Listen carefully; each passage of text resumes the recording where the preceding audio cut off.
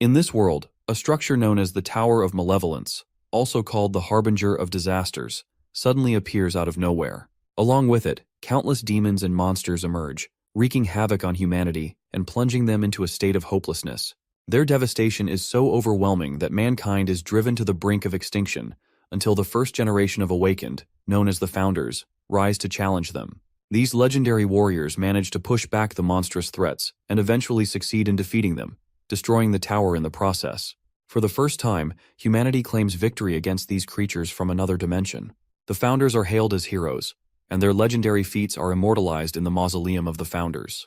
A century later, a young boy named Kanagi Minato sits in a library, engrossed in a book about these legendary figures. As he reads, he learns about a fearless swordsman who, wielding nothing more than a wooden stick, single-handedly defeats 10,000 soldiers. He also discovers the tale of a wise wizard capable of casting powerful magic without even uttering an incantation. However, in the present era, these stories are regarded as mere legends or fairy tales, a far cry from the reality they once were. Despite this, Kanagi dreams of engraving his name in history, just as the Founders did. He bears the seal of the Chosen Ones, a mysterious mark that has appeared on his body, and he vows to prove himself worthy of the title. However, reality hits hard. As his classmates celebrate passing their class, Kanagi remains seated, his gaze fixed on his phone screen. The message staring back at him confirms his worst fear. He has failed the hunter's qualification exam. While laughter and cheers fill the air, his eyes well up with tears. To make matters worse, his classmates begin mocking him, joking about throwing a party while sarcastically suggesting that he should clean up the trash instead. As someone who has awakened, he understands the simple rule: writing down a name would secure success in the test. Yet despite this knowledge, he has failed 3 consecutive years, earning nothing but ridicule and the label of disgrace. This is his final opportunity, and with it slipping through his fingers, he resigns himself to the idea that becoming a hunter is an impossible dream. Alone in the classroom, he silently gathers the discarded scraps of paper, his thoughts heavy with disappointment. Achieving a perfect score on the written exam and dedicating years to refining his aura has amounted to nothing. His crest, the supposed mark of strength, feels more like an empty scar than a gift. Clutching a trash can, frustration and sorrow well up within him until the words spill out. He too longs to stand among the Founders, to be acknowledged, to be more than a failure. A voice suddenly cuts through his despair, calling his name and urging him toward the school gates. Shaken back to reality, he hesitates before responding that he has completely forgotten. With a sigh, he wishes, just once, to be admired, to be celebrated just like the A-rank hunter Hizaki Kaisei. Outside, a crowd of students has already gathered, murmuring among themselves about Hizaki Kaisei and his charm. Flashing an apologetic smile, the man addresses the students, acknowledging the commotion he has caused. Meanwhile, Hizaki's followers turn their attention to Kanagi, berating him for arriving late and keeping their leader waiting. Stammering, he can do nothing but offer a weak apology. However, before this can escalate, Hizaki himself intervenes, casually instructing his subordinates to back down. One of his followers scrambles to explain, but Hizaki, forcefully smiling, gestures toward the press stationed nearby. The presence of reporters silences any further objections, and his subordinates hastily apologize. One of the reporters approaches Hizaki, eagerly showing him a photograph meant for the cover of an upcoming documentary. The image captures the precise moment he vanquished a dragon with a single stroke of his sword. When asked for his thoughts, Hizaki responds with a mix of pride and embarrassment, admitting that while it is a great picture, it still feels slightly uncomfortable to see himself glorified in such a way. Kanagi and Hizaki entered the academy together 3 years prior, but their paths have always been drastically different. Hizaki has been a prodigy, effortlessly securing top marks in every subject, while Kanagi has been nothing more than an afterthought, a convenient target for Hizaki's constant torment. Now, forced to spend an entire day alongside Hizaki for the documentary, Kanagi can't help but question why he has even been summoned in the first place. Curiosity sparks among the reporters as one of them points at Kanagi, inquiring about his identity. Without hesitation, Hizaki turns, as if ready to make an introduction, only to pause mid-sentence. Leaning slightly toward one of his followers, he whispers a quick question, asking for the boy's name. They reveal that it is Kanagi Minato. With a smooth nod, Hizaki repeats the name aloud, feigning familiarity. He then adds that while Kanagi's grades aren't particularly impressive, he has a habit of constantly seeking Hizaki's help, so much so that it often interferes with his own training. This statement leaves Kanagi bewildered. His confusion only deepens when Hizaki goes on to inform the reporters that Kanagi often seeks financial assistance. Kanagi knows the truth. Hizaki has always been the one taking from him, never the other way around. It is a year unlike any he has ever endured, filled with humiliation and helplessness. The reporters, captivated by Hizaki's narrative, praise him as a flawless role model. As if to cement this image, Hizaki suddenly takes hold of Kanagi and proclaims to the cameras that he will soon rise as an awakened one, destined to leave his mark on history. The reporters turn their attention to Kanagi, assuming he must feel honored by such generosity. They press him for a response, eager to hear his gratitude. Kanagi, ready to refute such nonsense, is halted when Hizaki leans in and murmurs that he has failed the test and he is worthless. He presses Kanagi, saying it is best to accept this outcome and avoid further trouble. A sharp squeeze on his shoulder sends Kanagi's mind spiraling back to the torment he has endured before. Fear twists his expression, and when he finally speaks, it is with a forced smile, claiming there are no words to express his appreciation. With that, Hizaki moves forward, commanding the conversation's direction. Time is limited, he says, and the discussion needs to move on. He gestures toward his trophies, a display that leaves Kanagi trembling. From behind him, he catches the hushed exchange between two reporters, one questioning whether Kanagi's name is even worth mentioning, the other dismissing the idea entirely, saying that nobody will care. It is at that moment Kanagi fully grasps a cruel reality. That power alone dictates who is remembered. Morality has no weight in the equation. He struggles to suppress the tears threatening to spill as he attempts to speak his own name. Before he can gather himself, a voice calls out, shaking him from his thoughts. Turning, he sees Hizaki approaching with his usual entourage. Without explanation, Hizaki orders him to appear at the founder's mausoleum after school. Kanagi, still disoriented, questions why. Hizaki, however, merely smiles before suggesting something unexpected, a chance to retake the test. This shocks and confuses Kanagi even more. Hizaki assures him he will handle matters with the association. When Kanagi questions his motives, Hizaki makes it clear that this is just another move to boost his own image. The upcoming documentary's final segment will take place at the founder's mausoleum. Everything has to be recorded there, and the matter needs to be addressed accordingly. Before departing, Hizaki makes one thing clear, revealing that Kanagi has no choice but to comply.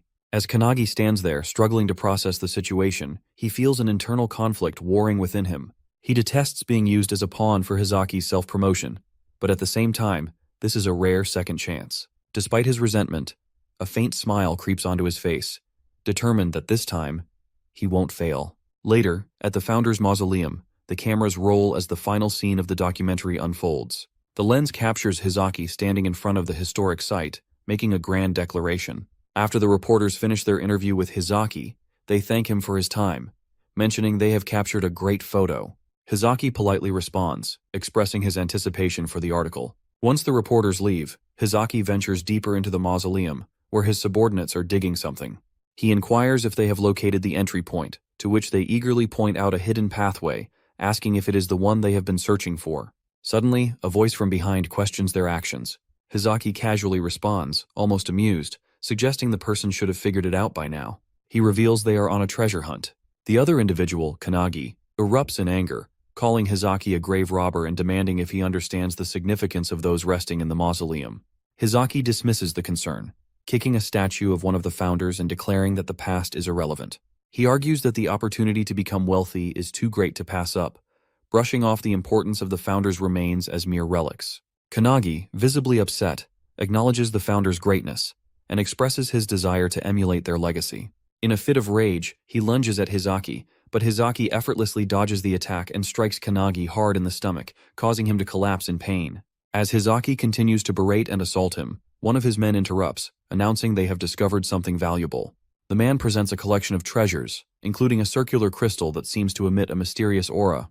Hizaki is ecstatic, claiming it could secure his future without the need for work. Kanagi, weakened and struggling to speak, attempts to stop them, but his efforts are in vain. Hizaki grabs him by the shirt and explains in simple terms that he has been using Kanagi all along. He reveals that he has manipulated Kanagi, knowing about his frequent visits to the library and his aspirations. Hizaki coldly declares that Kanagi has served his purpose as a pawn in his scheme.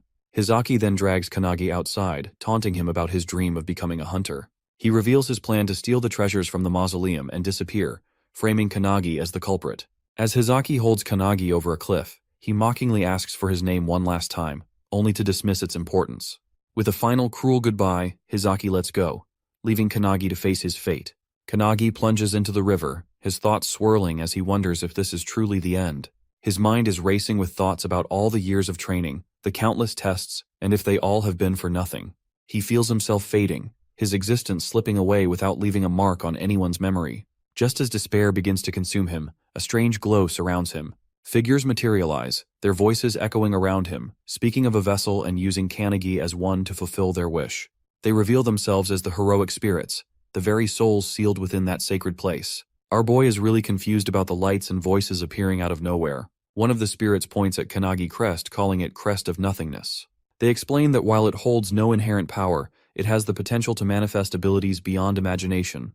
The spirits offer him a choice: to form a contract with one of them and gain mastery over a specific art, whether it be magic, swordsmanship, endurance, or alchemy. They urge him to decide whose power he desires most. At first, Kanagi thinks of seeking strength similar to Hizaki, but his resolve shifts. He no longer wants to mimic others. He craves a power unmatched by anything in the world, a force capable of erasing every humiliation he has endured. When the spirits press him to choose, Kanagi declares he wants it all. He demands every ounce of their power, refusing to settle for anything less.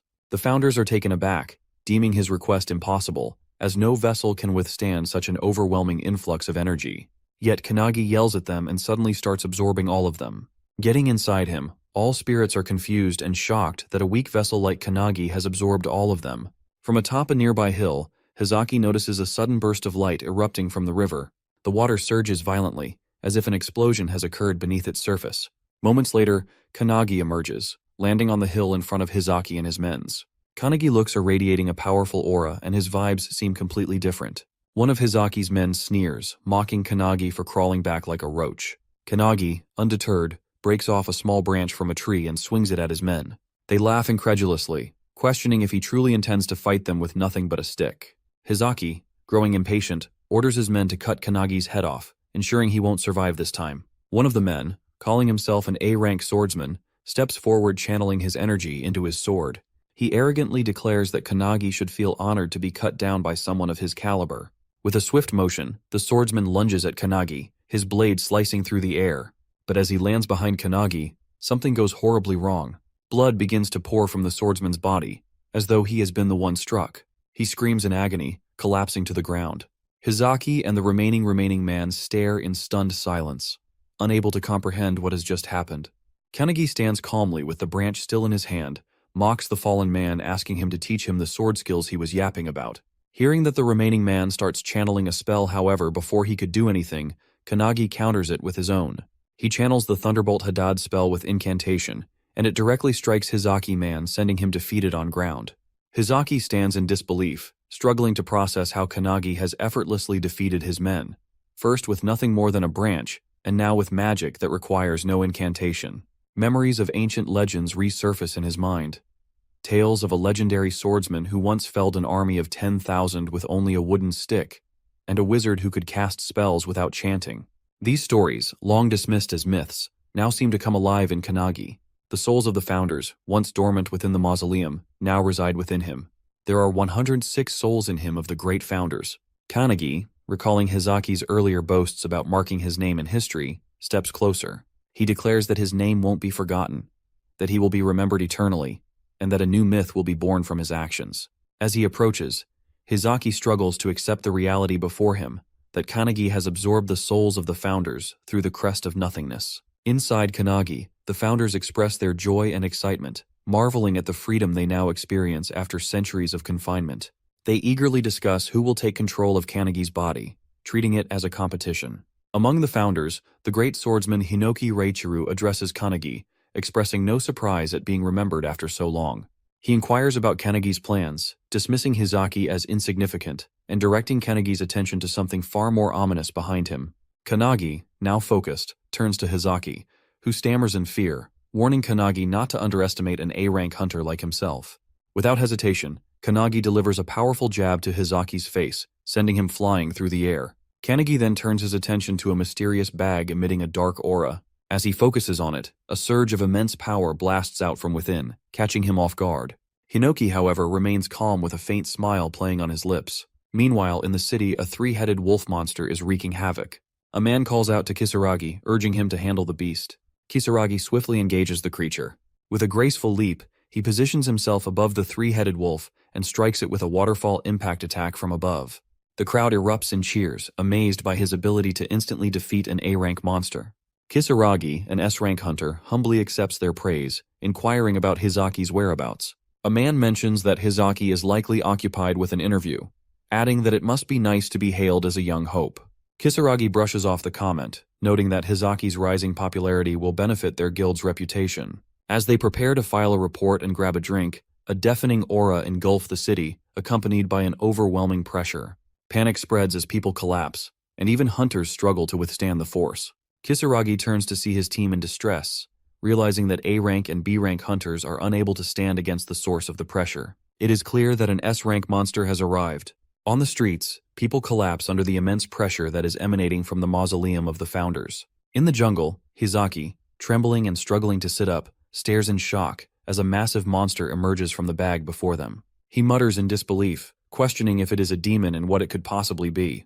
Kanagi explains that Hizaki's actions have undone the seal, releasing one of the boss monsters from the tower that has been sealed away.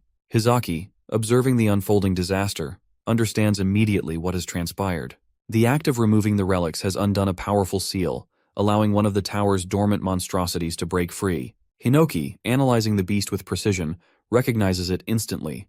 It is the embodiment of emptiness, classified well above S-rank danger. According to Hinoki, it can kill numerous humans within a few kilometers with its poisonous aura and was quite common during their era. Panic takes hold of Hizaki, who abandons reason and flees in desperation, convinced that staying means certain death. Kanagi, however, understands the predator's instincts and warns that movement will only invite disaster. The warning comes too late. The moment Hizaki breaks into a run, the monster reacts with predatory precision. It attacks Hizaki with its massive tentacles. Hizaki barely has time to raise his blade in defense before the tentacle strikes, piercing his chest with ease. Though he once slew a dragon with that very sword, it proves utterly useless against this ancient beast. The creature wastes no time spreading onto Hizaki's body and draining his very essence. His agonized screams echo through the streets, but Kanagi, having foreseen the inevitable, merely observes. Hinoki, standing beside Kanagi, takes advantage of the moment to place a hand on his shoulder. He proposes that he seeks complete control over Kanagi's body. He asks if Kanagi wants to see his one-handed sword style.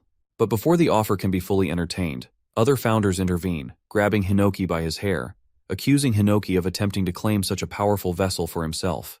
Caught in the act, Hinoki seeks to defuse the situation, though it doesn't help. It is Kanagi who disrupts the dispute, presenting his own terms. He will not grant control to a single individual. His body will be shared among them all. According to him, he will surpass them all and ascend to their level, proving his worth through strength alone. If they seek to use his body, they will need to show him what true power looks like. Hinoki, bewildered by Kanagi's audacity, readies his blade. Then, seizing the opportunity, he takes the first step in merging with Kanagi's body, rallying the other founders to do the same. As Hinoki lifts his sword, shadowing him, Kanagi does the same and targets the limbs of the monster. Hinoki's blade, guided by the expertise of another founder, severs one of the demon's arms in a single decisive strike. The beast retaliates with another violent swing, but Kanagi, now infused with yet another founder's mastery, evades with inhuman agility. Strength upon strength layers within him, each founder taking turns in controlling his movements. The old master's influence grants him the ability to seize the creature's own tentacles, using sheer force to slam the monster into the earth. The monster is sent flying by the attacks as Kanagi grabs a bow from the ground, allowing him to pierce the monster. He then uses every skill at his disposal, including whirlwind, fire breath, and ice attacks. Hinoki, seizing control once more, picks up Hizaki's broken sword from the ground. Just as the demon attempts a surprise attack from below, Kanagi's eyes glow yellow as the great wizard within him takes over, electrocuting the creature mid-strike. With a powerful leap, Kanagi positions himself above the monster, and Hinoki, now in control, executes his signature one-handed sword technique, the Gekirutachi wave cutting blade, slicing the demon in half and ending its rampage. A victorious smile spreads across Kanagi's face as the demon falls. Meanwhile, perched on a nearby tree, a raven observes the entire scene. Somewhere in the city, a man standing on a tower answers his phone, shocked to hear that the monster has already been defeated before he could intervene. He inquires if there are any strong hunters nearby, and the person on the other end reveals that, according to footage from the Raven, it is a student from the academy who has accomplished the feat. The man, Chihara Midori, the world's strongest awakened, expresses his desire to meet this student. The next morning, Midori sits atop a pile of monster carcasses, calling the academy's director, He informs him about the S-rank monster's defeat, but clarifies that it wasn't his doing. Based on the Raven's footage, it is Kannagi who has slain the creature. Midori finds it hard to believe, given Kannagi's history of failing the hunter's examination 3 times in a row. He requests a favor from the director. Back at the academy, students buzz with chatter about the previous day's events. The overwhelming aura has left many unable to move, and now they speculate about who could have defeated the monster. One student jokes with his friend, claiming he was the one who did it, but his friend dismisses the idea, pointing out that it has been a decade since the last S-rank hunter emerged. However, rumors are circulating that the Slayer is indeed a student from their academy. Kannagi, leaning on a stick for support, walks through the campus with his trembling body. He overhears the conversations, amazed that the incident has become the sole topic of discussion. Suddenly, a man bumps into him, knocking him to the ground and scoffing at the idea that someone like Kannagi could be the S-rank Slayer. Kannagi knows the truth. He has defeated the demon, but only by lending his body to the founders. Now his body aches terribly from the recoil of their power. As he struggles to his feet, a voice echoes in his mind, mocking him. It is Hinoki, who reminds him of his ambition to surpass them. Hinoki's tone is both challenging and encouraging, pushing Kannagi to regain his composure and strive for greater heights. Kannagi recalls his words from the previous night and responds with quiet confidence, affirming his determination. He forces himself to stand, ignoring the lingering pain in his body. Hinoki, residing within him, chuckles lightly, urging him to show his resolve. As Hinoki observes the students around them, he can't help but feel a sense of disappointment. The Awakeners of this era seem no stronger than ordinary humans, a stark contrast to the warriors of his time. He muses that if the tower were to reappear now, the world would undoubtedly face its end. However, his thoughts are interrupted when he senses a powerful aura nearby. Kannagi notices Hinoki's sudden shift in demeanor and asks what's wrong, but Hinoki brushes it off, though he can't shake the feeling of the immense energy he just detected. At that moment, a professor calls out to Kannagi, instructing him to hurry over. Kannagi, assuming it is about his letter of resignation, so he approaches hesitantly. He is well aware that he has exhausted his 3 chances to pass the hunter's qualification test, and failing means starting over from scratch. To his surprise, the professor orders him to go to the field for a re-examination. The news leaves Kannagi stunned, as such opportunities are almost unheard of. Meanwhile, students gather by the windows, whispering among themselves. None can recall a hunter re-examination ever being conducted before. On the field, Kannagi is in position for a sprint. He is still not in perfect condition, but is determined to prove himself. The first challenge is a 100-meter sprint, with an average completion time of 3.6 seconds and a record of 2.7 seconds. The student who bumped into him earlier trash-talked Kannagi, calling him a failure. As he begins to run, the students watch in disbelief as he crosses the finish line in just 1.2 seconds. The next test is a 3,000-meter sprint, with an average time of 4 minutes and 20 seconds and a record of 3 minutes and 17 seconds. Kannagi shatters expectations again, completing it in 1 minute and 17 seconds. The following tests, push-ups, bench press, and others, yield similar results. Kannagi surpasses every record, often doubling the previous bests. The students are left in awe, some even admiring his newfound prowess. Kannagi himself wonders if the founders are still aiding him, but Hinoki assures him they have no hand in his performance. In the headmaster's office, Midori is entrusted with Kannagi Minato's complete records. As he flips through the documents, he can't help but be impressed by Kannagi's exceptional track record.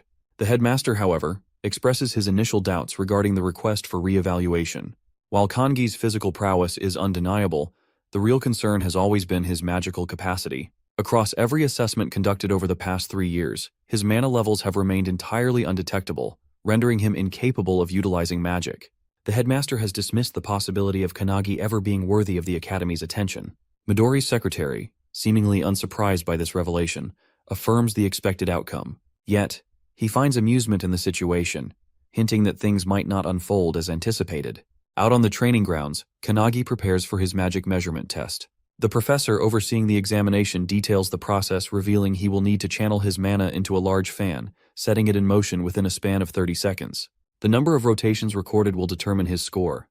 The standard performance stands at 1,513 spins, while the highest recorded result has been 4,022. As Kannagi readies himself, memories of past failures surface. No matter how much effort he has previously exerted, the fan has never so much as trembled beneath his attempts. His inability to sense mana has always held him back, but this time is different. For the first time, he can perceive it coursing through him, originating from his right foot, spiraling through his body, and returning once more. He recognizes that his breathing can regulate and accelerate the flow, allowing him to expel the energy through his right palm. As the professor signals the start of the test, Kanagi releases his mana. Instantly, the fan spins into motion at an astonishing pace. The counting machine struggles to register the rapid increase in speed, while the sheer force of the wind makes it difficult for the observers to even see the numbers. The velocity escalates beyond expectation, and before anyone can react, the machine blasts. The fan, now completely detached, shoots across the field like a cutter. Students cry out in alarm as it hurtles toward the main building, crashing directly into the headmaster's office with a deafening impact. Inside, the headmaster barely evades the incoming debris, collapsing from the sheer shock of the event. Midori's secretary, stunned by the spectacle, can hardly process what has transpired. Meanwhile, Midori, unshaken by the chaos, merely chuckles. To him, the resemblance between Kanagi's abilities and his own is undeniable. According to Midori, there has only ever been one individual before Kanagi who has produced an immeasurable score, and that is himself. The professor, still trying to make sense of what he has just witnessed, declares that Kanagi has passed the hunter examination. A wave of excitement ripples through the students as they erupt in cheers. Not only has Kanagi shattered every record, but he has surpassed all expectations. Staring at his own hands, Kanagi trembles with disbelief. He has spent years believing himself incapable of wielding magic, yet the power has been within him all along. From the sidelines, Hinoki observes the scene with quiet satisfaction, having anticipated such an outcome. Meanwhile, Kanagi knows that everything has changed. By surrendering his body to the founders, he has unlocked the dormant potential that has been hidden within him all this time. Hinoki can't help but laugh, remarking internally that the one before him is far from ordinary. With the crest of nothingness marking his fate, it's as if he has been waiting for this very moment for over a century. Before he can dwell further on the thought, an overwhelming presence descends upon them, sending a shockwave through the air.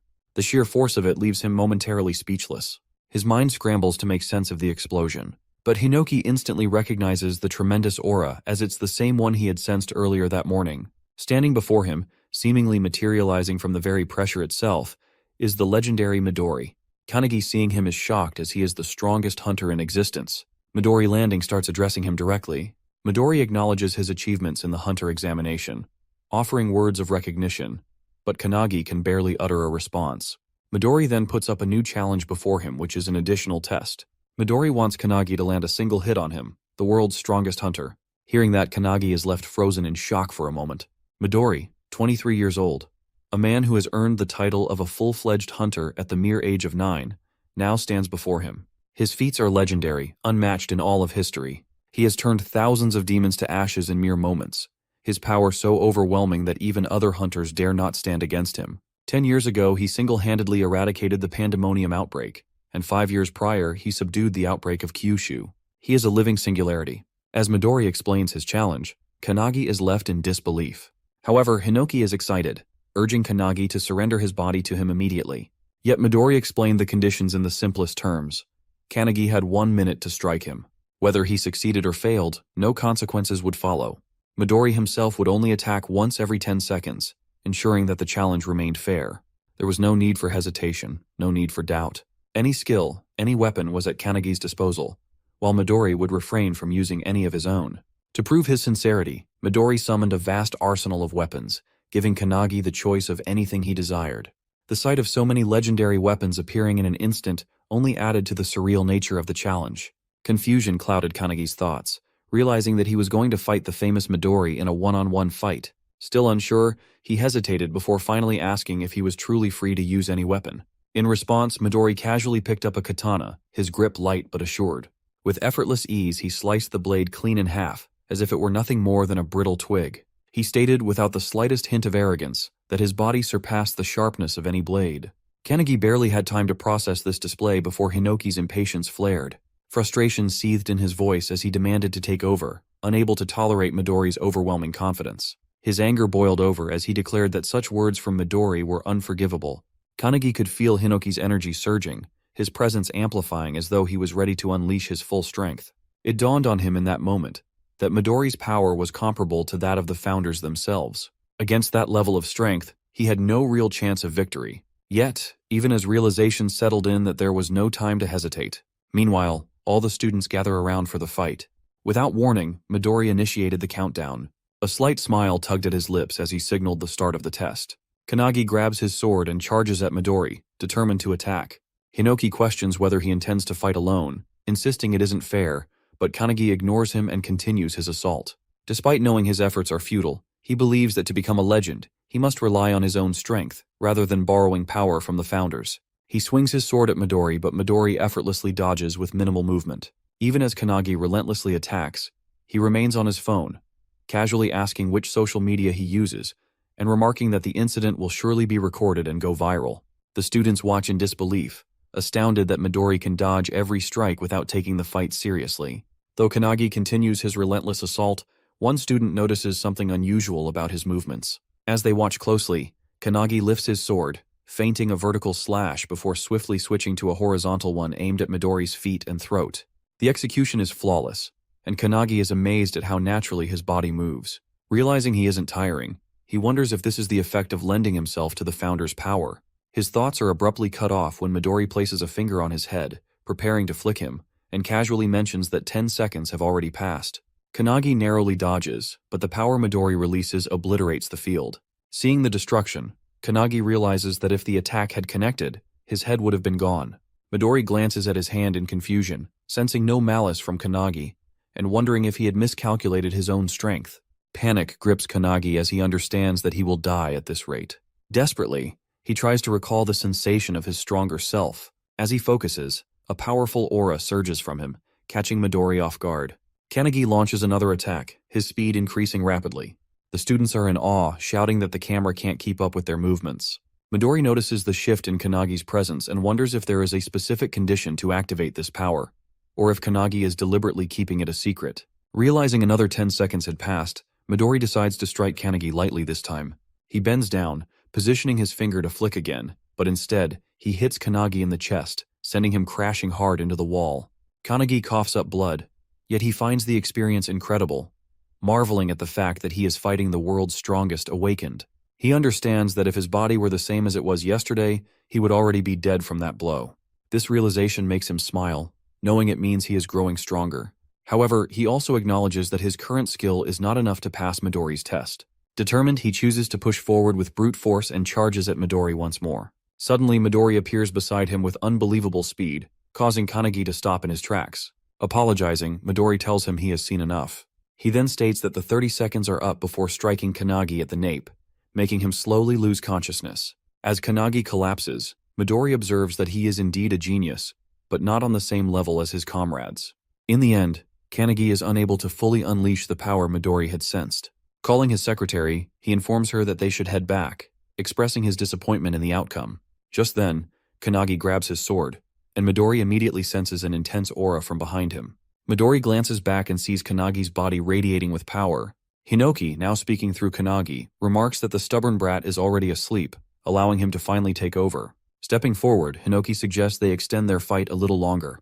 Meanwhile, Kanagi's spirit, separated from his body, panics at the sight of Hinoki controlling it. Yet Midori merely smiles, recognizing the presence he had sensed earlier. He wonders if this is an entirely different person, or merely a skill at play. Regardless, he understands one thing: Kanagi is now a monster. Kanagi, under Hinoki's control, suddenly launches an attack, shouting at Midori not to space out. Midori notices immediately that his movements have changed. His speed and strength have reached another level. Suddenly, a sword nears Midori's face, and he ducks just in time to avoid it. Kanagi swings again, forcing Midori to leap away to create distance. Still in shock, Midori watches as Kanagi swiftly positions his sword for another strike. He swings once more, but Midori bends down just in time, causing the attack to land on the building behind him instead. The students inside scramble in panic, realizing the danger. Midori notices that Kanagi's slashes have become unpredictable, yet he can still anticipate the flow of his movements. It reminds him of ancient swordsmanship, like a relentless torrent of water. Raising his palm, Midori laughs and remarks that such skill is necessary to defeat an S rank like him. He then lifts his hand again, intending to put Kanagi to sleep once more, noting that only 40 seconds have passed. However, Kanagi suddenly moves forward at an incredible speed, swinging his sword and shouting that Midori won't be able to hit him. Midori swiftly jumps back to evade the attack, laughing as he acknowledges Kanagi's impressive skill. The students can hardly believe what they are witnessing as Midori is on the defensive. Kanagi shouts that Midori is boring and insists that he shouldn't hold back. He warns Midori that if he looks down on him, he will beat him up. Without hesitation, Kanagi leaps forward to attack, but Midori only laughs and responds with confirmation. With a swift kick, Midori sends a stone flying toward the weapons behind him. Instantly, the weapons float into the air. He jumps, catching Kanagi off guard, and grabs one of the weapons hovering above them. Excitedly, Kanagi exclaims that Midori is finally going all out. They then engage in an intense mid-air battle, clashing foot against foot, stunning the students who watch in awe. They seize every weapon within reach, shattering them into pieces with their sheer strength. Meanwhile, inside Kanagi's body, the founders observe Hinoki unleashing his full power. They are impressed that Midori is able to keep up. Old Man Spirit suggests joining the fight, but another founder scolds him, calling him tactless. The Great Wizard, watching in silence, suddenly realizes that Kanagi has been studying Hinoki's movements, trying to learn from them. He notices Hinoki shifting his center of gravity as he pounces from below, but the sword in his hands shatters once again. Frustrated by the poor quality of the weapon, Hinoki feels a surge of anger. Midori, on the other hand, finds the battle exhilarating and fun. However, he soon realizes that there are no swords left and wonders if Kanagi will resort to firearms. With a taunting smirk, Midori shouts that only 10 seconds remain and teasingly asks what Hinoki plans to do now. Hinoki glances toward the building behind him before leaping toward it. He heads straight for the man who had pushed Kanagi earlier and snatches his sword. Just then, Midori jumps closer, launching his fist at Hinoki. The impact causes a loud explosion against the building. Fortunately, Hinoki dodges in time and reappears in front of Midori. They resume their mid-air clash, exchanging blows. Midori shouts that the fight is fun and suggests they continue a bit longer. Meanwhile, the students notice that the building is on the verge of collapsing. As the battle reaches the rooftop, Midori's secretary watches nonchalantly. Midori then places his hand on a massive fan and grabs it, causing cracks to form on its surface. He retrieves the fan from the building and aims it at Hinoki. With a powerful throw, he sends it hurtling toward him. However, he is taken by surprise when Hinoki, wielding his one-handed sword, slashes through the fan like dice with his dice-style sword art. The fan shatters into tiny fragments, and Midori reacts with excitement, praising Hinoki's skill. However, Hinoki wastes no time and launches his sword at Midori. To his shock, the sword shatters upon impact. Midori raises his hand, aims at him, and calmly acknowledges that 60 seconds have passed before striking Hinoki with his palm, sending him crashing down. Hinoki curses under his breath, but before he can react, Kanagi suddenly leaps onto his back and pushes him back toward the other founders. As Midori's attack nears, Kanagi manages to deflect it aside with a gentle motion, successfully dodging the strike. The unexpected maneuver leaves both Hinoki and Midori stunned. However, the impact breaks one of Kanagi's hands. Despite that, he remains focused on his goal and delivers a punch to Midori's face with his remaining good hand. From the inside, the battle between the singularities feels endless. A fierce clash over a seemingly small outcome, much like a chess match where both players are equally skilled. Despite its intensity, Hinoki knows it has lasted only a brief moment. Watching with quiet pride, he realizes that Kanagi has carved open a new path to victory. Kanagi, however, is left in shock when he sees Midori halt his fist just in time. Frustration fills him as he realizes he has failed to land a clean hit.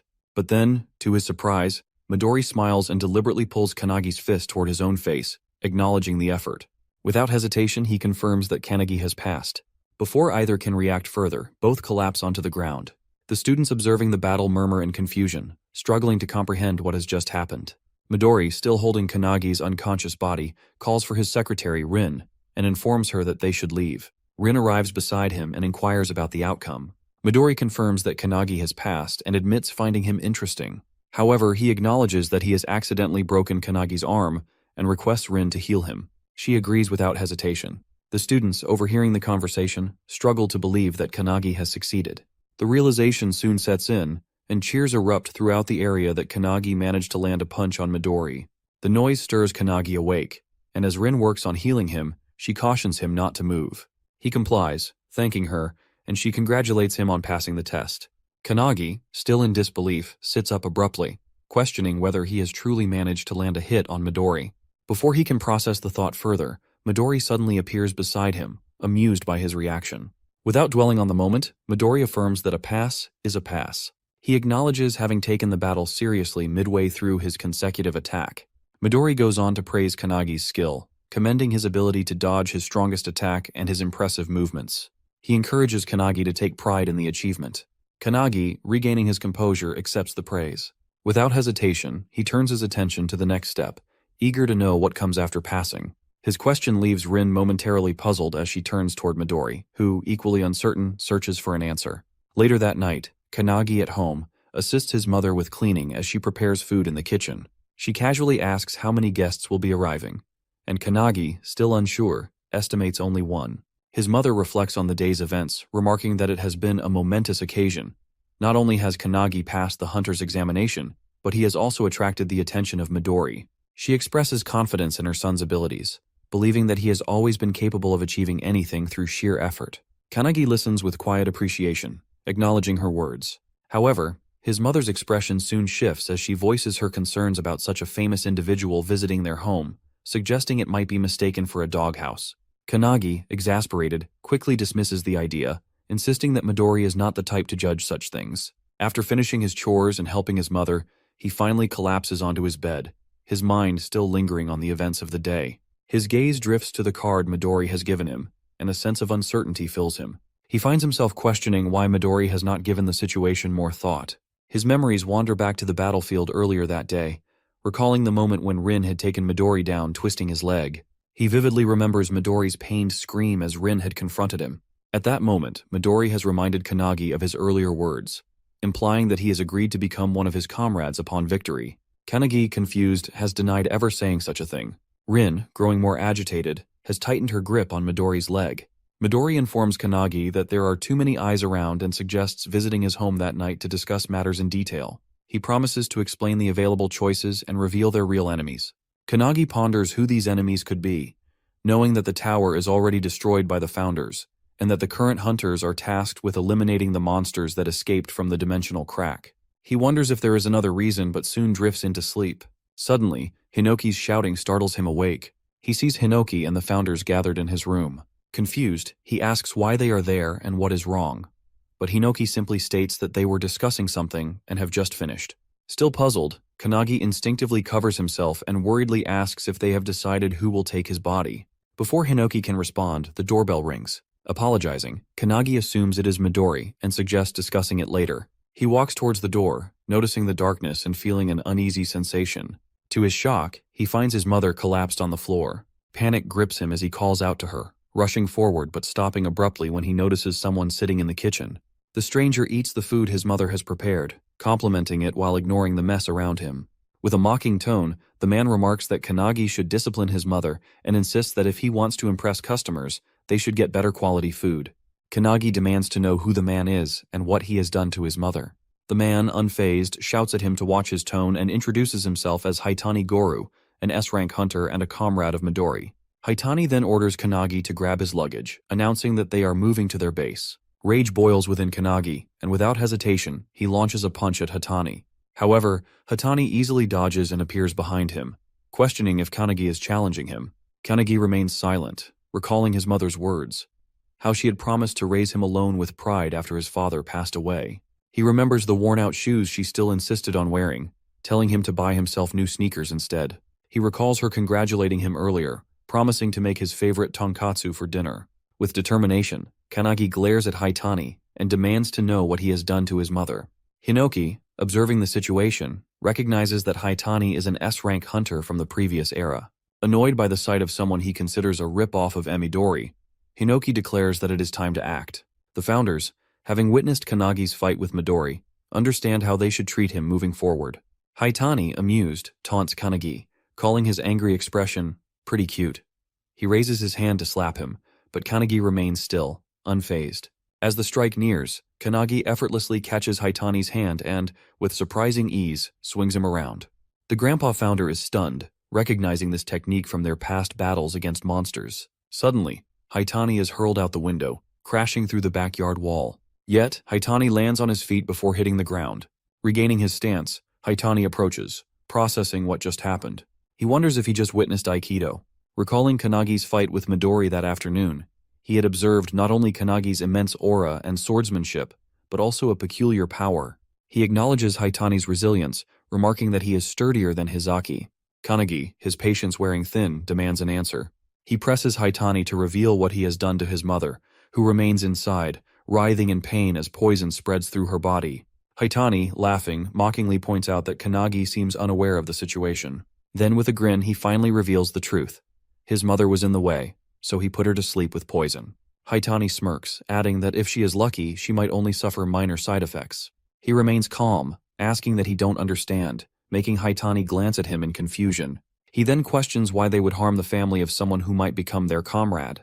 Hatani only laughs at the word comrade before suddenly appearing behind him, ready to strike. He narrowly avoids Haitani's attack, but the relentless assault continues. While attacking, Haitani declares that he will never be their comrade as he is only a puppet obeying their commands. He taunts him, saying that once his loved ones become hostages, he will have no choice but to submit, calling him naive. Before he can react, Haitani steps on his foot and slashes him, mockingly asking if he was right. He quickly creates distance, feeling the burning sensation on his cheek. As he reaches up, he realizes the poison is already spreading. Haitani grins, lifting his fingers, now coated with sharp needles laced in poison. He teases that it is already in his system. He then reveals that it allows him to produce dozens of poisons from his body called Phantom Bug's Poison. Deadly Vision. Complaining about the inconvenience of this mission, Haitani mentions that if he wished, he could release deadly toxic gas across a 5-kilometer radius, but doing so in the middle of the city is not an option. He states that the poison will kill him within a minute unless he agrees to join their organization, in which case Haitani will provide the antidote. Otherwise, he will perish. He contemplates the sheer lethality of Haitani's toxin, recognizing that for an ordinary person, it would be an inescapable death sentence. Looking down at his hand, he calls upon the god of medicine Valentine, questioning whether she is present within him. The founders shift their gaze toward Valentine, who appears both confused and surprised. Apologizing for summoning her so suddenly, he asks if she can later teach him how to neutralize the poison. Stammering, she agrees. Haitani, irritated, hurls another wave of poison at him while demanding to know what nonsense he is mumbling. He swiftly dodges, explaining that the Aikido technique he used earlier was borrowed from the god of hands, Kudu Huma. The old man, residing within him, is taken aback, realizing that he has managed to replicate his move from a single moment of observation. He then calls upon the 10,000 army slasher, Hinoki, the blue spear of destruction, Shimmer Calcus, and the heavenly bow, Margit. He states that he has studied and memorized all of them from the records. Informing Haitani that the founders he once revered now reside within him, he leaves Haitani bewildered. But rather than feeling fear, Haitani becomes enraged, shouting that he will introduce him to a world of pain. Haitani charges at him with his needles out. He leaps away just in time, avoiding the attack. As Haitani's strike lands on a nearby tree, the tree withers and dies instantly. Without hesitation, Haitani launches another attack, shouting that if he kneels and begs, he might at least receive an antidote to lessen the pain. He warns that once pain consumes him, he will never return to normal. His mind will be lost to madness. But he remains silent, waiting as Haitani's hand draws closer. Just as Haitani reaches him, he swiftly slides to the side, placing his palm against Haitani's chest and activating the fist of Saint Wantak. Haitani coughs up blood from the impact, shocking Wantak within him. The force sends Haitani crashing into a streetlight. Without hesitation, he follows up with a kick using the Feet of Light, Eilerson, sending Haitani flying a great distance. Eilerson, residing within him, is stunned by the power. However, Haitani manages to stand, recovering quickly. In an instant, he appears in front of him again, attacking with both hands. He manages to slip through his attack, breaking some of his needles, and uses the sharp beak Karail attack, hitting Haitani's stomach. Kanagi then slashes Haitani with the Dragon's Claw, Rowan's skill, leaving Rowan stunned in surprise inside him. Haitani grabs him and activates the Flipper of Lilac, throwing Haitani around in midair. Floating, he wonders what is happening. He knows that poison should cloud judgment, and it should have already affected the nervous system, but Kanagi is still moving, strong and unharmed.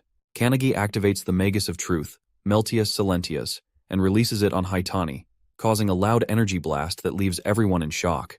Hinoki asks the founders if they saw that, and tells them that just after defeating Haitani, Kanagi started copying all their moves, both physical and magical. He adds that he doesn't care whether Kanagi's power comes from the crest of nothingness, but he finds him interesting. The founders agree. Hinoki suggests they train Kanagi, believing that if the founders train him, he will become the strongest awakener. Somewhere else on rooftops, hooded individuals are running and jumping. One of the individuals urges everyone to hurry, revealing that Nemours guilds are after Kanagi, so they should move quickly to catch him before they do. Suddenly, Midori appears behind him, asking if there are really that many. The man is shocked, and Midori calmly tells him that if there are 15, he should be the last one. He points a finger near the man's forehead, flips his head, and slams him hard onto the building's roof. Midori contacts Rin through his Raven's call, and she answers immediately, informing him that she has arrived. She reassures him that no awakeners are nearby, but her next words catch him off guard. Someone else has already been there. Midori remains silent, waiting for her to continue. Rin then reveals that the intruder was Haitani, an S-rank hunter known for his mastery of poison. He had come looking for Kannagi but had been utterly defeated. Midori's gaze shifts to the rooftop, where Haitani lies sprawled out, mouth slightly open, making Midori wonder what had happened. A short while later, they arrive at Kannagi's house. Midori claps his hands together, a bright grin forming as he praises Kannagi. He expresses genuine admiration, admitting that he never expected Kannagi to take down an S-rank hunter. Without hesitation, he asks if Kannagi had been exposed to the poison. Kannagi scratches his cheek, offering a small, sheepish response. Both he and his mother are fine. Hinoki crosses his arms, unimpressed. He reminds Kannagi that without Valentine's intervention, he wouldn't have made it through the night. At the mention of her name, Valentine groans in exhaustion, only for Hinoki to acknowledge her quick work. He notes that finishing everything in just 5 seconds is no small feat. Valentine shrugs, muttering that it wasn't difficult. With the poison's creator lying there, all it took was a few well-placed jabs to extract the necessary blood samples and find the antidote. Midori exhales, turning his attention back to Kannagi. Apologizing for his delayed arrival, he reassures him that he has already taken precautions against the many organizations now targeting him because of the events from today's video. Kannagi, still processing everything, finally voices the question weighing on his mind. He asks if Haitani had been lying when he claimed to be Midori's comrade. Midori nods without hesitation, confirming that it was a lie. He adds that there are plenty of people who throw his name around for their own benefit. With that matter settled, he shifts his focus back to Rin. He asks if she is finished, and as if on cue, she appears at his side, nodding. She informs him that all the damage has been repaired. Kannagi's eyes widen in disbelief as he glances at his house, his window and backyard wall restored to perfection. Midori, then with a bright smile, suggests they head inside to discuss Kannagi's future. Kannagi, standing frozen in place, feels a mixture of anticipation and unease settle over him. The next day, Kannagi's mother sees him off at the gate as a car waits for him. She reminds him to check if he's forgetting anything, but Kannagi reassures her that he's fine and that she worries too much. She can hardly believe that the very child she raised in her arms is now heading to Midori's place. However, Midori has already assured Kannagi's mother that he will take care of him and turn him into a great hunter. Hearing that, Kannagi feels a surge of excitement, but his mother remains a bit concerned. Hiding her worry, she hands Kannagi his lunch, urging him to eat since he skipped breakfast. Even though he doesn't really need it, Kannagi takes it without argument. Then his mother voices her concern directly to Midori, asking if her son will face danger. Midori confirms it without hesitation, to which his mother reveals that Kannagi has always struggled until now. It's a big deal for her to entrust her son to Midori's care, yet, as a mother, she can't help but feel uneasy. Midori, in a confident tone, assures her that he will train Kannagi to the point where he won't have any weaknesses left. Hearing this, she finally agrees to leave Kannagi in his hands. As they get into the car, Rin, the driver, glances at Midori and asks if it was really okay to make such a promise to Kannagi's mother, considering that even they don't know what the future holds. Midori, momentarily concerned, looks back through the rearview mirror and sees Kannagi's mother giving him last-minute advice, telling him how to wash his clothes properly and reminding him not to sleep naked or he'll catch a cold. Seeing her concern, a determined look flashes in Midori's eyes. He silently vows to do his best. Meanwhile, Kannagi, holding back his emotions, says his final goodbye. Just as he's about to enter the car, his mother reminds him to come home for New Year's. As they finally drive away, Midori asks if Kannagi is okay. Kannagi admits that he had to control his emotions pretty hard. Midori leans back against the seat, telling him to do whatever he feels like, whether it's eating or resting. Looking around, Kannagi notices the lunchboxes his mother packed, sitting neatly beside him. He opens the lunchbox, his mother's words still lingering in his mind. As he lifts the lid, his eyes land on a small, good luck message carefully placed on the pork cutlet. The simple gesture strikes him deeply, stirring emotions he hadn't expected. He pauses for a moment, reflecting on all the care and sacrifices she has made for him. A quiet gratitude settles in his chest as he begins to eat, though the meal is accompanied by the sting of unshed tears. Rin and Midori, seated nearby, exchange glances but remain silent, allowing him to process the moment in his own way as the journey continues. Upon arriving at their destination, Kannagi is shocked as he takes in the sight of the impressive anti-prophecy headquarters building. Midori welcomes him, explaining that only a select few awakeners are ever permitted inside. The weight of that knowledge settles over him, and for a brief moment, he is overwhelmed by the realization of what he is about to become a part of. Inside one of the rooms, a man stands by the window, observing their arrival with a quiet intensity.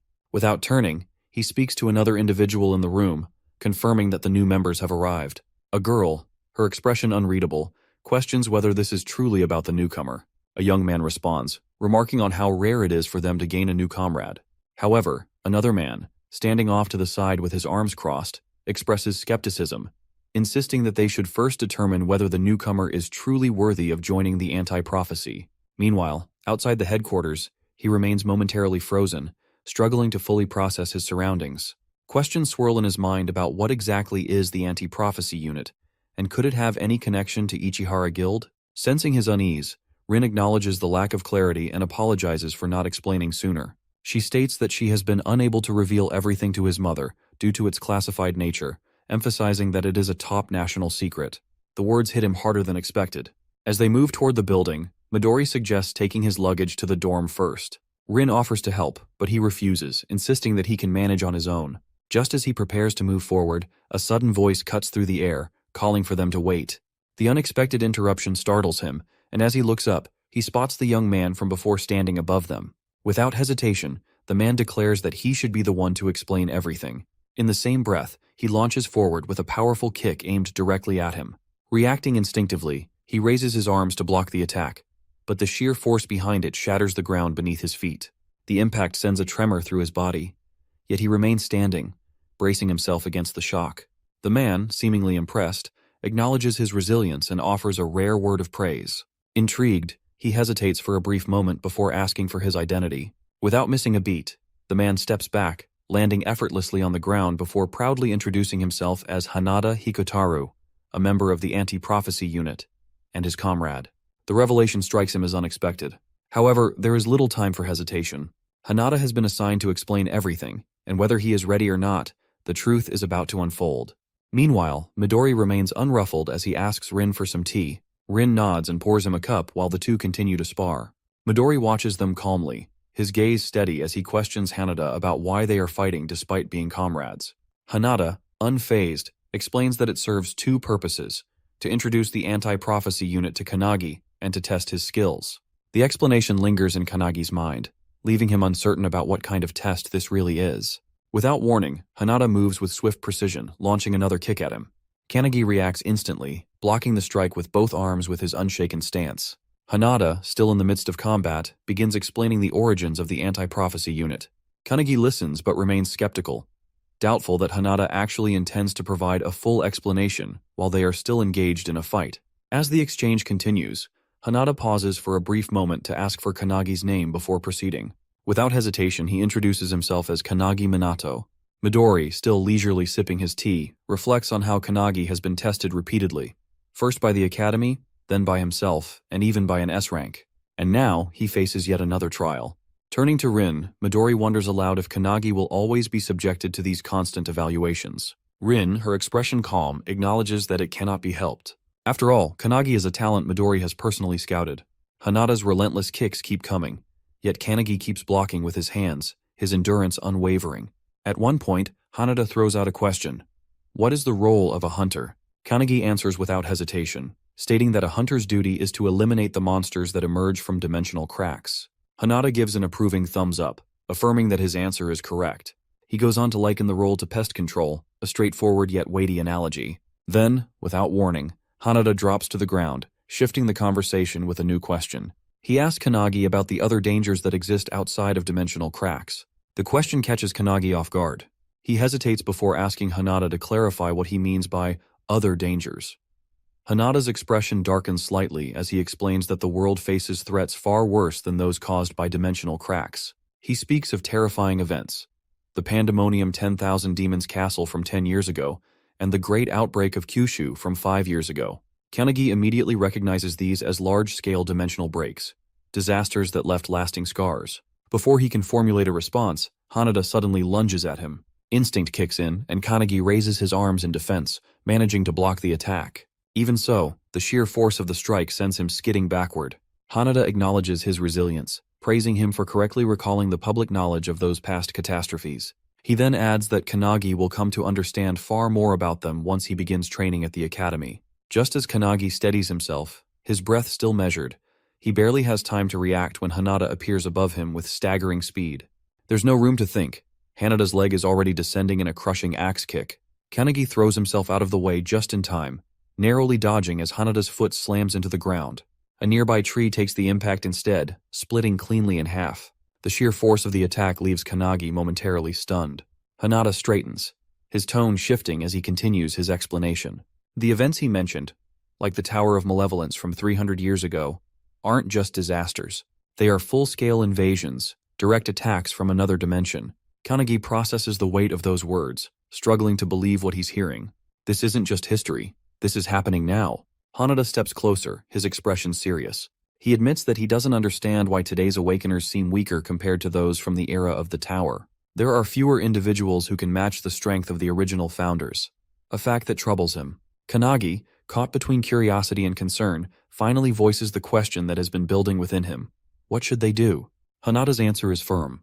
This is exactly why the anti-prophecy unit exists. Those with the ability to foresee these threats and predict the arrival of true catastrophes don't share their knowledge with the public. They inform only the elites, the ones capable of handling such dangers. And those elites, Hanada declares, are none other than the members of the anti-prophecy unit.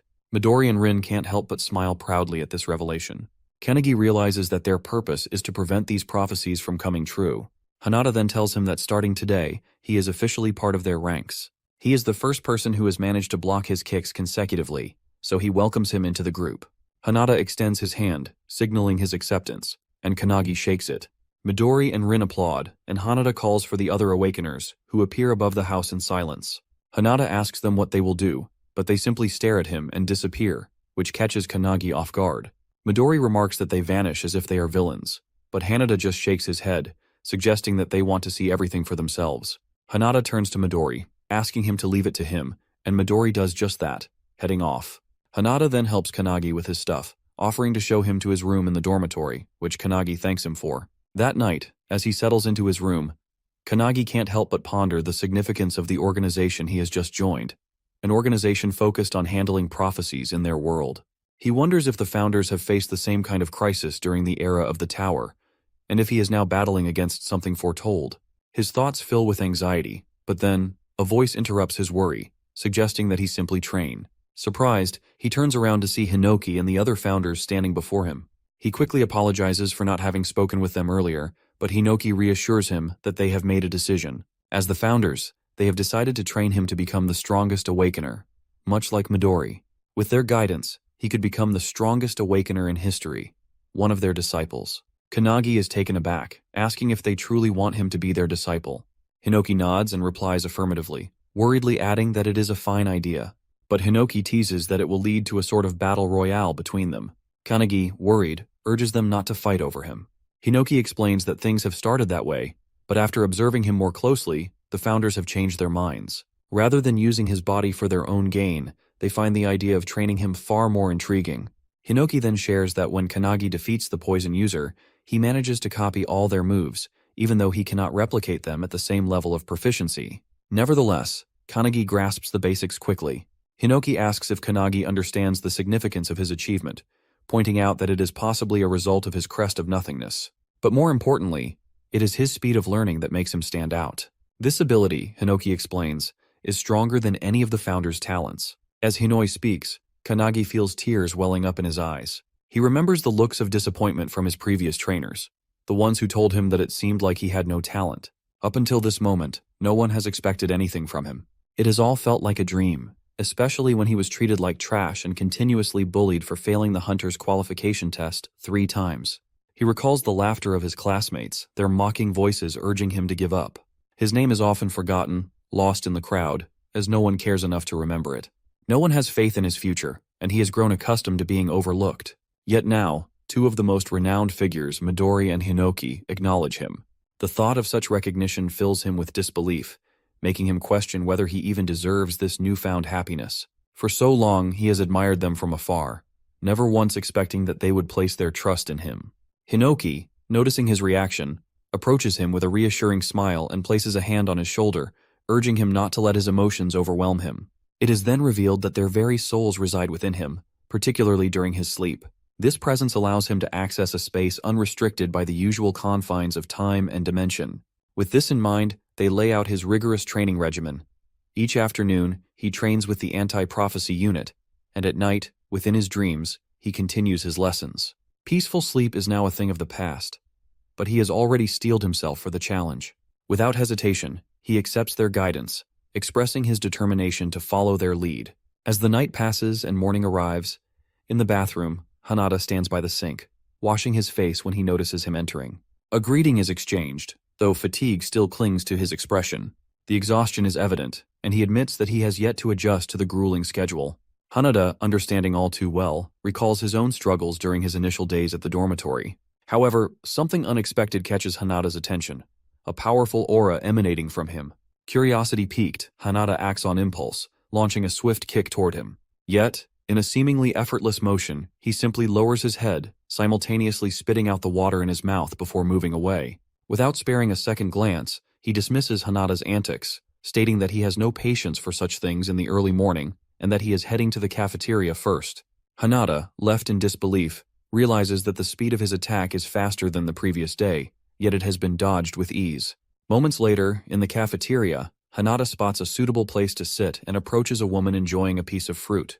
He inquires whether she minds if they join her, to which she gives a curt approval. Seizing the opportunity, Hanada takes a seat across from her and signals for him to sit beside him. Recognition dawns as he recalls that the woman was introduced as one of Hanada's comrades the day before. However, her demeanor remains distant. She addresses him with formality, making it apparent that she does not particularly welcome his presence. Despite this, he greets her and introduces himself. Her indifference is immediate. She has no interest in learning his name, nor does she intend to remember it.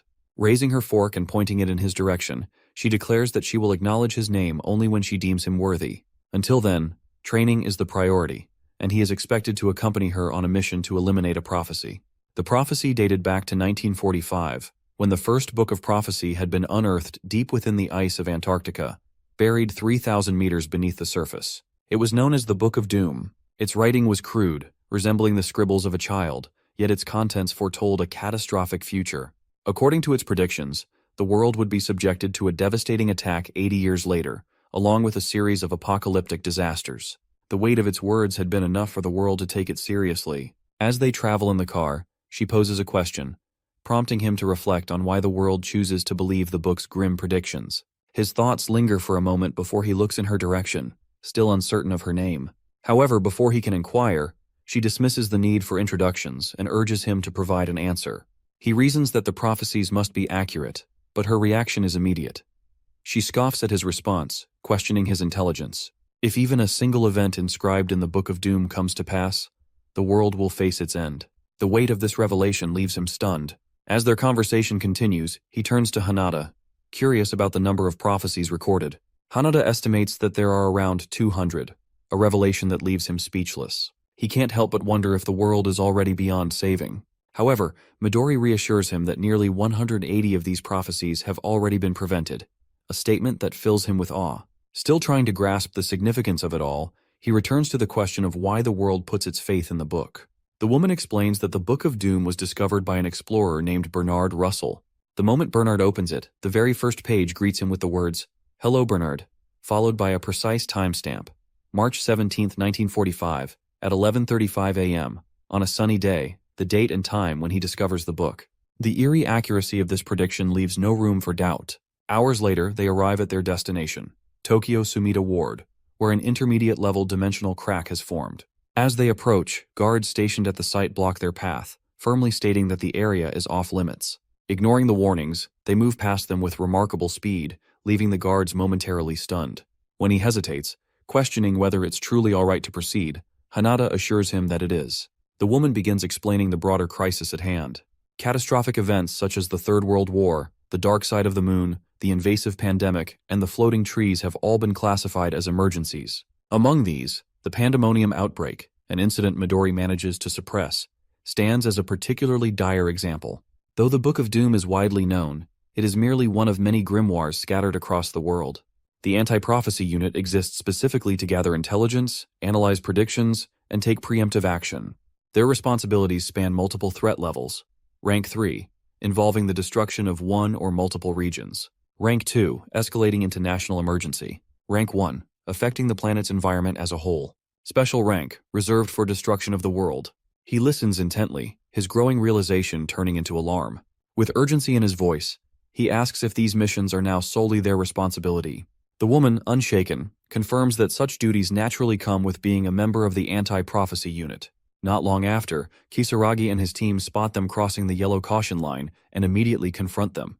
Assuming they are civilians, Kisaragi warns them to turn back, explaining the dangers of their location. However, she dismisses his concerns, stating that today's prophecy is a rank 3 event. Though the dimensional crack before them appears to be an intermediate B rank, in reality, it poses a much greater threat. A rank 3 disaster, codenamed Yellow Journal. She is certain that the crack will expand further, and almost as if on cue, it begins to widen at an alarming rate. Kisaragi turns, eyes widening in horror as the fissure tears open completely. A wave of creatures begins pouring out, each one more monstrous than the last. With a sharp command, he orders his squad to prepare for battle. But the response is immediate and brutal. The creatures overwhelm his forces within moments, cutting them down with little resistance. Panic sets in as he curses under his breath, realizing that even B and C rank hunters are struggling to hold their ground. Then, his attention shifts to an even greater danger, the immense pressure radiating from a boss-level monster. Watching the newcomers stride forward, Kisaragi tries once again to intervene, warning them to stay back. But before he can say more, the woman presses her hand to the ground and casts a spell called Trismegistus. Instantly, spears erupt from below, impaling the creatures in a swift, merciless strike. Their bodies collapse, lifeless, as blood pools around them. Hanada too launches his own attack.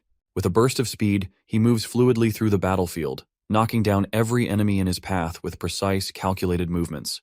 Kisaragi, witnessing the display of skill, is left speechless. He has always considered himself formidable as an S-rank hunter, yet these individuals far surpass him. He can't comprehend who they are or where they have come from. Then, the woman turns to Kisaragi and, with unwavering certainty, orders him to fall back. From their perspective, he is the civilian in this situation. Kisaragi's gaze drops to her hand, where an emblem is imprinted on her skin. Recognition flashes across his face. Their presence here isn't random. They are government operatives. Before he can process the implications, a massive hand emerges from the dimensional crack, ripping it open even further. As the rift widens, a towering beast steps forward. Gilia Olnir, a being far beyond S-rank, looms over them, its monstrous form radiating an overwhelming presence. Without hesitation, the woman lunges forward, preparing to strike. Kisaragi shouts, warning her against a reckless attack, but his words fall on deaf ears. Together, they launch their assault, unflinching in the face of the threat before them. Hanada swiftly unleashes a series of kicks at the beastman, only to realize with shock that his attacks have no effect. The creature's anti-physical armor renders his strikes useless, forcing him to retreat just as it lunges toward the woman. Without hesitation, she gathers energy in front of her, preparing a counterattack. However, before she can react, Kanagi appears between them, stopping the beastman's assault with nothing but his bare hand. The impact causes the beastman to explode in a burst of energy, leaving everyone momentarily stunned. As the dust settles, Hanada recognizes the attack as a penetration shock. What truly shocks him, however, is that he has taken down an S+ rank monster with a single blow. The realization strikes him that Kanagi's strength has increased significantly overnight. Though the woman calls out, stating that such force was unnecessary, he knows that when facing an enemy with high physical resistance, striking from within is the most effective approach. He learned this from Wantak, the Fist Saint, who taught him the basics of penetration attacks just the night before.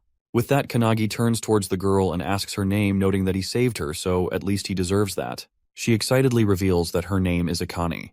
With no time to dwell on the moment, Hanada turns back toward the battlefield, enhancing his physical abilities to engage the new wave of monsters emerging from the crack. The woman, undeterred, unleashes her own attack, drenching her opponents in liquid mercury before igniting it into a powerful explosion with her Mercurius reject skill. Together, they press forward, recognizing that just as Kanagi pointed out earlier, breaking their enemies from the inside is proving far more effective. Determined to move forward, she signals to Hanada, and without hesitation, they both advance toward the dimensional crack. Behind them, Kisaragi can do nothing but watch in disbelief. He knows that the world beyond the crack is entirely different, an unknown realm filled with unimaginable dangers. To venture inside is madness. Yet, before he can react, the two have already rushed ahead, leaping through the crack without a second thought, leaving him surrounded by the lifeless bodies of A-rank monsters. The realization strikes him. These two are not ordinary fighters. They have to be part of the rumored secret organization. As they enter the dimension, an overwhelming swarm of creatures awaits them. Assessing the situation, Akane raises her hand, noting that the monsters are identical to those outside. With precision, she conjures a barrage of mercury spears, impaling the creatures instantly. Kanagi, while running, observes her technique, acknowledging her immense power. He understands now why she is regarded as the strongest area of effect fighter within the anti-prophecy unit. Defeating the other enemies, Akane now stands in front of a massive bear monster. However, just as she is about to attack, Hanada leaps toward it first. Seeing him, the bear swings its claws. But Hanada dodges by, jumping onto the roof, and then follows up with a barrage of kicks all around the beast. Kanagi watches in amazement as Hanada effortlessly moves and simply giggles. However, to his shock, Kanagi suddenly rushes toward the bear and unleashes a barrage of kicks just like he did, asking Hanada if it looked similar to his own technique. Hanada is taken aback but smiles in amazement. After defeating the monster, they venture ahead. Akane notices that as they go deeper, the number of enemies decreases. They finally reach a huge open space that resembles an arena. Suddenly, they feel a powerful aura around them, realizing that something is coming. To their shock, a massive Minotaur warrior monster jumps in front of them, completely enraged. It is a boss-blind Minotaur with a triple S rank power level. While Hanada and Kanagi are taken aback by its towering presence, Akane stands nonchalantly before it, questioning if this is really the boss. Numerous spears emerge from the portal as Akane yells at the others to unleash their strongest attacks. She will handle the final blow. Hearing this, Hanada begins channeling his energy while Kanagi stands in the background, amazed by both of their attacks. However, deep down, he knows it might not be enough to defeat the beast. When Hanada hears this, he is taken aback that Kanagi doubts their strongest attacks. Despite being bombarded by magic attacks, the beast swings its massive weapon, creating a crater in the ground and sending powerful shockwaves throughout the arena. As the dust settles, they are shocked to see that the beast remains completely unscathed, even after their most powerful strikes. The group braces themselves for battle once more. As Kanagi prepares himself, he suddenly hears someone praising Akane's talent. He recognizes this voice. It belongs to his founder's spirit, Kilik. Kilik, an alchemist, expresses concern that Akane, despite her purity, agility, and incredible strength, may have her talent wasted by dying at such a young age in this battle. According to Kilik, Akane tried her best, but this Minotaur is on an entirely different level of power. She underestimated the monster's physical resistance, which is at a full 100%. Growing concerned, Kanagi asks what he should do, to which Kilik simply laughs. Meanwhile, Hanada and Akane struggle against the beast, realizing they should have brought someone skilled in magic. As Akane glances at Kanagi, she is taken aback by the strange energy radiating from his body. Kanagi has surrendered control of his body to Kilik, who casts his powerful spell, Mercurius, on the beast's legs. The spell freezes its lower body, leaving Akane completely stunned. She is shocked not only that Kanagi used the same type of skill as her, but also that he executed it in a way that effectively immobilized the beast.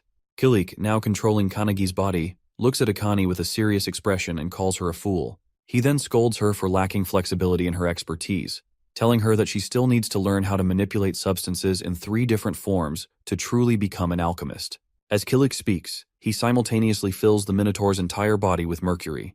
As the liquid metal begins to seep from the monster's mouth, he casts a boiling spell. The mercury inside the beast rapidly heats up, boiling from within, while its toxic fumes spread throughout the arena, making it difficult for the others to breathe. Akane watches in amazement, realizing that instead of relying on brute force, Kilik used extreme temperatures to subdue the monster. Meanwhile, the Minotaur writhes in agony, its body overheating from the inside. While executing the spell, Kilik casually mentions to Kanagi that he wants to take Akane as his disciple. Kanagi, however, brushes it off as a joke. The boiling mercury ultimately overwhelms the Minotaur, reducing it to a lifeless heap on the ground.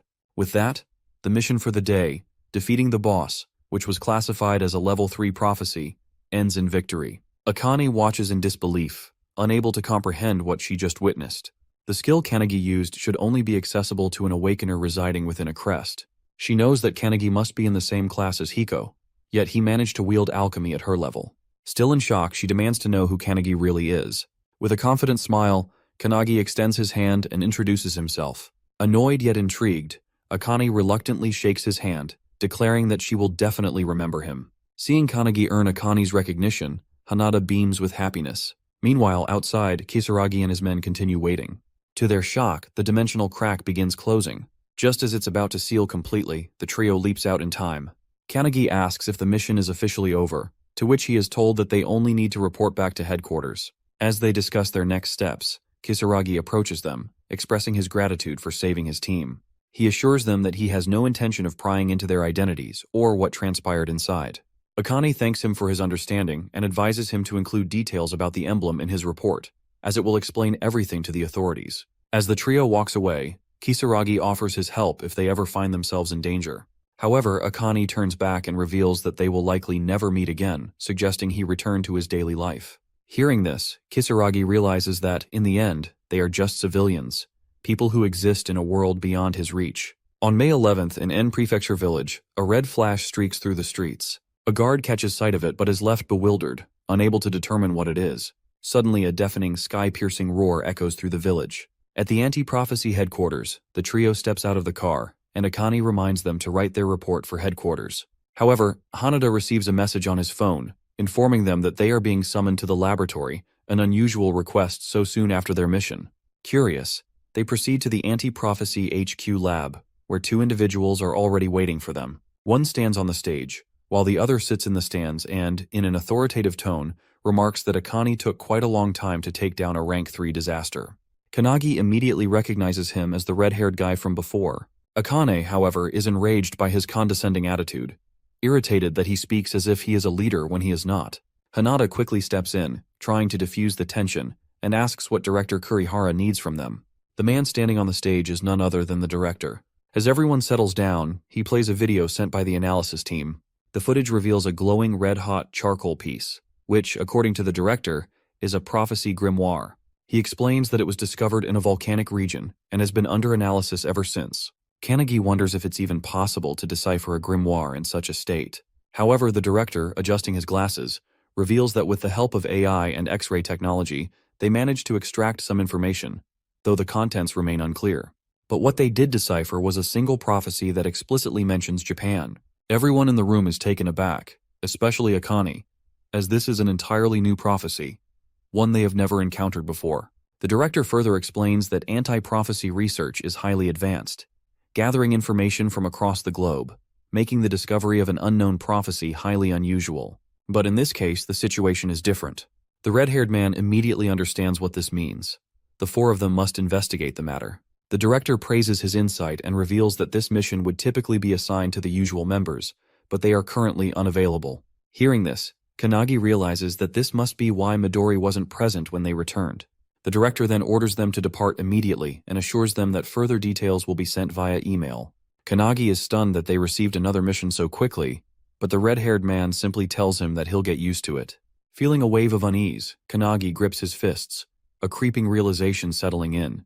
This time, the fate of the world might truly be at stake. Suo slams his hand on the table and stands up, announcing in an authoritative voice that he and his 3 subordinates will be taking on the mission. Akane, seeing him act like a boss again, is visibly annoyed. As they leave, the director gives them a final warning, advising them to be cautious since the severity of this mission is unknown. He also reminds them that even if the prophecy begins to unfold, they must wait for the main force before taking any drastic action. In the car, Kanagi feels uneasy about the unknown dangers of the mission.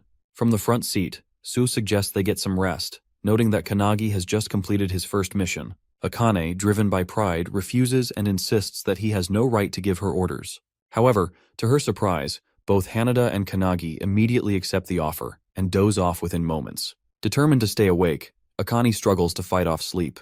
But as the night deepens, exhaustion finally takes over, and she too drifts off. Sometime later, the car comes to a halt. Akane stirs awake, noticing that the vehicle is now empty. Alarmed, she rushes outside and finds the others standing on a cliff, staring down at a glowing light below. What she sees leaves her in utter disbelief. A massive magic circle sprawls across the ground, its scale beyond anything they had imagined. Hanada quickly grasps the gravity of the situation. It is far worse than expected. The prophecy is nearly complete. Emerging from the ground, skeletal figures remain trapped within enormous crystals, their eerie glow casting an ominous light over the entire area. The sight sends chills down their spines as they realize they might already be too late. These skeletons are the 23 residents of the village mentioned in the report. Suo recalls a similar incident from the past. 30 years ago, the Wakayama mansion mysteriously vanished, and a dimensional rift nearly opened. As he explains, the massive pillar at the center of the magic circle begins to erupt with bursts of energy. Noticing this, Suo urges them to move quickly. Hanada, drawing his sword, asks what they should do, to which Su reveals that they will have to stop it. Akane quickly reminds him of the director's orders. They were explicitly told to wait for further instructions. However, before they can debate further, they sense an overwhelming aura behind them. As they turn, they see Kanagi engulfed in tremendous energy, already prepared for battle. The group immediately realizes that Kanagi feels stronger than before. Despite this, Suo remains unfazed. With a smirk, he leaps forward and orders the others to follow. Everyone rushes after him, though Akane warns him not to act recklessly. As they charge down toward the magic circle, Hinoki and the mage suddenly recognize a scent in the air, a smell that feels eerily familiar. They have encountered it many times before in their lives. Just then, the ground trembles violently, and with an explosive burst, a massive hand erupts from beneath the earth. Hinoki's eyes widen in shock. He now understands exactly what they are smelling. It is the stench of a forbidden technique. This is the prophecy written in the Book of Scorching Heat. According to Hinoki, an awakener named Bandu Shijima, the leader of the Dark Magus, committed genocide during the Epsi period. He was eventually slain by the Onmyojis, but in the process, an entire village was dragged into the ordeal. Shijima collected the blood of the fallen villagers and used it to draw a magic circle, ensuring his reincarnation 1,000 years later. His goal: to devour everyone and reign over the world as a demon king. Before his demise, he left behind a forbidden technique that reveals how living beings would be sacrificed for his resurrection. Now in the present, Shijima has been reincarnated as a boss of unknown rank. His mission is clear: to fulfill the prophecy of scorching heat. Looking down at his hands, he scowls, realizing he has been revived with far less power than expected. He wonders if there weren't enough sacrifices for the ritual. As he surveys his surroundings, he notes with amusement that, even after a millennium, the place remains unchanged. However, his lips curl into a maniacal grin when he sees the anti-prophecy unit approaching, thinking that it is more sacrifices for him to claim. Channeling his dark arts, he unleashes Plate of Yin, causing a massive explosion beneath the charging anti-prophecy unit. Kanagi watches in alarm as the blast engulfs Hanada and Akane, but as the dust settles, they emerge unscathed. However, Kanagi's expression darkens when he notices a dark magic circle forming beneath their landing spot. It is the dark art, Death Realm. From the circle, hundreds of spirits emerge, their ghastly hands reaching out to ensnare Hanada and Akane. They struggle against the grasping spirits, quickly realizing that Shijima is far more skilled than they anticipated. As Shijima watches his spell take effect, he suddenly senses movement behind him. It is Kanagi launching a surprise attack. With effortless precision, Shijima dodges, bending and sidestepping with ease. He smirks, mocking Kanagi as an amateur, before casting Plate of Yin directly beneath him. The blast erupts, but to Shijima's shock, Kanagi emerges unscathed. He counters at Shijima with his Thunderbolt Hadad skill, but it gets blocked as Shijima channels his own dark magic. Despite stopping the attack, Shijima is impressed by Kanagi's choice of skill. From within the smoke, Suo walks up behind Shijima and uses the Chrysanthemum spell, sending a barrage of sharp knives toward him. Shijima is taken aback but easily dodges it by jumping into the air. While he is mid-air, Suo uses another spell, revealing that he already knew Shijima wouldn't be defeated by such a low-level skill. Slamming his weapon down, Suo activates the Autumn skill, causing knives to rain from the sky. However, Shijima simply smiles, calling it a rain of mere lights. He then morphs his hand into a sword and attacks Suo, who blocks it with significant recoil. After being blocked, Shijima realizes that Suo is likely the strongest one in the group. Kanagi, standing to the side, finds Shijima's power bottomless, as he is completely different from the enemies they have faced so far. Shijima feels stronger than even the founders. As Kanagi ponders this, he hears his comrades calling to him from behind. Turning around, he is shocked to see Akane and Hanada being blasted by black art skills. Managing to escape the attack, both Akane and Hanada begin charging toward Shijima, who is still fighting Suo. While engaging them, Shijima summons 3 skeleton demons to deal with Akane and Hanada, who are still charging toward him. Hanada, seeing a demon summoned in front of him, launches a kick, but to his shock, it does nothing. The monsters' bodies are as tough as the minotaurs they faced earlier. One of the skeleton demons stands in front of Kanagi, blocking his path. Meanwhile, Suo and Shijima continue to exchange a barrage of attacks. Shijima mocks Suo, claiming he won't get any help from his comrades. However, as soon as he says this, Suo slashes straight at Shijima's shoulder, declaring that he doesn't need any help. He then points at Shijima, warning him to stay away, stating that the only thing he can rely on is his own ability. Wiping the blood from his wound, Shijima begins to yell maniacally, claiming that he too doesn't need anyone and will devour everyone.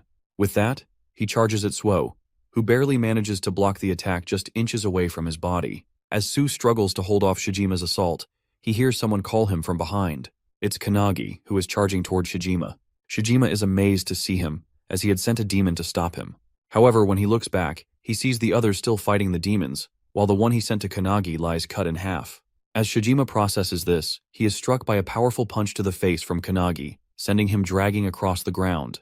Suo is also impressed by the attack, and Kanagi suggests that they fight together to defeat Shijima. Suo is momentarily shocked as Kanagi and Akane haven't even defeated their own opponents, yet this guy has, and now he's offering to help him. However, Suo's pride gets the better of him, and he outright rejects Kanagi's offer, declaring that he doesn't need anyone's help. He is more than enough to fight alone. Kanagi is in disbelief, but before they can argue further, Shijima suddenly closes in on them, unleashing his Magatsu's breath technique. A powerful beam blasts toward them both. Suo manages to block it, but Kanagi is sent flying, his body struck by the devastating attack. He crashes into a tree and his vision starts blurring as consciousness slips away. As he drifts into unconsciousness, he sees Hinoki and the mage's souls standing before him. Hinoki informs him that he has fainted, and so they have summoned him into his own consciousness. Despite the pain racking his bruised and battered body, Kanagi struggles to stand, desperately asking them to send him back. He needs to fight. However, before they can respond, a deep and authoritative voice echoes through the space, commanding him to step back from the battle. Meanwhile, outside, Suo is barely holding his ground against Shijima's relentless barrage of attacks. Shijima smirks, praising Suo for thinking the same way he does, needing no one else to fight their battles. With a sinister grin and the insatiable urge to devour everything, Shijima channels his power into his next attack, striking down with such force that Suo's sword shatters in half. Stunned but quick to react, Suo immediately summons another blade and swings at Shijima, but the enemy dodges effortlessly, bending backward with unnatural flexibility. Shijima seems to be enjoying himself more and more as Suo continues to struggle. Back in the spiritual realm, Kanagi's spirit form watches as the battle unfolds. Shijima is stronger than anyone there. Hinoki states that this is far beyond what Kanagi can handle. The mage adds that Shijima's precision is terrifyingly high. If there had been more humans living in this place, he might have already ascended to the rank of a demon king. She warns Kanagi that if Shijima consumes his life as well, he will become even stronger and unleash havoc upon civilization. She calls their discovery of the grimoire nothing more than a mere coincidence. Hinoki then steps forward, requesting that Kanagi lend them his body so they can handle the matter themselves. However, to their complete shock, Kanagi flat out refuses. Apologizing, he firmly states that this isn't training, this is real. He must overcome this obstacle on his own, just as he will in the future. With unwavering confidence and determination, he looks at them and asks if they agree with him. The mage tries to argue, but is interrupted by Hinoki, who laughs out loud. He tells Kanagi that he has already defeated them. Placing a hand on Kanagi's shoulder, Hinoki reminds him of his claim to surpass the founders. With that, he urges Kanagi to go, use everything he's learned, and do things his way. This boosts Kanagi's confidence, and with a determined look, he faces the battlefield, asking the founders to watch over him. Without hesitation, he dashes toward the field where Shijima and Suo are still locked in combat. Suo looks battered and beaten. As he opens his eyes, Shijima strikes again, sending him airborne. While in the air, Shijima readies his final blow to end him. But just as Suo braces for impact, someone grabs him mid-air. His sword and body are seized by Kanagi. Mid-air, our boy burrows Suo's sword, and with a swift motion, he throws him toward the ground, away from the incoming magic beam from Shijima. Suo lands hard on the ground, and Shijima turns his attention back to the airborne Kanagi. He releases another Magatsu's breath aimed directly at him, but is shocked to see Kanagi calmly wielding Hinoki's one-handed sword style. With a sharp focus, Kanagi slashes through Shijima's breath attack, cutting it cleanly in half, and with precise control, he strikes Shijima's arm, severing it from his body. Shijima, stunned and horrified, is left speechless, unsure of what just happened. Shaking with fury, he yells about his identity, but Kanagi, his face set with unwavering determination, responds coldly that he is the one who will surpass the founders. The mage observing the battle asks Hinoki if Kanagi will win against the Dark Magus, but Hinoki himself does not know yet. However, he is certain that Kanagi is not foolish. He suspects that Kanagi may have learned something new while he was asleep in the car on the way here. A wide smile spreads across Hinoki's face as he wonders if it is something beyond his own understanding. Suo, watching Kanagi move with such efficiency and fluidity, is equally shocked. Just moments ago, he had rejected Kanagi's help, yet now it is that very help that is saving his life. Meanwhile, Kanagi relentlessly slashes at Shijima, forcing the latter to teleport backward and counter with his dark art skill, Pomegranate. A barrage of energy blasts hurtles toward Kanagi. He tries to dodge them but quickly realizes that they are tracking him. Jumping around in an attempt to evade, Kanagi finds the blasts persistently chasing him. Suddenly, he recalls one of the founder's skills, Aftershock. Slamming his foot into the ground, he erects a stone barrier in front of him, blocking the incoming attacks. Shijima is taken aback by Kanagi's tactics but quickly hurls more blasts his way. In response, Kanagi utilizes the shattered stone fragments to shield himself once again. Seizing an opportunity, Kanagi combines two skills to flash behind Shijima, but Shijima barely manages to dodge in the nick of time. Countering immediately, he unleashes his Plate of Yin Blast, striking Kanagi. Though Kanagi takes the hit, he absorbs most of the impact. Using an airborne rock as a springboard, he lunges at Shijima, recalling the lessons passed down by the founders. Shijima evades once more, but the sheer variety of techniques Kanagi employs leaves him stunned. The founders, watching from afar, are equally shocked by Kanagi's rapid growth and relentless assault. However, Shijima is not done yet. With a dark glare, he activates his forbidden art, summoning a towering skeletal monstrosity through skeleton fusion. This colossal creature looms over all, radiating a powerful, malevolent aura. Shijima smirks, declaring that this will be the end. The giant skeleton swings its massive palm toward Kanagi as the founders yell for him to run, but Kanagi stands motionless, staring at the incoming attack. Deep in thought, he acknowledges that even if he goes all out, he still lacks the power to defeat Shijima. He realizes he needs something more, something beyond his current limits.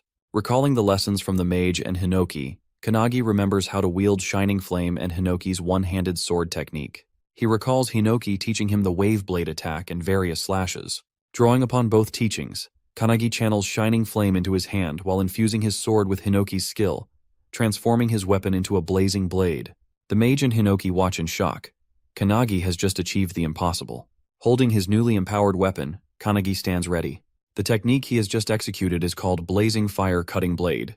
Without hesitation, he dashes toward the skeletal beast, swinging his fiery sword as Shijima watches in utter disbelief. Remembering Hinoki's teachings about the blade and mage's magic arts, Kanagi desires more than just those two. With that determination, he manages to use the Blazing Fire Cutting Blade skill, engulfing his sword in flames. With a swift swing, he cleaves through the skeleton, splitting it from head to toe, while also slashing Shijima in half. Everyone is shocked by this feat, combining two magic skills in such a way. The alchemist founder is particularly amazed, calling Kanagi an irregular for his ability to switch and combine all kinds of skills. He never expected Kanagi to be capable of merging techniques so effortlessly, and he suspects there may be even more to his potential. Suddenly, the alchemist vanishes, leaving Hinoki confused. Mage, overhearing his words, agrees, realizing they may have underestimated Kanagi's abilities. She now feels a twinge of concern, wondering if it's wise to raise someone like him. However, Hinoki is thrilled by Kanagi's power and eager to see just how far he can grow. As Kanagi lands on the ground, exhausted, he is shocked to see Shijima, who had been cut in half, beginning to regenerate from his own blood. Furious, Shijima snarls that if the attack had hit his head, he might have died. Channeling a dark energy, he forms a death ball, vowing to end things himself. But just as he speaks, Su suddenly slashes his throat from behind. Shijima is decapitated, caught completely off guard. As his body collapses, Suo grabs Kanagi, who has fallen unconscious. Holding him, Su recalls a distant memory. His older brother once carried him in the same way. It had been a freezing night under a bridge, with snow covering the ground.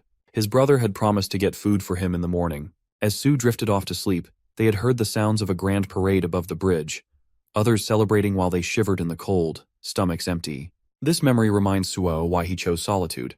Shijima had tried to manipulate him by preying on his loneliness. But now, looking at Kanagi, he realizes something. He is not truly alone, and even if he is, he can endure it. As he ponders this, the barrier around them begins to crack. Akane and Hanada rush in, immediately worried upon seeing Kanagi unconscious. Once they confirm he's only passed out, Hanada notices the barrier is collapsing from the inside. She warns that they need to act quickly.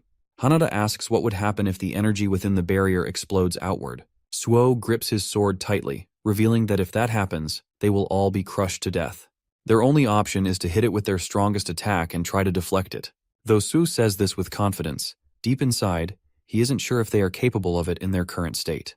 But they have no choice. As they brace themselves, Kanagi, still unconscious, suddenly lifts his sword, channeling energy into it. Suo notices this in shock. Inside Kanagi's mind, Hinoki takes control, guiding his body. As the barrier explodes, everyone unleashes their full power, while Hinoki executes his one-handed style's splitting cloud attack. Outside the barrier, a red-haired man rushes toward the scene, accompanied by 2 men. His subordinates warn him that the barrier is about to collapse. Suddenly, it bursts open. The men fear they might be too late, but to their astonishment, a brilliant beam of blue light shoots into the sky from Kanagi's sword. The red-haired man watches in awe, recognizing the light as a flawless sword technique, free of hesitation. His name is Makoto, the captain of the anti-prophecy unit. Observing the spectacle before him, he wonders whose work this could be. A while later, on a plane flying over Peru, Midori is on a call with Makoto, amazed that the new member has just stopped the unknown prophecy. Meanwhile, in Japan, Makoto, still on the call, is facing a rank 1 prophecy, one that, according to him, is on a much higher level than what they encountered before. Midori, instead of boarding the plane, sits on top of it, smiling as he reflects on how much the anti-prophecy unit has grown, even though he isn't there to witness it firsthand.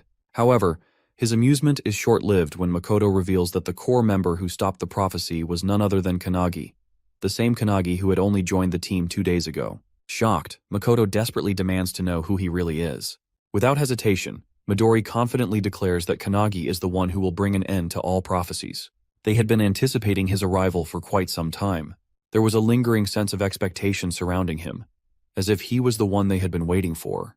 Makoto, skeptical of such high hopes, questions whether their faith in him is truly justified. Instead of arguing, he is simply told to see for himself. Changing the topic, Makoto urges Midori to return. His presence is needed, as facing an opponent of equal strength without him is proving to be a challenge. Midori chuckles, offering a brief apology before shifting focus. Meanwhile, Rin reaches out, his voice carrying urgency as he speaks of a grand prophecy unfolding before them.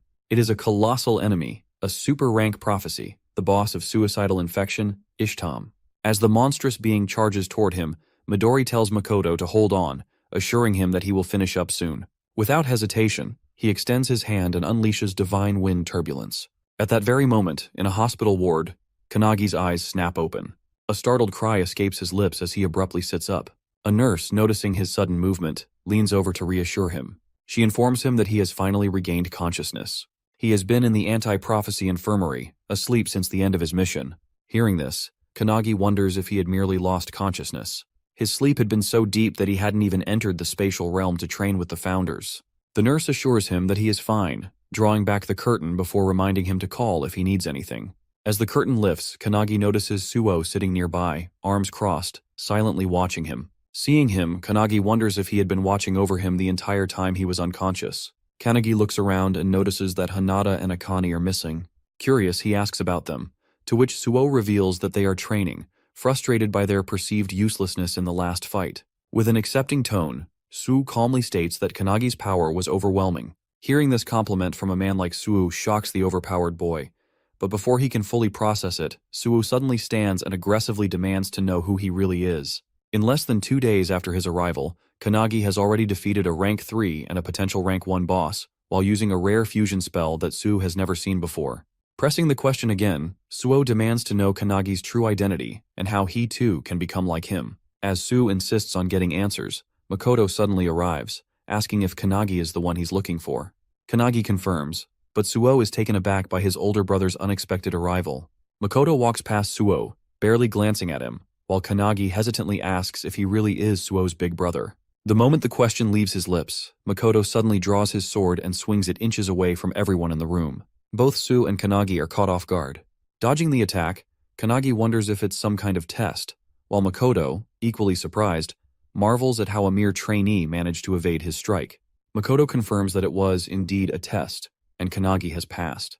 Without hesitation, he introduces himself as the captain of Su's squad, Su Makoto. The realization hits Kanagi hard. Makoto truly is Suo's older brother. After a brief pause, Makoto announces that due to Kanagi's extraordinary performance against the rank 1 disaster, he will be joining his squad temporarily. The announcement stuns Kanagi, but Suo is even more shocked. A tinge of jealousy creeps into him. Despite being Makoto's younger brother, even he is not allowed to join his squad. Wasting no time, Makoto orders Kanagi to follow him for a briefing, while in the background, Suo clenches his fist so tightly in frustration that his knuckles begin to bleed. Meanwhile, in the training area, the anti-prophecy unit duo is training hard. Akane wields multiple weapons while Hanada focuses on blocking her attacks. However, no matter how much they push themselves, they know that reaching Kanagi's level is nearly impossible. As they continue practicing, Midori suddenly walks in, announcing his arrival with chocolates from Peru. To his shock, they completely ignore the chocolates and rush toward him, eagerly asking how long he will be staying in Japan. When Midori reveals he will be there for a week, the duo immediately insists on training under him during that time. They refuse to let Kanagi surpass them without a fight. Taken aback, Midori hadn't expected them to be this determined. He agrees to train them but then asks about Suo, wondering if he wants to join. Just as he finishes speaking, Suo arrives, his expression filled with sheer determination as he confirms that he will be joining as well. Meanwhile, in the hall, Kanagi keeps pace with Makoto's fast strides as he leads the way. Back in the training room, the group is shocked to see Suo just as determined to join them. Suo reveals that Kanagi has been scouted by his older brother to temporarily join his squad. This revelation stuns the duo, making them realize just how far Kanagi has progressed. Being personally recruited by Makoto is no small feat. However, Suo sees this as a sign of his own shortcomings compared to Kanagi, believing he must improve himself even more. Meanwhile, in the hallway, Kanagi, growing curious, asks Makoto about the meeting. Makoto reveals that it concerns their next mission, for which they will depart the following morning. As they walk, Makoto suddenly stops and asks if Kanagi is close to his younger brother. Recalling their last battle together, when Suo lent him his sword, Kanagi excitedly confirms that he is. Though Makoto acts indifferent, he secretly worries about his brother, but never shows it. This has led Suo to mistakenly believe that his brother hates him and doesn't care about him. The truth is, when Makoto visited them before, he didn't ignore Suo. He simply couldn't bear to look at his wounds. However, this misunderstanding made Suo believe his brother was disregarding him, fueling his determination to risk his life and grow stronger just to get Makoto's attention. On the other hand, Makoto doesn't want Suo to become stronger. He just wants him to be safe. This deep misunderstanding drives Suo's resolve to surpass Kanagi, believing that only then will his brother acknowledge him. One day he hopes to defeat Makoto himself. Meanwhile, Kanagi, still curious, presses Makoto further, and Makoto finally admits that he truly does care about his little brother. Kanagi finds this heartwarming. Back in the training area, as Suo explains everything to the group, Akane finds it confusing. Even though Suo talks about surpassing his brother and proving himself, he still respects him deeply. Continuing her training with Hanada, Akane remarks that, in the end, Suo just wants his brother's attention. Hanada finds this touching, but Akane's words trigger something in Suo, making him enraged. Meanwhile, in the meeting, Kanagi learns about the 3 core rules of the squad. First, be swift. Second, maintain offensive pressure.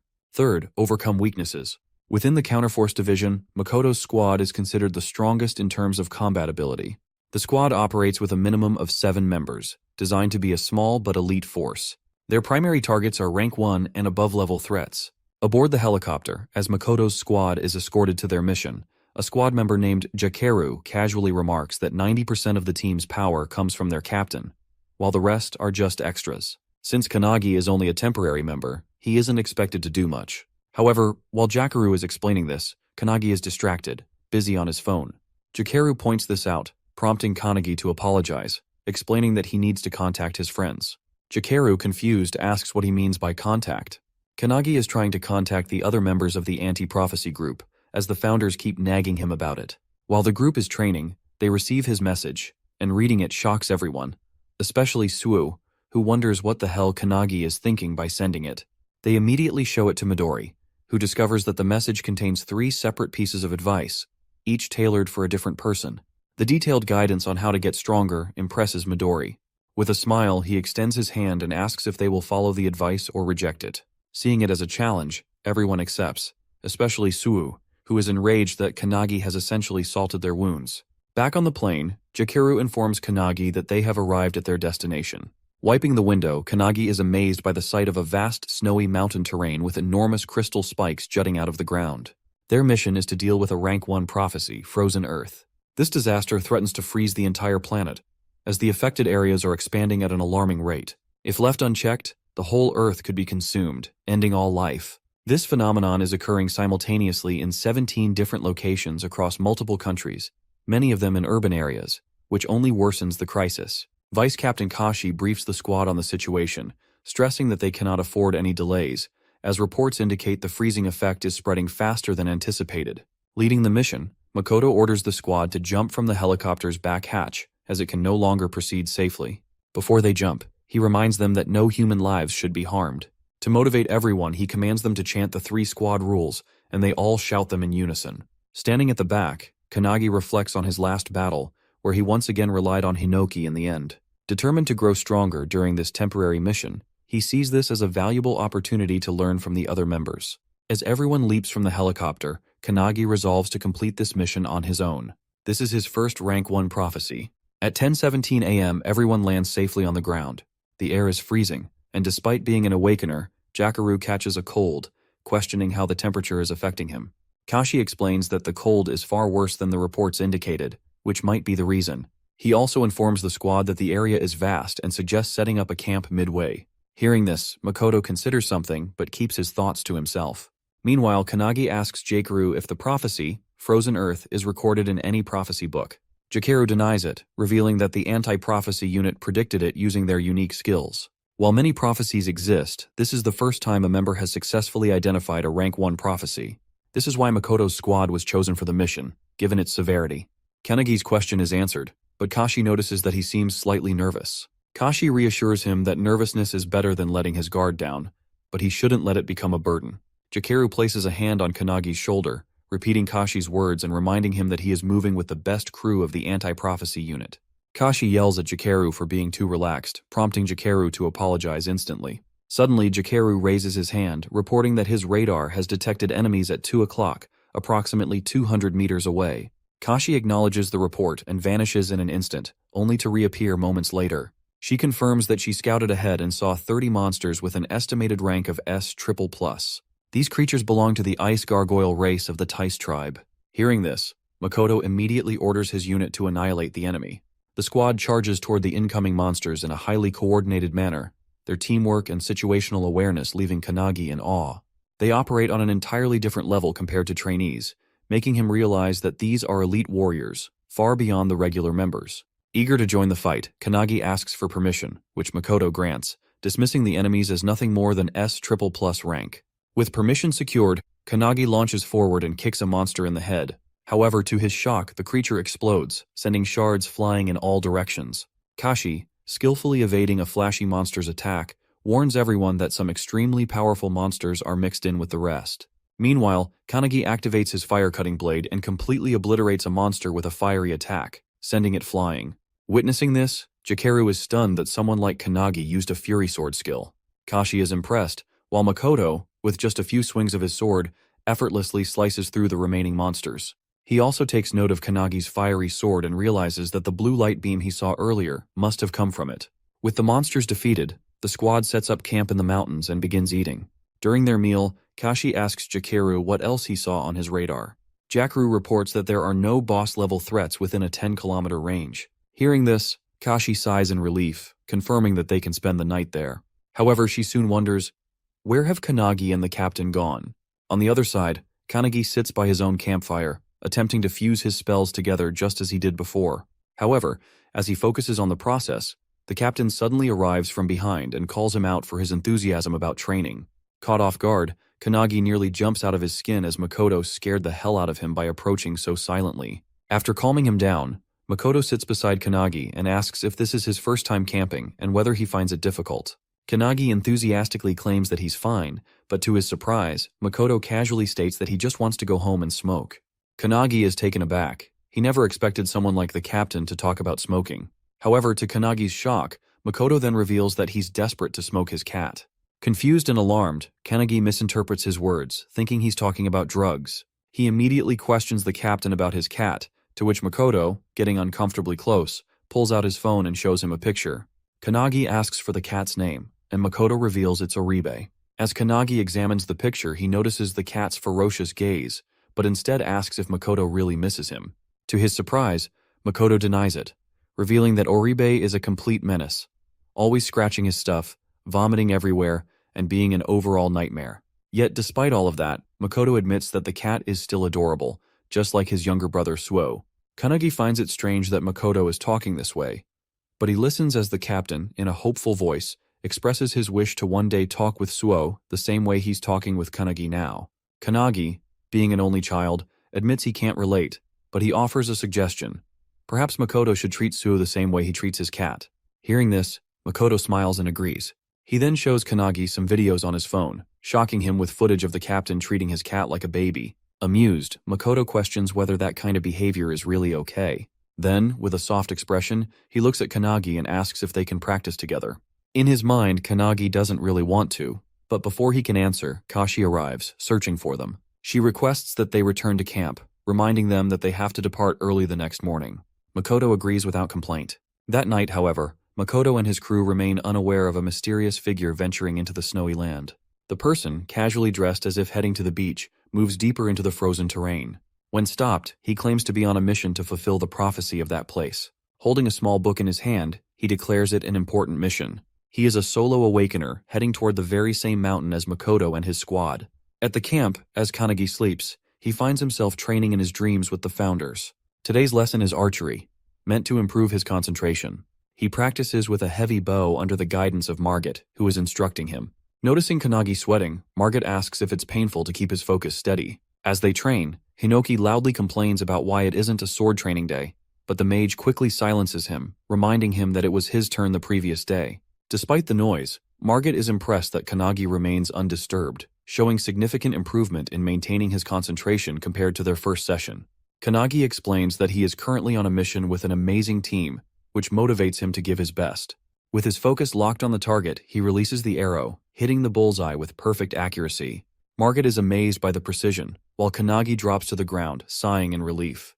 Margit reminds him not to forget the feeling and calls it a day for training. Realizing that the session is over, Hinoki gets excited, immediately drawing his sword and ordering Kanagi to get up for sword training. However, just as they are about to start, Kanagi is suddenly awakened by his crew as it's time to continue their journey.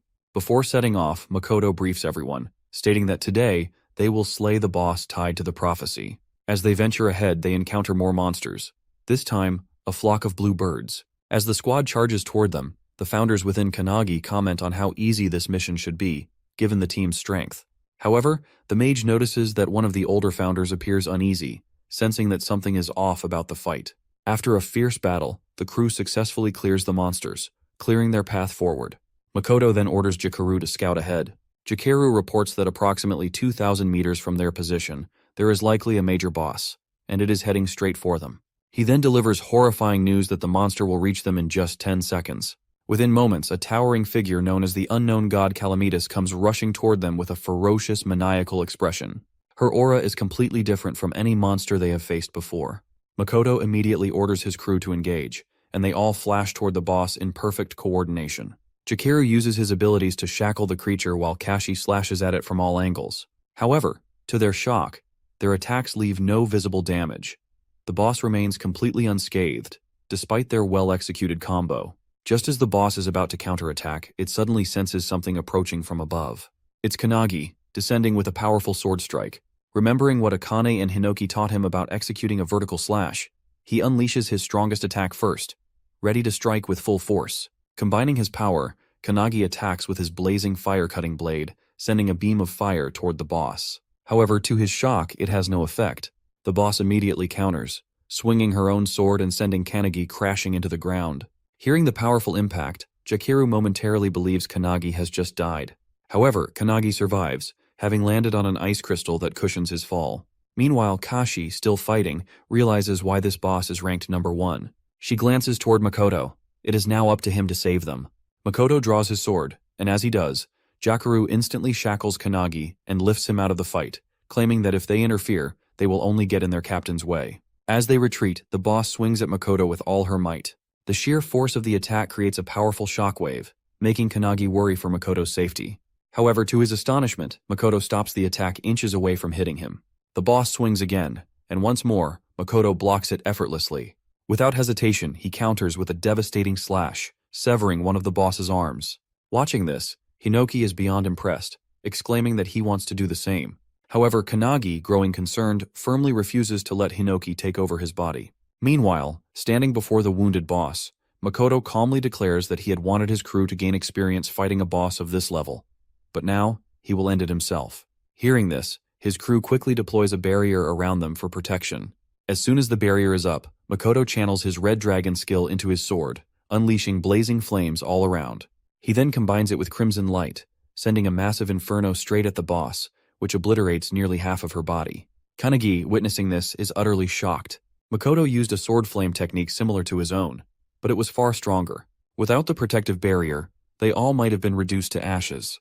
Kennedy quietly apologizes to the boss, saying it was his duty to protect the world. Then, out of nowhere, he meows like a cat, causing an unbearable wave of second-hand embarrassment to wash over everyone. Observing the battle closely, Kanagi realizes that Makoto's technique is vastly different from Hinoki's.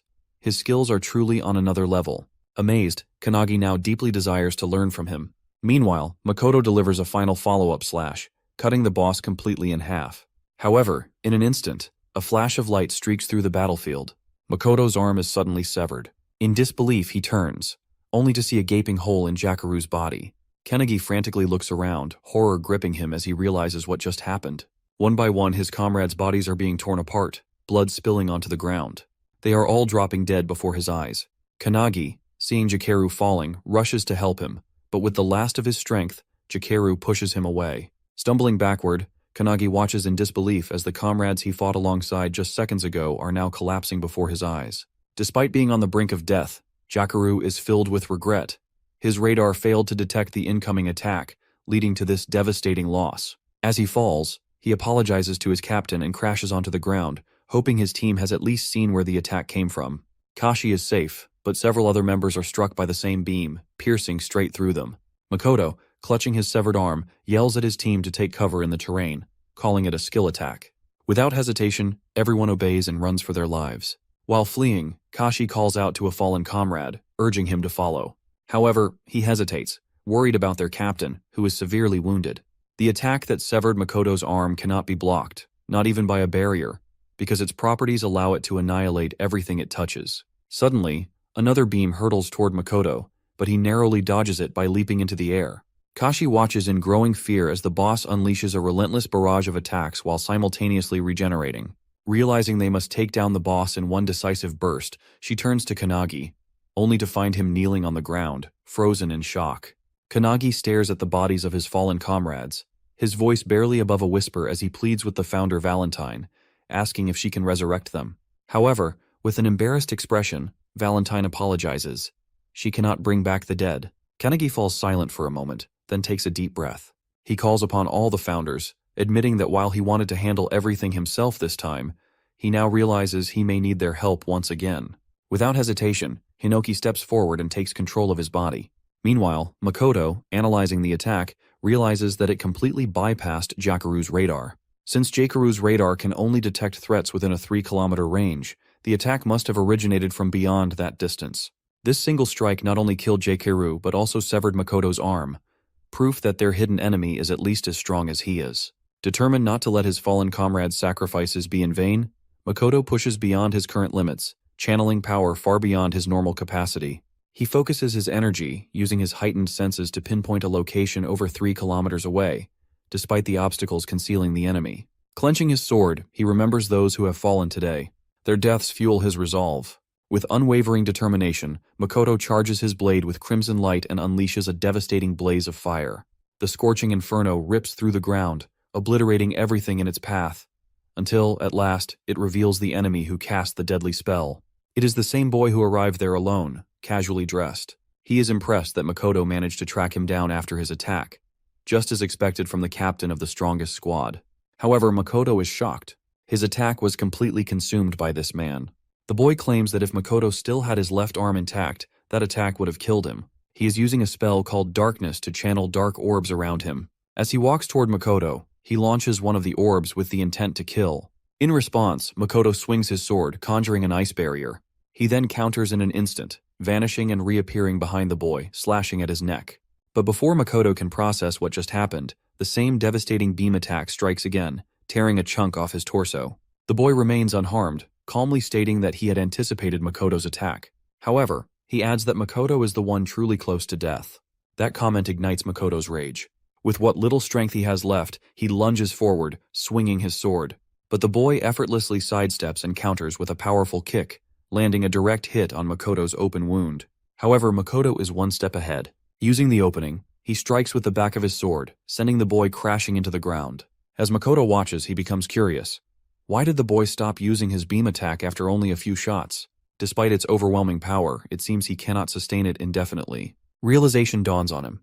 The boy cannot use his spell continuously. In terms of endurance, they are evenly matched. The boy, After crashing, manages to land on his feet, confirming Makoto's suspicion, but pointing out that they are not in the same condition. Makoto is at a clear disadvantage, one arm severed, half his body missing. However, our Chad Makoto refuses to acknowledge the concept of a disadvantage. He recalls the 3 rules of the Makoto squad, drawing strength from them. Determination floods his body as he readies himself to fight until his last breath. With unwavering resolve, he channels electric fiery energy, burning his own wounds to cauterize them and stop the bleeding. As he does, he roars the squad's 3rd rule into the battlefield. Overcome your weakness. With those words, he unleashes Scarlet Blaze. The boy's eyes narrow. He realizes that Makoto is burning away his own life force to amplify his power. In response, he does the same, fueling his darkness spell with his very essence. Makoto, calling upon the spirits of his fallen comrades, glares at his opponent. His voice booms across the battlefield, warning him not to look down on his squad. Meanwhile, in the back, as Kanagi calls upon his funders for help, his hair turns white as Hinoki takes control of him. The other squad members, who are still running, are suddenly stopped by the boss, who remains strong as she regenerates her arms. Kashi, witnessing this, grows concerned, realizing she cannot subjugate the boss alone. She calls out to Kanagi, who is still kneeling in the back. To her, it seems as though his fighting spirit has completely faded after witnessing his squad members' deaths. It is only natural. He was just an ordinary person who recently joined the squad. However, to her shock, Kanagi rises from the ground. In a blinding flash, he dashes forward and lands a devastating kick on the boss, sending her flying.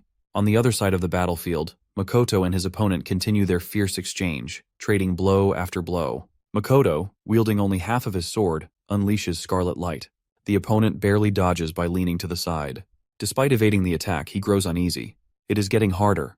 Makoto's flames, which should have been erased by his darkness spell, are re-emerging and striking him again. Furthermore, there is a limit to how much he can control his darkness manually, and that limit is approaching. Realizing this, he sends a barrage of darkness orbs at Makoto, but Makoto swiftly dodges, seizing an opening to lunge forward and slash his opponent's arm clean off.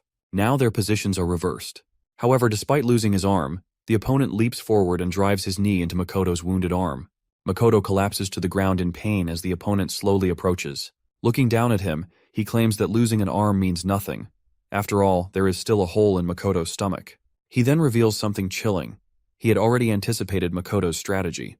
From the very first attack, he knew Makoto would engage in close combat. He acknowledges Makoto's strength, admitting that he always makes the best decisions and never wastes time. However, he also points out Makoto's flaw. He is too predictable. That, he declares, is the reason why Makoto will lose.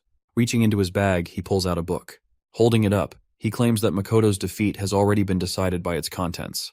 Makoto's eyes widen in shock as he recognizes it as the Book of Doom. The opponent opens the book, revealing a startling truth. The guy claims that if there is an organization that exists to stop prophecies, then it is only natural that another exists to fulfill them. Makoto is stunned as he never knew such an organization existed. The opponent then makes his final revelation that he is one of the 12 apostles of the apocalypse. He introduces himself as the 12th of darkness, the one destined to fulfill the prophecy. Makoto, still in disbelief, questions the reason behind his obsession with bringing about destruction. The opponent, flipping through the pages of the book, smirks and asks if he reveals will Makoto forgive him. Makoto is enraged by the mockery. Without hesitation, he swings his sword with all his might, nearly severing the opponent's shoulder. Makoto is confident that he can win this battle, as his opponent appears to be out of mana, and his body seems to be reaching its limit. Makoto channels the red dragon form, convinced that it will secure his victory. On the other hand, the guy, with his shoulder nearly severed, is still standing, declaring that this is Makoto's end. With that, he takes out a potion and drinks it, unleashing a flashy burst of light. The light blinds Makoto, and suddenly, within that brilliance, a powerful fist strikes Makoto's face, sending him crashing to the ground. As the dust settles, Makoto is in disbelief, seeing that all the damage he inflicted on the guy has been healed, and his opponent is back to full strength. The guy claims that the potion he used is an artifact, which allowed him to heal completely. With one arm, Makoto uses his scarlet light blade again, sending a sword wave toward the guy. However, the guy disperses it with his darkness orbs and counters with a barrage of attacks. Makoto is left in shock, as the artifact the guy used is supposed to be controlled by countries due to how overpowered it is, and no ordinary organization should be able to possess one. The guy kicks Makoto in his gut wound, sending him to the ground, where he takes his final breaths. Seeing Makoto beaten, the guy lets out a sigh of relief, believing he has finally defeated him. Meanwhile, Makoto, remembering his childhood and his comrades, tries to reach for his sword. He also recalls Kanagi's words about treating his brother like his cat, which brings a smile to his bloodied face. With renewed determination, he picks up his sword, but as he is about to swing it, a darkness beam hits him, completely severing the hand holding the sword. The guy, with a confident tone, bids Makoto his final goodbye. However, just as he is about to deliver the finishing blow, someone arrives, parting the crystal behind him. It's Kanagi, backed up by all the founders, ready to get their revenge on the guy who made their disciple cry. Makoto notices Kanagi's presence and is initially worried, but soon realizes that it's not just Kanagi. Something else is emanating from him. The guy also notices the abnormality and the aura radiating from Kanagi. The boy in front of him no longer appears as a vulnerable target, but as an existence that will fiercely defend himself. Growing worried, the guy warns Kanagi not to move, threatening to kill Makoto if he does. However, as he speaks, his arm is severed from his body in a flash. The guy is shocked, unable to comprehend how it happened so quickly. Meanwhile, Kanagi simply swings his sword from a distance, the force of the strike even dulling his blade. The founders notice this, surprised that the sword dulled after just one strike. The alchemist founder steps in, transmuting multiple weapons for Kanagi to use in the fight. With pure vengeance in his eyes, Kanagi orders every founder to unleash hell on the guy. Meanwhile, the guy completely regenerates his arm, which shocks Hinoki. The mage founder explains it as reversal, a skill she didn't expect a modern awakener to possess. She speculates that the artifact he used continuously heals his wounds until its effect wears off. As she speaks, Kanagi launches an arrow that strikes the guy directly in the head. The guy didn't see it coming, but he regenerates the wound instantly. Seeing this, one of the founders asks the mage how they can kill the guy. She reveals that they must kill him repeatedly until he eventually dies. The guy uses his darkness spell as Kanagi loads another arrow. When Kanagi releases the arrow, the darkness spell tries to intercept it, but the arrow pierces through, striking the guy in the chest and head. The archer founder mocks the guy, asking if he truly believed he could stop his arrows. The guy regenerates his wounds and counters with a darkness orb's attack. Kanagi, using the founder's evasive powers, dodges the attack and flashes toward the guy, kicking him in the face. He then grabs the guy's hand and delivers a palm strike to his face. One of the founders notices that the guy can't use his annihilation beam attack if his vision is blocked by his own orbs, which works in their favor. Dodging the attack becomes easier because of this. Kanagi delivers a powerful blow to the guy's gut, sending him crashing to the ground. The founders wonder how many times they'll have to watch the same guy die and regenerate. Meanwhile, Kanagi walks over to Makoto, who, in his beaten state, asks if he is truly Kanagi. Kanagi denies it, explaining that the founders are using his body as heroic spirits. Using Valentine's healing power preservation, Kanagi begins healing Makoto's arms. As he heals, Kanagi reveals that they are in a hurry and must act quickly. Seeing Kanagi leave, Makoto understands that it's the founders who are in control. A short distance away, the guy gets back up, shocked that his spells are being dodged and countered so effortlessly. Without giving him time to think, Kanagi attacks him with a spear, piercing straight through his heart. The guy is relentlessly attacked, dying repeatedly without a moment to recover. One of the founders asks the mage if keeping the spear in the guy's heart will prevent him from regenerating. However, the spear passes through his body, and he begins to regenerate again. As the guy starts to recover, Kanagi delivers a powerful kick from above, crashing him back to the ground. Kanagi wonders which body parts regenerate first if they completely destroy his body. The guy begins regenerating from his hand, but by the time his full body is restored, he is gasping and exhausted. He is being obliterated but refuses to let a boy stop him. Deciding to kill Makoto and escape, he rushes toward him, only to find Kanagi already sitting there, guarding Makoto. With a maniacal smile, Kanagi reveals that he is too late. Hinoki then takes control of Kanagi's body and, using his sword style, completely cuts the guy's body into pieces. Even though the guy is obliterated, he doesn't fear death, as he believes he is fulfilling a prophecy. However, his resolve begins to waver in the face of something as terrifying as Kanagi. As the guy regenerates again, he tries to remind himself of his mission to fulfill the prophecy, refusing to let fear overcome him. He reaches for another artifact in his bag, but before he can use it, Kanagi cuts off his arm. The artifact scatters to the ground, creating a powerful golden cage around Kanagi called the Sand Cage of Time. The regeneration effect on the guy ends, and he is unable to regenerate his arm. Relieved, the guy believes he has barely made it. The founders, seeing the cage, grow concerned, wondering what to do next since the guy's regeneration is nearly over. The guy, standing outside the cage, claims that even his darkness can't destroy the cage, so Kanagi can't kill him from within. With a nervous expression, he declares that he is going to leave, but before he can finish his sentence, Hinoki yells at him to watch closely. Suddenly, the guy feels a strong aura behind him and turns to see Makoto standing on his own 2 feet, still regenerating. How is Makoto that much of a Chad and overpowered? Well, it all goes back to his childhood when he trained with the best, Midori. Even Midori lost to Makoto in a sword fight, which led him to suggest that Makoto find a better master to continue his training. Following the advice of the world's strongest awakener, Makoto searched for masters to become a disciple of those at the highest level. However, he surpassed every master he encountered, whether they taught him swordsmanship, magic, or agility. Every master gave up on him in less than a month. One of the masters recommended him to the strongest swordsman they knew at the time, Hinoki Ichika, the little sister of Hinoki. Ichika became Makoto's final master, and he trained under her for about 3 years. One day, while training with Ichika, Makoto asked about a sword technique mentioned in a book called Indomitable. Even Ichika couldn't figure out how the technique worked, claiming that it was a skill only Hinoki, the founder, could use. Makoto found it fascinating, as he had read about it in the book. However, Ichika soon realized she had nothing left to teach Makoto, as he had already mastered Hinoki's one-handed sword style. Makoto wanted to grow even stronger, but Ichika didn't know how he could progress further. She compared him to an unblooming bud, stating that even with all his training, blooming in this lifetime would be difficult for him. She hoped that one day, a stronger swordsman would appear before him. In the present, Makoto realizes that this moment is happening right before his eyes. He notices Kanagi using sword techniques he didn't even know existed. According to Ichika, such an opportunity might come only once in a lifetime, and he shouldn't miss it. Grateful for the chance, Makoto thanks Ichika in his heart and begins touching his severed arms together. Seeing this, all the founders are confused about what he's trying to do. Kanagi is also worried about his captain, who is outside the cage with the enemy. Makoto begins emitting the same aura as Kanagi. Meanwhile, inside the training ground of the anti-prophecy faction, Midori, who is training with Suo, senses a powerful aura. Suddenly, an explosion rocks the area, and as the dust settles, they are shocked to see a massive hole in the wall, and Midori is gone. Back on the battlefield, the guy is confused, seeing Makoto able to perform such a feat despite his condition. He is certain that he will be cut down.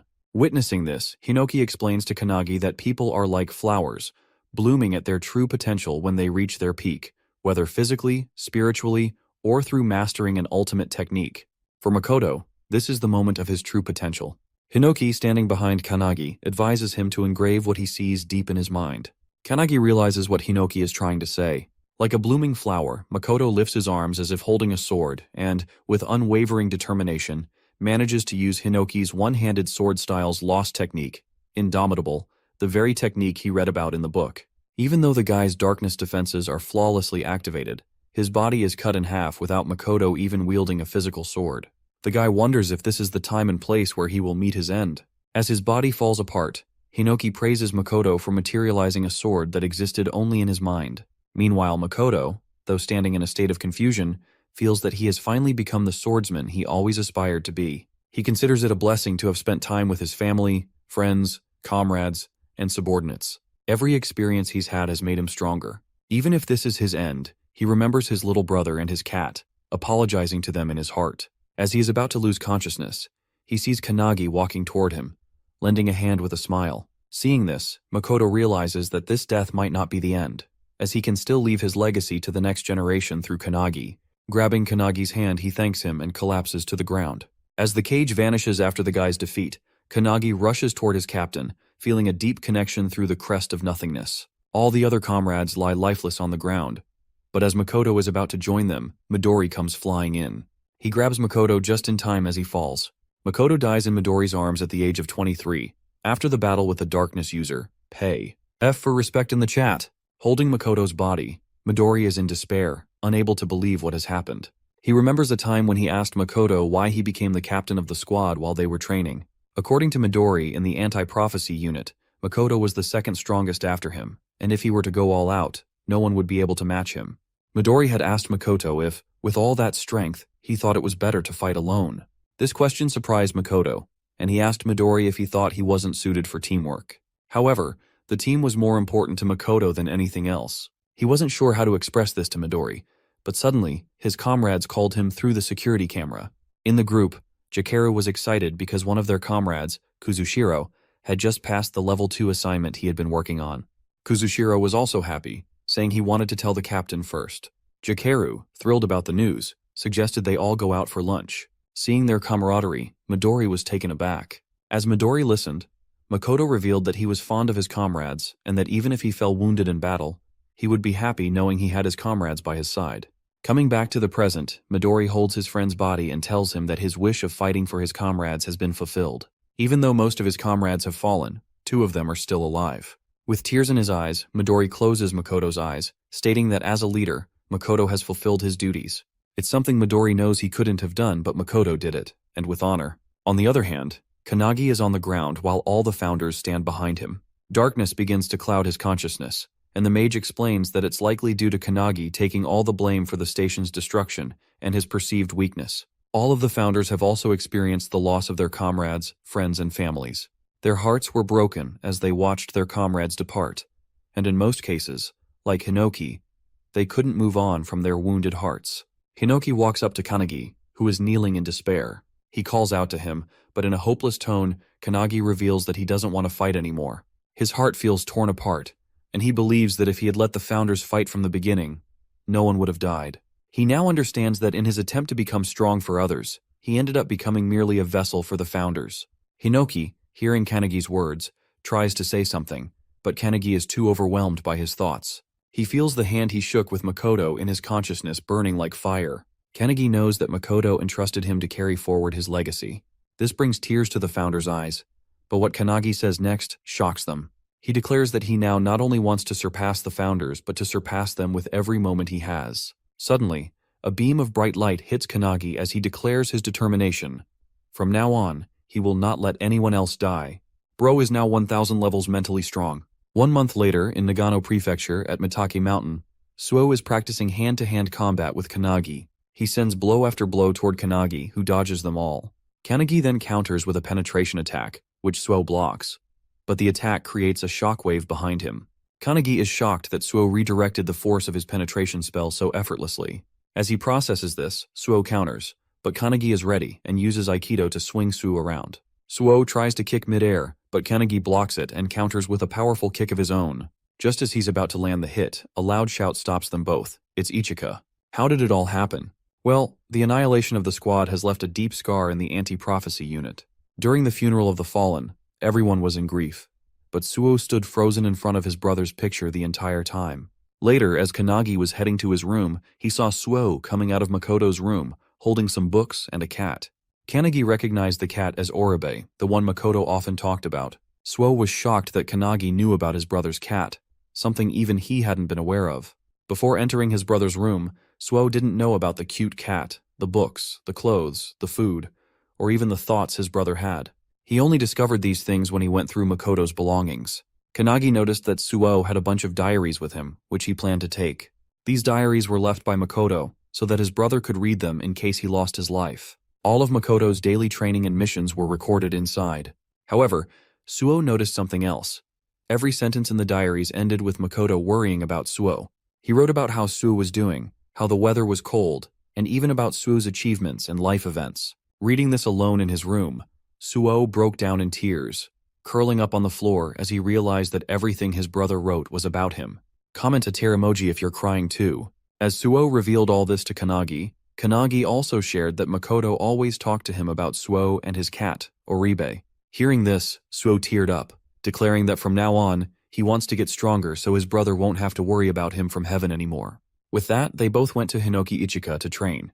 At first, she was cautious of them until they revealed that Suo was Makoto's brother and that Makoto had fallen in battle. This shocked Ichika, but she kept her composure. In sync, both Suo and Kanagi requested her to train them to become stronger. Coming back to the present, Ichika is amazed at how much they've both improved, especially Suo, who has progressed remarkably. Kanagi asks about his own progress, to which Ichika responds with an annoyed sigh, claiming she has nothing left to teach Kanagi since he already knows everything. She jokes that it should be her asking him to teach her instead. She then kicks a stick toward both of them and, with a manic grin, declares that she is the sword, challenging them to come at her. With that, they both charge at her, Suo striking from the front while Kanagi attacks from above. As they fight, Kanagi is determined to get stronger and is confident that he will become the strongest awakener in the world. Meanwhile, in England, London, a man wearing a hat and coat walks down the night streets alone. As he turns a corner, someone recognizes him as one of the 12 apostles of the apocalypse, Quatre. Quatre also recognizes the person approaching him. It's Midori. Midori straight up demands that Quattro reveal the location of his base and comrades, warning him that if he says anything else, he will die. Hearing this, Quattro instantly summons his weapon, a strange heart-shaped pike, and challenges Midori to come at him. Suddenly, a burst of blood sprays from the alleyway, followed by Midori walking out unscathed. Outside, other members of the anti-prophecy group are waiting. Midori hands them the book, turns and leaves, stating that 7 people are left. They now have 5 books, meaning they've killed 5 members of the 12 apostles of the apocalypse, and Midori is now heading to the next target. Inside the anti-prophecy's top-secret facility, the Hunt of Everlasting Secrets, someone presents the book that Midori collected to an old lady. Her name is Io, the superintendent of the anti-prophecy unit. The man who brought the book confirms that it's from Midori, and reveals that these are prophecy books belonging to the 12 apostles of the apocalypse. This man is Jengen, the assistant to the superintendent. Another assistant, a lady named Shiki, is also present. She suggests that the books might be parts of a single, larger book that has been dismembered. Io opens the book and remarks that eliminating the apostles and retrieving the books aren't the main problems. The real issue is that Midori is acting on his own, and it seems like Makoto's death has left a deep scar on him. Shiki, hearing this, wonders what they should do. Io, with a smile, orders them to leave Midori to her, assuring them that once he returns, she will prepare tea for him. Jengen and Shiki then propose that since Makoto's squad has been eliminated, leaving a gap in the anti-prophecy unit, they are willing to form a new squad under their leadership. Hearing this, Io falls into deep thought. Meanwhile, somewhere around Tokyo, a Rank 2 prophecy, the Rebellion, is unfolding. The boss of this prophecy is the God of Down. Members of the anti-prophecy unit are fighting the troops of the prophecy, but are struggling to defeat even a few of them. In their nervousness, they call out for their captain, Hibiki. Hibiki, the captain of the Hibiki Setsuna squad, steps forward. To her, the troops are boring and easy to defeat. She then looks back at Akane, who has joined her squad, and asks if she can handle it. Akane uses her Trismegistus spell, creating a massive blob of mercury. She warns everyone to stand back as she flows the mercury onto the ground toward the troops. Once every troop has their feet submerged in the mercury, Akane uses her gasification spell, converting the mercury into gas. The troops begin coughing and suffocating. Akane then follows up by converting the gas back into liquid mercury, which is now inside the troops' bodies. She uses crimson heat to boil the mercury within them, and finally she solidifies the mercury, instantly killing all the troops by forming spikes inside their bodies. The entire squad is shocked, as Akane has just wiped out all the troops in a matter of seconds. Akane snaps her fingers and turns toward the group, announcing that she's finished. Hibiki walks toward her, clapping, and praises Akane for using all 3 states of matter and executing 4 attacks in a single skill. She holds Akane's chin and remarks that it's a shame Akane is only a temporary member of their group. Hibiki proposes that once Akane finishes her training, she should join their squad permanently. Akane, excited, replies that she'll think about it.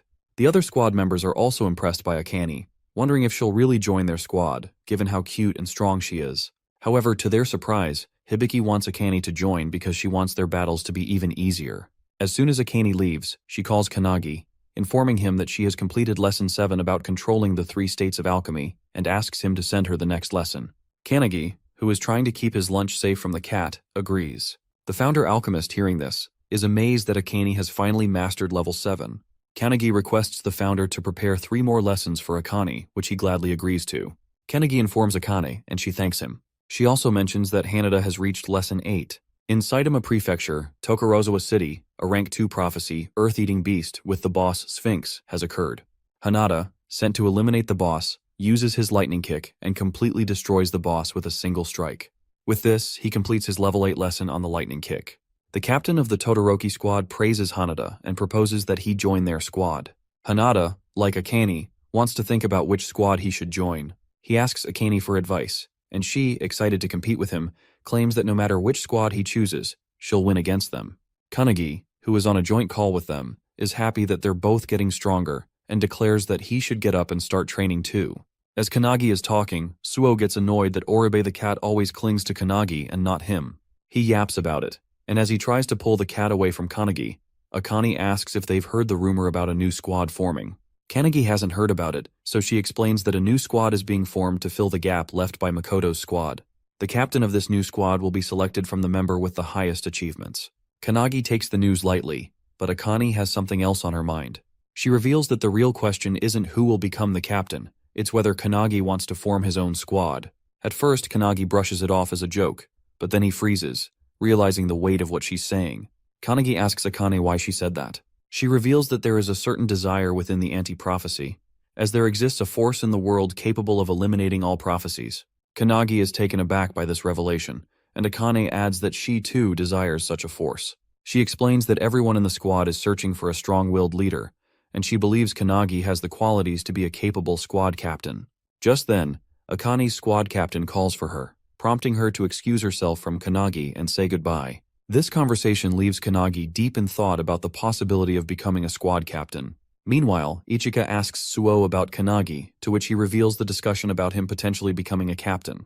Ichika also believes that if Kanagi wants to, he could easily take on the role, and Suo agrees with her. Lost in thought, Kanagi seeks answers from the founders, who appear just as uncertain about what to advise him. Since they had all devoted their lives to following a master, they lack experience in leadership. The mage founder, realizing this, calls them useless teachers for being unable to guide Kanagi in this situation. Hinoki then turns to the founder of military strategy, Ryan, and asks for his opinion. Ryan, however, refuses to intervene, stating that it is not the right time, as there is already someone qualified to guide Kanagi. Before Kanagi can process this, his thoughts are abruptly interrupted by a wooden spear striking the ground inches away from him. Looking up, he sees Ichika approaching, urging him not to waste his time overthinking and instead continue his training. With a maniacal grin, she challenges him to use his flash step against her. Kanagi agrees, leaping down from the rock and using flash step in combination with ripple step to land softly. Ichika watches in amazement, wondering about Kanagi's true identity. To her, the level of skill he has attained in just 6 months is impossible for a normal awakener. Recalling Hinoki's rigorous training sessions where he failed countless times while learning flash step, Kanagi lets out a laugh. However, before he can dwell on the memory, he senses an aura of energy surging toward him. Noticing Ichika charging at him with her wooden staff infused with energy, he swiftly dodges. The staff strikes the rock behind him, splitting it cleanly in half. Suo, witnessing this, is stunned. Ichika, undeterred, reminds Kanagi that she doesn't care whether he is focused or not.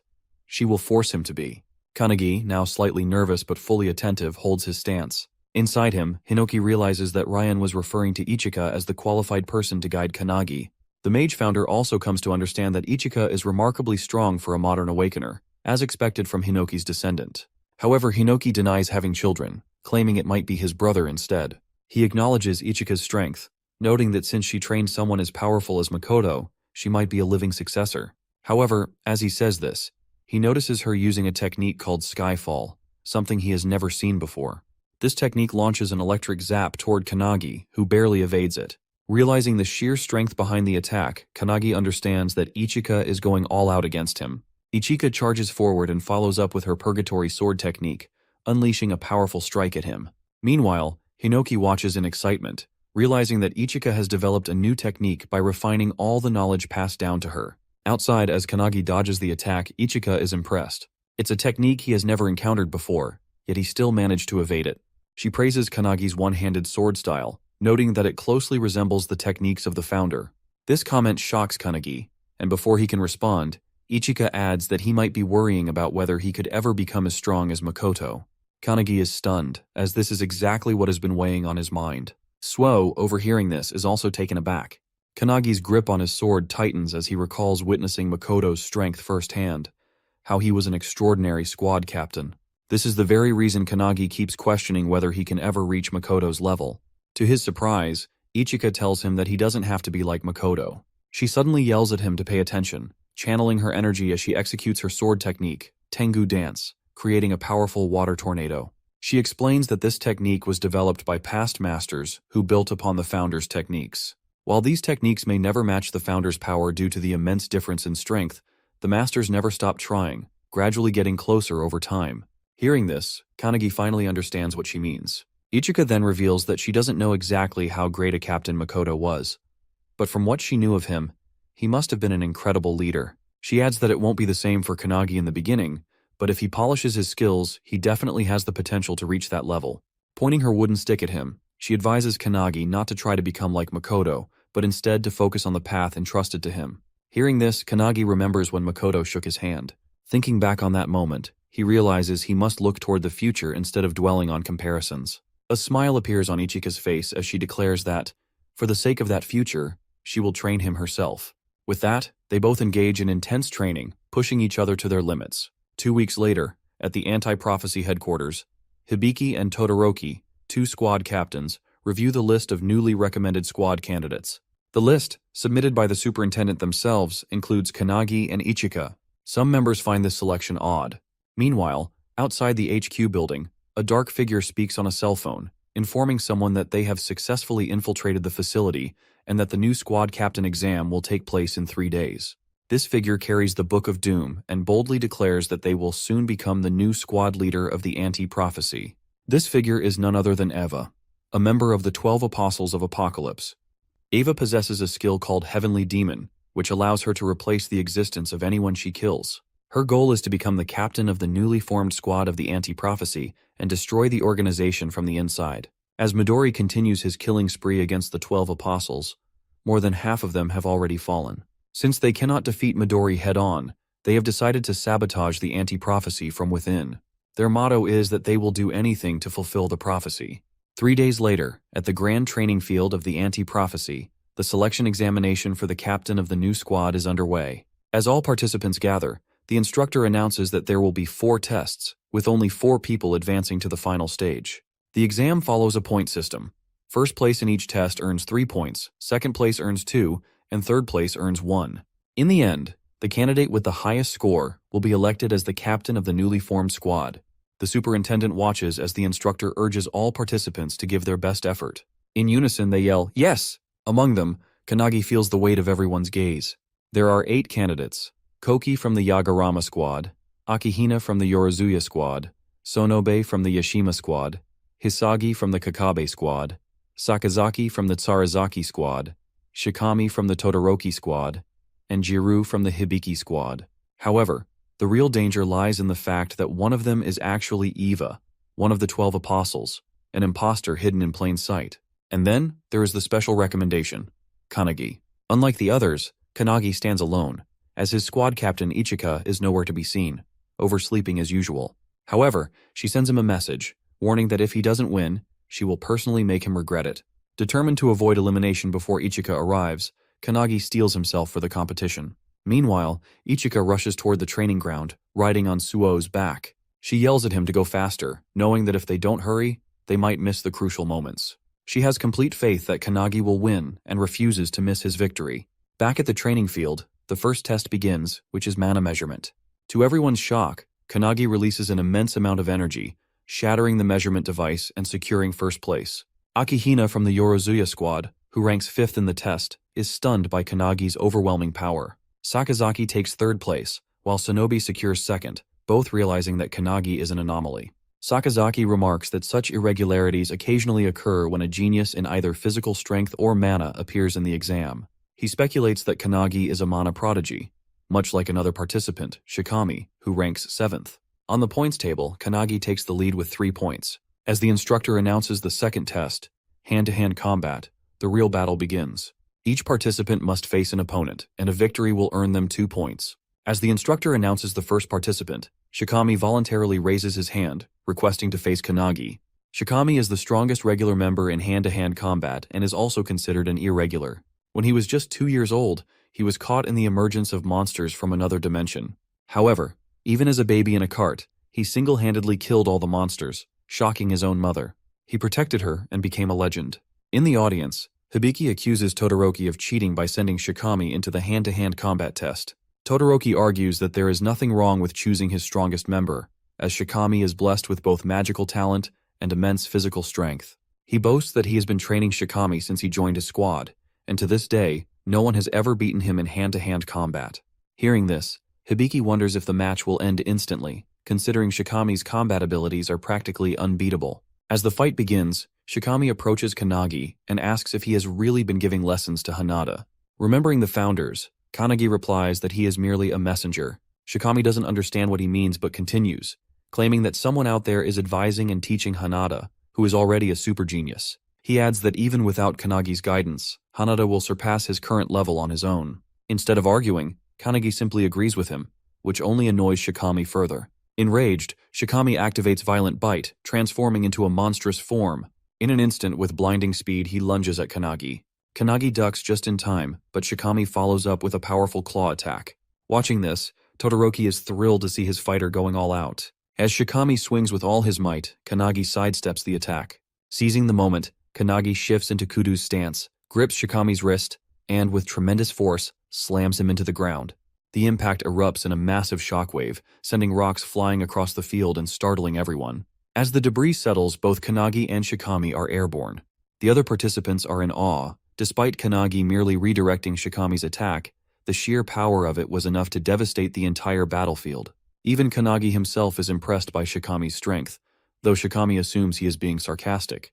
Despite the powerful blow, Shikami lands safely on the ground, shocking everyone that he managed to do so despite the destroyed terrain. Akihina, analyzing the situation on his laptop, remarks that this outcome was inevitable. Shikami's physical boost is irregular, and the sturdiness of his body far surpasses that of a normal awakener. Regaining his composure, Shikami charges at Kanagi once again. Kanagi realizes that simply countering Shikami's attacks won't be enough to win. He needs to try something different. Activating his founder power, he delivers a light kick at the charging Shikami. He then multiplies the attack using the penetration technique, Luminance Kick, striking Shikami multiple times while he is still airborne. Everyone watches in shock as Shikami crashes to the ground, defeated. The instructor quickly intervenes, stopping the match before it escalates further, and declares Kanagi the winner, awarding him 2 additional points. The other squad members are amazed. This guy just physically overwhelmed Shikami, despite Akihina's earlier claim that he was an irregular. Akihina, now furiously typing on his laptop, hadn't expected Kanagi to be so exceptional in hand-to-hand combat.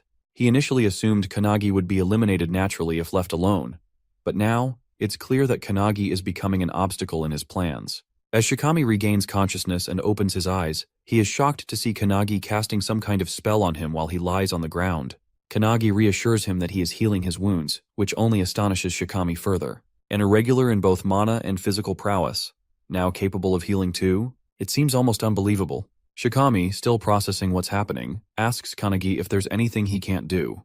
This question makes Kanagi recall the time he desperately tried to bring back his fallen Makoto squad members but failed. After healing Shikami for a while, Kanagi tells him he should be able to stand now. As they speak, a loud bang suddenly erupts nearby. Kanagi looks over and reveals that it marks the final match of the hand-to-hand combat exam. Shikami, now alarmed, wonders how long he has been unconscious, realizing it must have been quite some time. Kanagi calmly tells him it has only been 5 minutes. According to Kanagi, after their fight, the other battles started simultaneously.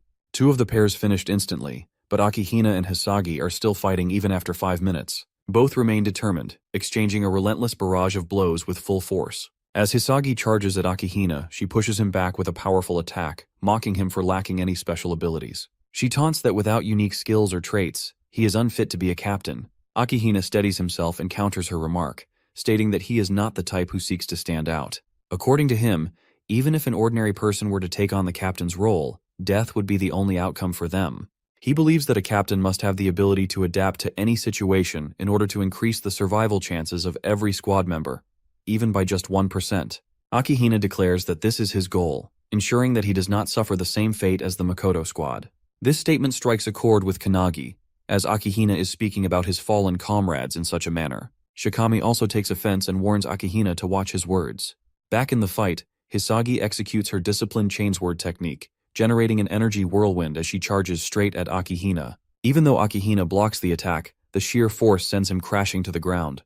Hisagi quickly follows up with another strike, but just as she is about to land the hit, Akihina unexpectedly surrenders. The instructor immediately stops the match, declaring Hisagi the winner, leaving her in shock. Another squad member quickly restrains her as she fumes with rage, furious that Akihina gave up so easily instead of putting up a real fight.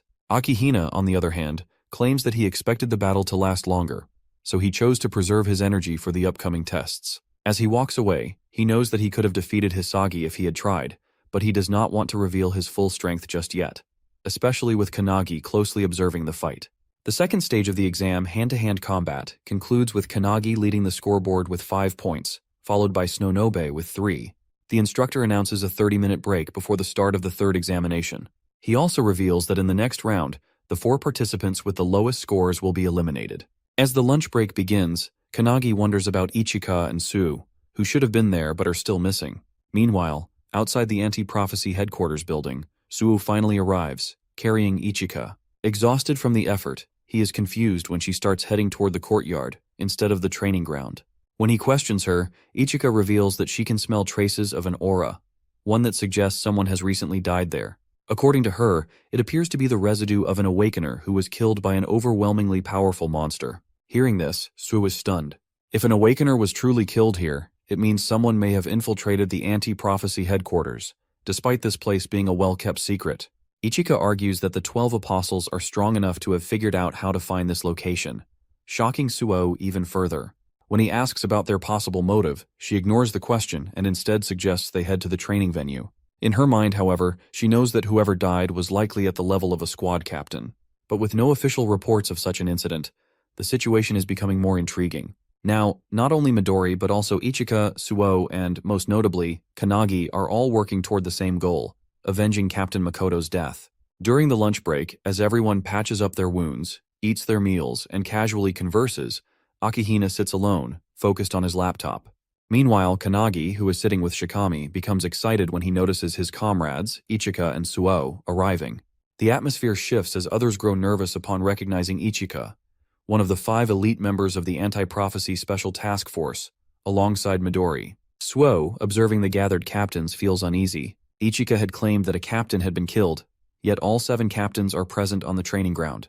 Hearing this, Ichika smirks and calls Kanagi over to share something important. She tells him everything, shocking him with the revelation that one of the captains might actually be a member of the 12 apostles in disguise. According to Ichika, the probability is high based on the aura residue she sensed in the courtyard. The individual who died was undoubtedly at a captain's level, yet all captains are accounted for, making the situation highly suspicious. Logically, it should be impossible. But if someone is disguising themselves as the victim, then there is an imposter among them. Realizing the potential danger, Kanagi grows tense, and Suo agrees. The person who just killed a captain-level individual is standing among them.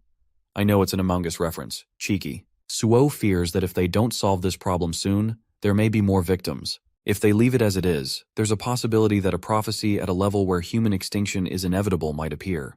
However, Ichika, with an evil grin, suggests a far more ruthless approach, killing everyone there to eliminate the threat entirely. Suo and Kanagi immediately oppose the idea, arguing that they only need to find and eliminate the one member of the 12 apostles lurking among them. Ichika, now excited, points out that if they are dealing with the 12 apostles, this might be their chance to avenge Makoto. After all, they are the ones responsible for his death. She asks Kanagi if he feels the same, and as he recalls what happened to Makoto and their squad, he confirms. Suo, clenching his fists, also remembers everything that happened to his brother. Kanagi then turns to Azure, the founder of the detectives, for his opinion. Azure suggests that he should first examine the crime scene, but given that they are in the middle of an examination, he knows that isn't possible. Kanagi considers hurrying there since there's still some time left before the lunch break ends. However, Azure warns that this might alert the culprit. If the apostle they are dealing with is as strong as the one they faced at the Snowy Mountain, he could easily wipe out everyone here if he wished. They need to be prepared if that happens. Taking this into account, Kanagi decides to head to the training ground after today's test, but asks if there's a possibility that even the founders wouldn't be able to detect any aura residue at the crime scene. Hinoki then reveals that they have been near a volcano for the past month, where he trained and mastered his one-handed sword technique. He explains that the volcano might be interfering with the flow of their chi, potentially making it difficult to sense any residual energy. Mage also reveals that if the aura can only be sensed at close range, it is almost certainly from a 12 Apostles class enemy. Azure, annoyed that they are taking over his detective work, is about to protest, but Hinoki shuts him down, suggesting they focus on catching the culprit so he can kill him. Returning to the interrogation, Azure tells Kanagi to ask Ichika a question. Kanagi then asks if there is a possibility that the apostle infiltrated as a candidate rather than as a captain. This catches Ichika off guard, but after a moment, she confirms that it's possible, if they are talking about the captain candidates. However, she insists they cannot rule out suspicion on the squad captains either. Kanagi understands but quickly forms an idea that he plans to use in the next test, assuming it involves combat abilities. However, just a few minutes later, the instructor announces the start of the 3rd stage of the examination, revealing that it is a written test, completely shocking Kanagi. The candidates are seated in private chambers where no phones are allowed, making it impossible for Kanagi to gather any information about the infiltrator. The test focuses on the rules of the anti-prophecy, something Kanagi doesn't understand at all. However, he refuses to give up, determined to push through. When the test ends, the instructor announces the results. Kanagi fails to earn any points, while Akihina jumps to 2nd place with 3 points. The last 4 candidates, including Shikami, are eliminated. Kanagi feels embarrassed about getting the lowest score in the writing exam, but as he stands there frustrated, Shikami walks up to him and encourages him, telling him that he did well. Both Kanagi and Shikami receive 0 scores in the writing test, but Shikami is especially frustrated about Akihina earning full marks. Despite this, he praises Kanagi for maintaining first place and assures him that he will be cheering for him in the second half of the exam. He wonders who will be selected as the new captain and adds that after the captain is chosen, the superintendent will also evaluate whether the newly formed squad will function properly. Shikami explains that the minimum number of members in a squad is 7, meaning the captain must recruit at least 6 more members. He advises Kanagi to start considering which candidates he will recruit once he becomes a captain. Placing a hand on Kanagi's shoulder, Shikami offers himself as a squad member, emphasizing his strong physical abilities. Then with a grin, he walks away, wishing Kanagi the best for the rest of the exam. As Shikami leaves, Azure approaches Kanagi and tells him to visit the crime scene. However, something in Azure's confident tone makes Kanagi realize that he has already identified the culprit. Azure confirms this, but states that he still needs solid evidence to make an official deduction. He then declares that they will now go on the offensive against the 12 apostles. The mage explains everything that has happened so far, and mentions that Detective Azure assists Kanagi with his deductions and methods. This annoys Hinoki, as the mage speaks in a roundabout manner, but she does so intentionally to lighten the mood with her narration. They are at the crime scene, where Azure takes over for Kanagi and begins examining the area. As expected, everything aligns with his suspicions. With the victim's identity confirmed, he now also knows who the culprit is. Hearing this, Hinoki realizes that their opponent is indeed one of the 12 apostles, which means he might have obtained the Book of Doom, the same one the last apostle possessed. The mage then asks what they should do next. Just as Kanagi is about to respond, he suddenly feels a surge of energy and is transported into a cloudy realm. There, he encounters an old lady who, when asked, simply claims to be a random granny passing by. She inquires about his investigation, and Kanagi reveals that a murder has been committed. The culprit has taken on someone else's form and appears to be highly skilled. Upon hearing this, the granny asks if they should find the culprit now. However, Kanagi explains that they already know who it is, not by mere guesswork, but with solid proof. Despite this, he admits that he cannot expose the truth just yet. The granny is confused, as she believes that revealing the culprit and eliminating them immediately would be the best course of action. However, Kanagi argues that while it may seem that way, there are actually 2 culprits instead of 1. He insists that it would be better to take them both down at once when they are in the same place. He decides to deal with it in the morning, but requests that the old lady, who is actually the superintendent, refrain from interfering and simply observe. She smiles, wishes him luck, and reiterates that she is just a passing granny who will not interfere. As she is about to leave, Kanagi reveals his name to her, prompting another smile from the old lady. Suddenly, a strong surge of energy rushes through him, and he regains control of his body. In a top-secret location, the assistant questions the superintendent, asking if it was wise to leave things as they are. The granny, however, assures her that she doesn't mind, as Kanagi seems close to the truth and appears to have a plan. She claims that she is merely interested in seeing what he will do next. She then orders the assistant to instruct the other officers to provide backup for Kanagi if anything happens. The assistant agrees, but admits that even after walking near the residual traces, she didn't find anything particularly interesting. Still, the superintendent places her trust in Kanagi's words. The assistant is puzzled as to why the superintendent has so much faith in him. In response, the granny reveals that it is because of the confidence and determination she saw in his eyes. The next day, as Kanagi walks through the woods, Shikami joins him, explaining the details of the next test. This test will evaluate their performance based on how well they would function as a squad captain. Shikami already expects Akihina to rely on his strategic skills, but he expresses his support for Kanagi instead. Kanagi thanks him, but suddenly, out of nowhere, asks why Shikami deliberately dropped out of the examination. After a brief yet sinister pause, Shikami turns to him and claims that he changed his strategy midway. Instead of becoming a captain himself, he now prefers to operate in his own way under the command of a strong captain. Kanagi narrows his eyes in suspicion and accuses Shikami of doing it so he could eliminate all the promising members of the squad. Ichika is also present, hiding in the trees just in case. Hearing Kanagi's suspicion, Shikami openly admits that he has no problem killing someone if it is necessary for a replacement. He explains that during the third test, he struggled to write anything because his brain could only process and retrieve the information already stored in it, which is why he ended up with a score of 0. Calling himself a fool, he accepts that it would be better for him to simply eliminate Akihina's body instead. As they step into an open field, all the squad captains and members surround them. In the center, Todoroki is chained to the ground, while Hibiki and another captain stand beside him. With her usual casual and cocky demeanor, Hibiki refers to Shikami as Mr. Apostle and asks him to introduce himself. Realizing his disguise has been exposed, Shikami deepens his voice and reveals his true identity, Ava, the ninth apostle. Ava then explains her ability, adding that she can also extract information directly from a host's brain. She claims that she killed Shikami because he possessed the strongest physique among the contenders. Hibiki smirks and asks if Eva's goal is to sabotage the anti-prophecy from the inside. Ava confirms this, but admits that since she has failed, she now has no choice but to kill everyone present. However, before doing so, she wants to know who first discovered her true identity. Hibiki points toward Kanagi, who is standing right beside Eva. With an evil grin, Ava glares at him and remarks that she never expected him to have the audacity to stand so close to her. Turning to face him, she radiates immense energy and demands to know who the hell is he. But how did all of this happen? Right before Shikami's body was taken over by Eva, Todoroki had told him that he would recommend him as a candidate for the new squad captain. This news excited Shikami greatly, though Todoroki cautioned him that the information was still a secret and would only be officially announced the next morning.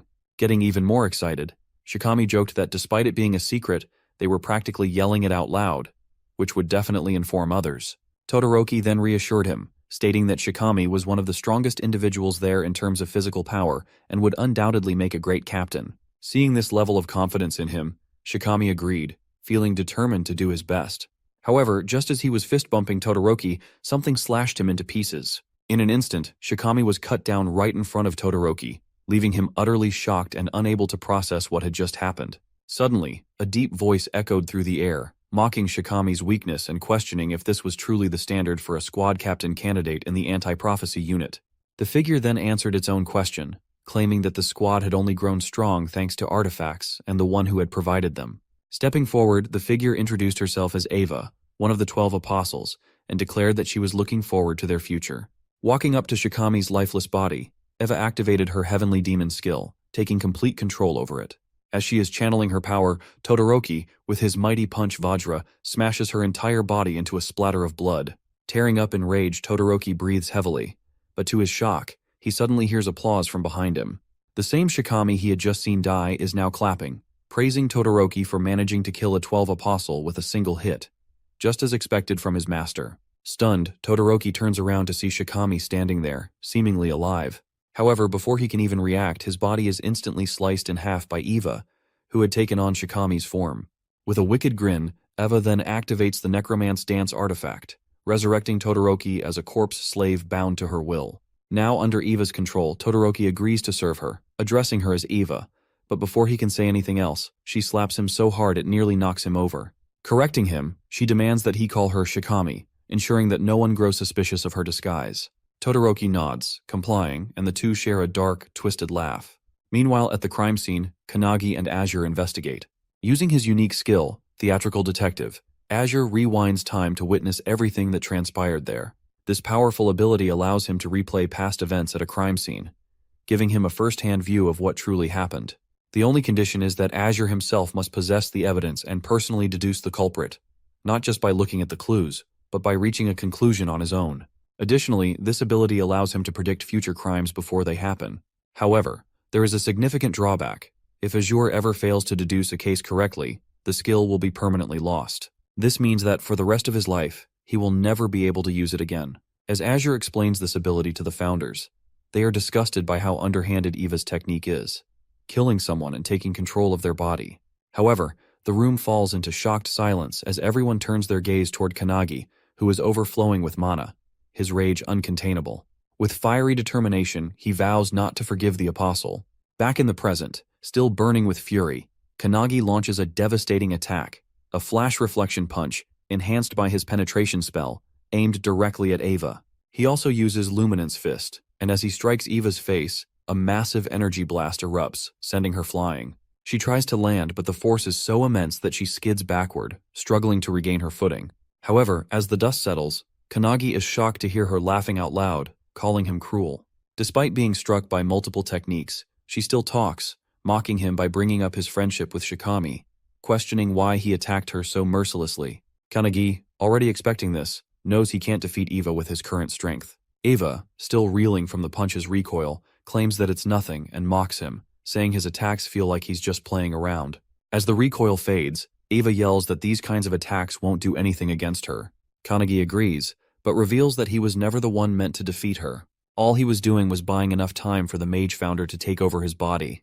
As the founder takes control, she claims everything, and Kanagi's body becomes engulfed in energy. Seeing this, Eva realizes that Kanagi might be the person the satellites warned about, someone who has become completely different. But instead of feeling fear, she becomes even more excited.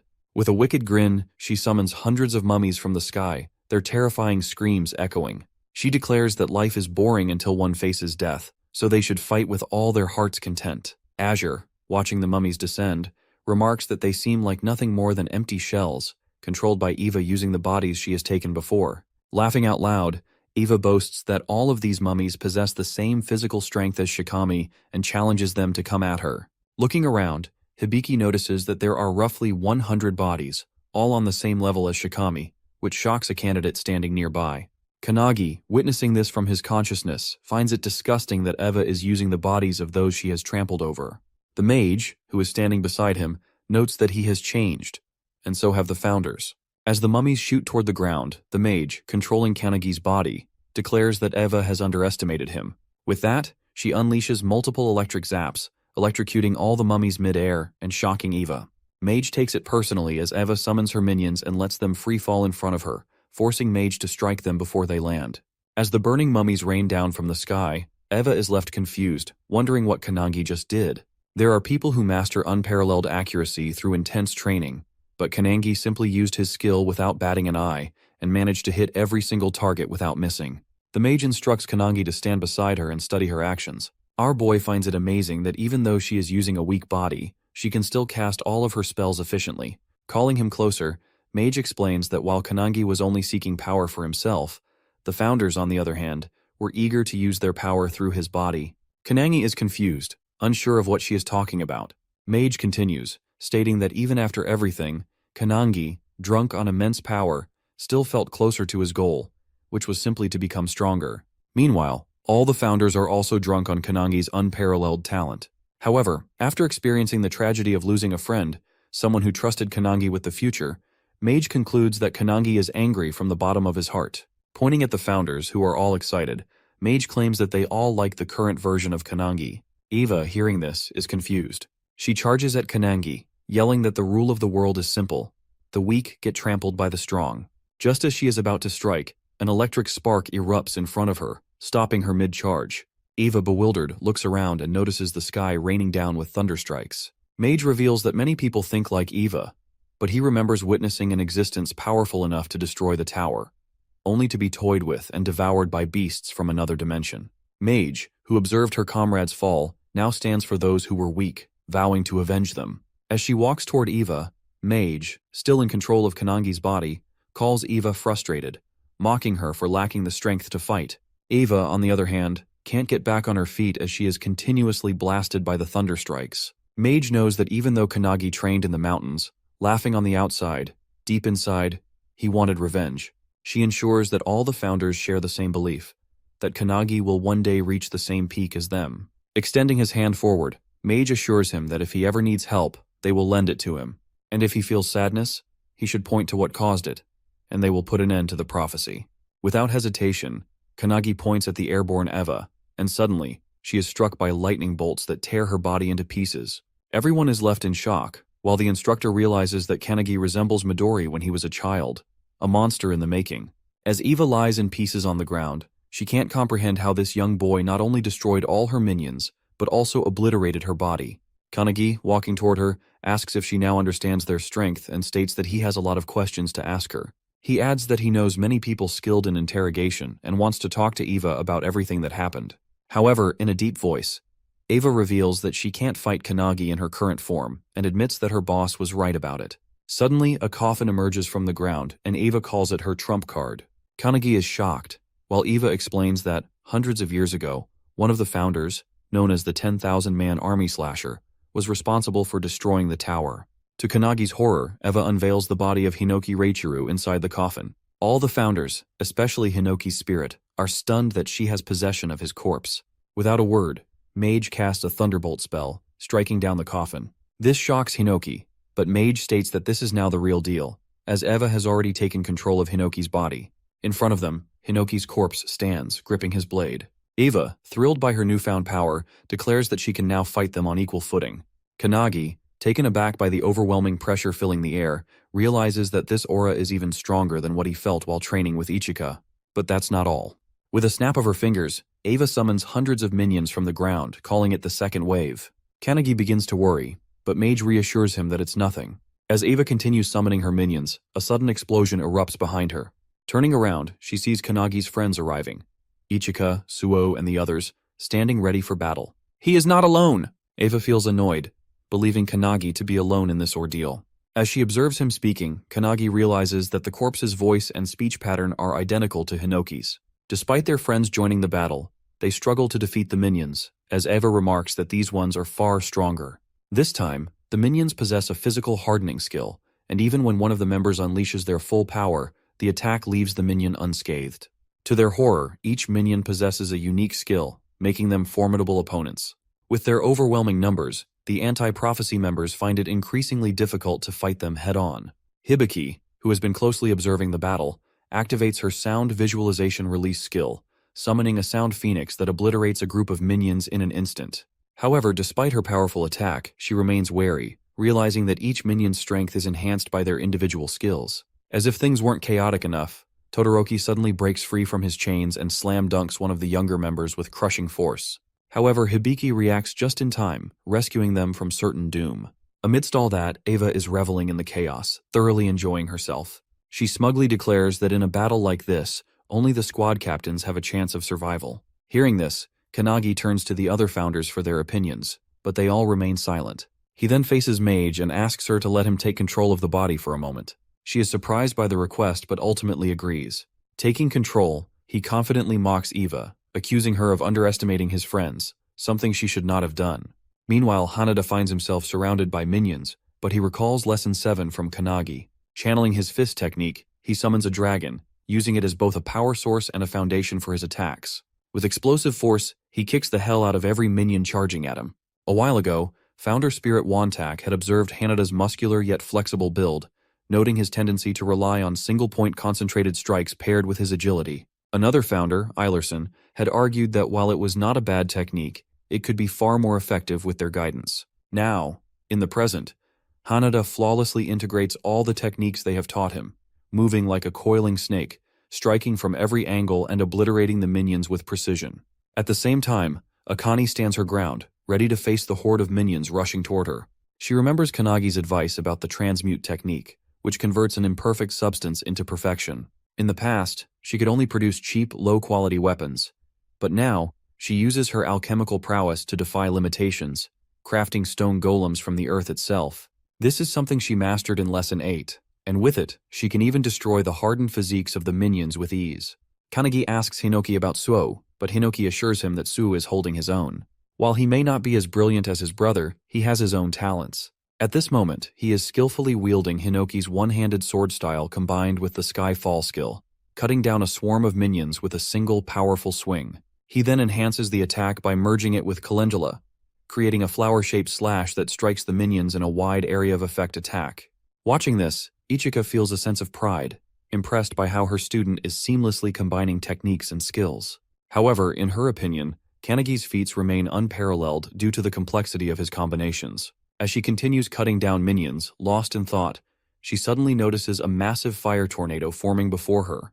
The sight startles her as this can only mean that the battle between Kannagi and the 12 Apostles has already begun. However, as she focuses on the fiery vortex, her shock intensifies when she realizes that Kannagi is fighting none other than the legendary founder, Hinoki. Eva charges at Kannagi, wielding Hinoki's one-handed blade style combined with the wave-cutting blade technique. However, our boy effortlessly sidesteps the attack with the precision of Goku in Ultra Instinct. Despite missing her target, Eva's strike completely obliterates the ground beneath them. Kannagi immediately counters with Mage's Thunderbolt attack, but it barely phases someone as powerful as Eva.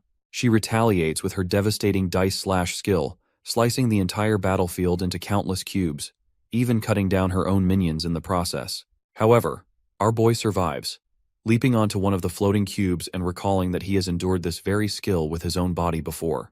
Meanwhile, as the battlefield is reduced to shifting cubes, The other members struggle just to stay upright. One member desperately clings to another who is about to plummet into the abyss.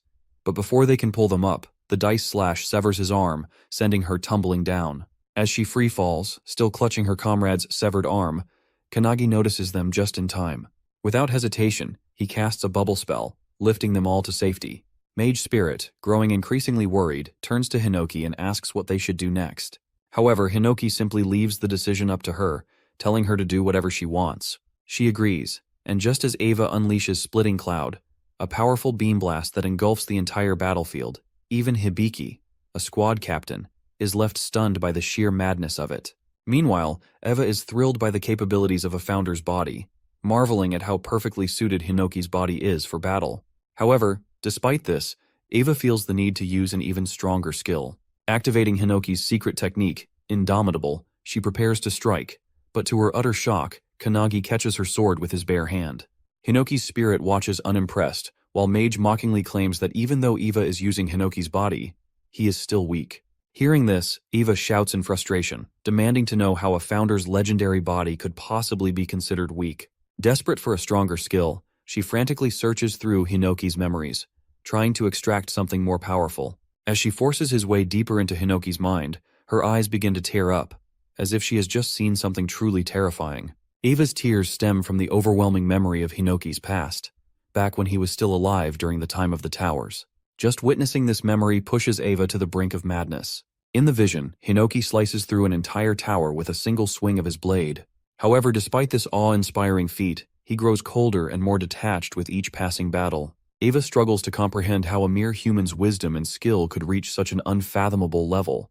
Hinoki's memories are filled with countless acts of destruction, severing human bodies, cutting down monsters, slicing through the sea itself, and even wounding the planet. The sheer weight of these memories crushes Eva's spirit, leaving her crumbling under the pressure. She desperately wonders where she should go, how she can possibly grow stronger, but the weight of it all is unbearable. Her very soul begins to fracture, feeling as though it's about to shatter into nothingness. Hinoki's spirit, unbothered and relaxed, simply remarks that Eva's spirit should just break apart. However, another founder quickly warns that if it does, it will go berserk, slaughtering everything around it. And to their horror, that is exactly what happens. Eva's spirit shatters. It lets out a piercing scream, so powerful that it is felt even in the distant city of Takasaki. The force of the scream triggers an immediate evacuation, as residents check their phones and discover that the source of the aura is coming from Nagano Prefecture, a staggering 100 kilometers away. Yet despite the distance, the shockwaves still reach them. Panic spreads as people fear that the end of times has arrived, or that a monstrous entity has emerged. Back on the battlefield, as Eva's scream echoes, the very rocks begin to levitate off the ground. The overwhelming aura crushes down on everyone present, weighing heavily on their shoulders. Weaker members begin coughing violently, their bodies pinned to the ground under the sheer force of it. Kannagi, witnessing this, shouts for Hinoki, but the spirit remains unbothered, still relaxing as if nothing is happening. He simply replies that he has left everything to the mage, and Mage agrees. Meanwhile, as Eva steps toward Kannagi, Mage raises her sleeve, revealing the seal of truth on her arm. With unwavering confidence, she declares that if she must use Kannagi's body, she will end this in just one strike. As she unleashes the seal of truth, Kannagi's body begins radiating with immense energy. Witnessing this, Akane is in complete disbelief.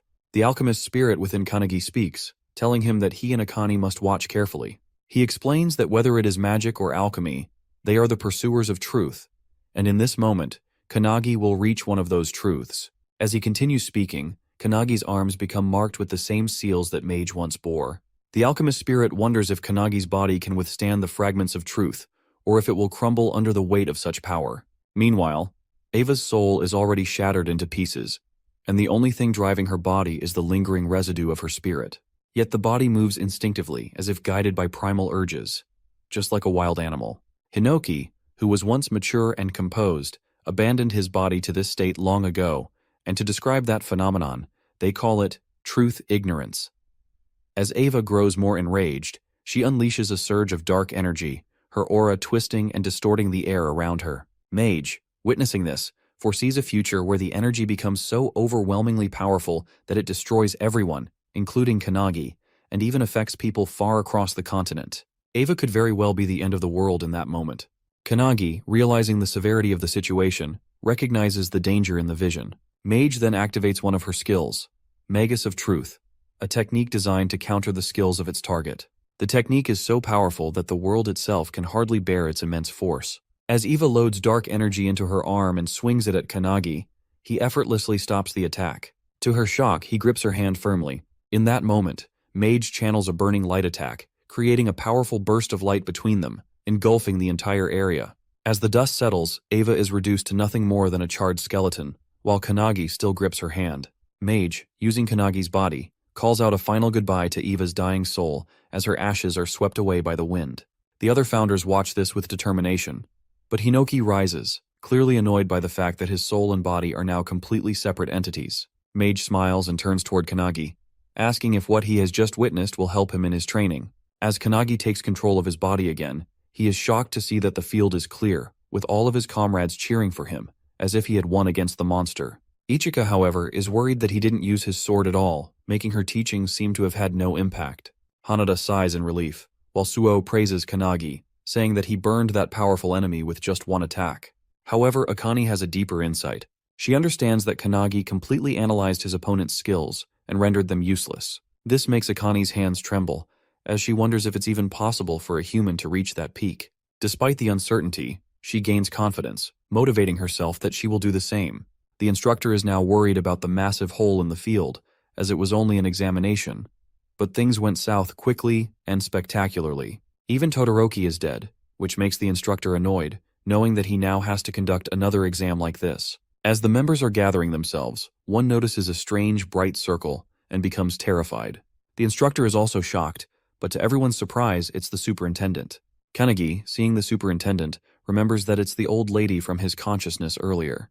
The lady's assistant, who is with the superintendent, is also a bit confused about why she's there. However, superintendent suddenly kneels in front of Kannagi, claiming that she has been waiting for his return. She says that she has waited hundreds of years for the founders, and now they are finally in front of her. Suo and the others turn to Ichika for answers, but she simply states that they should have known, though this might be their first time seeing her. According to Ichika, the old lady is one of the founders of the anti-prophecy and holds the highest rank in the Japanese branch. Suo, frustrated, exclaims that they already know that. But what's truly confusing is why she is kneeling before Kannagi. Ichika admits she doesn't know either. Meanwhile, Kannagi is just as bewildered, wondering why the old woman from earlier is bowing before him like that. The founders within him are also deep in thought, trying to recall what's really going on, but they can't seem to find the answer.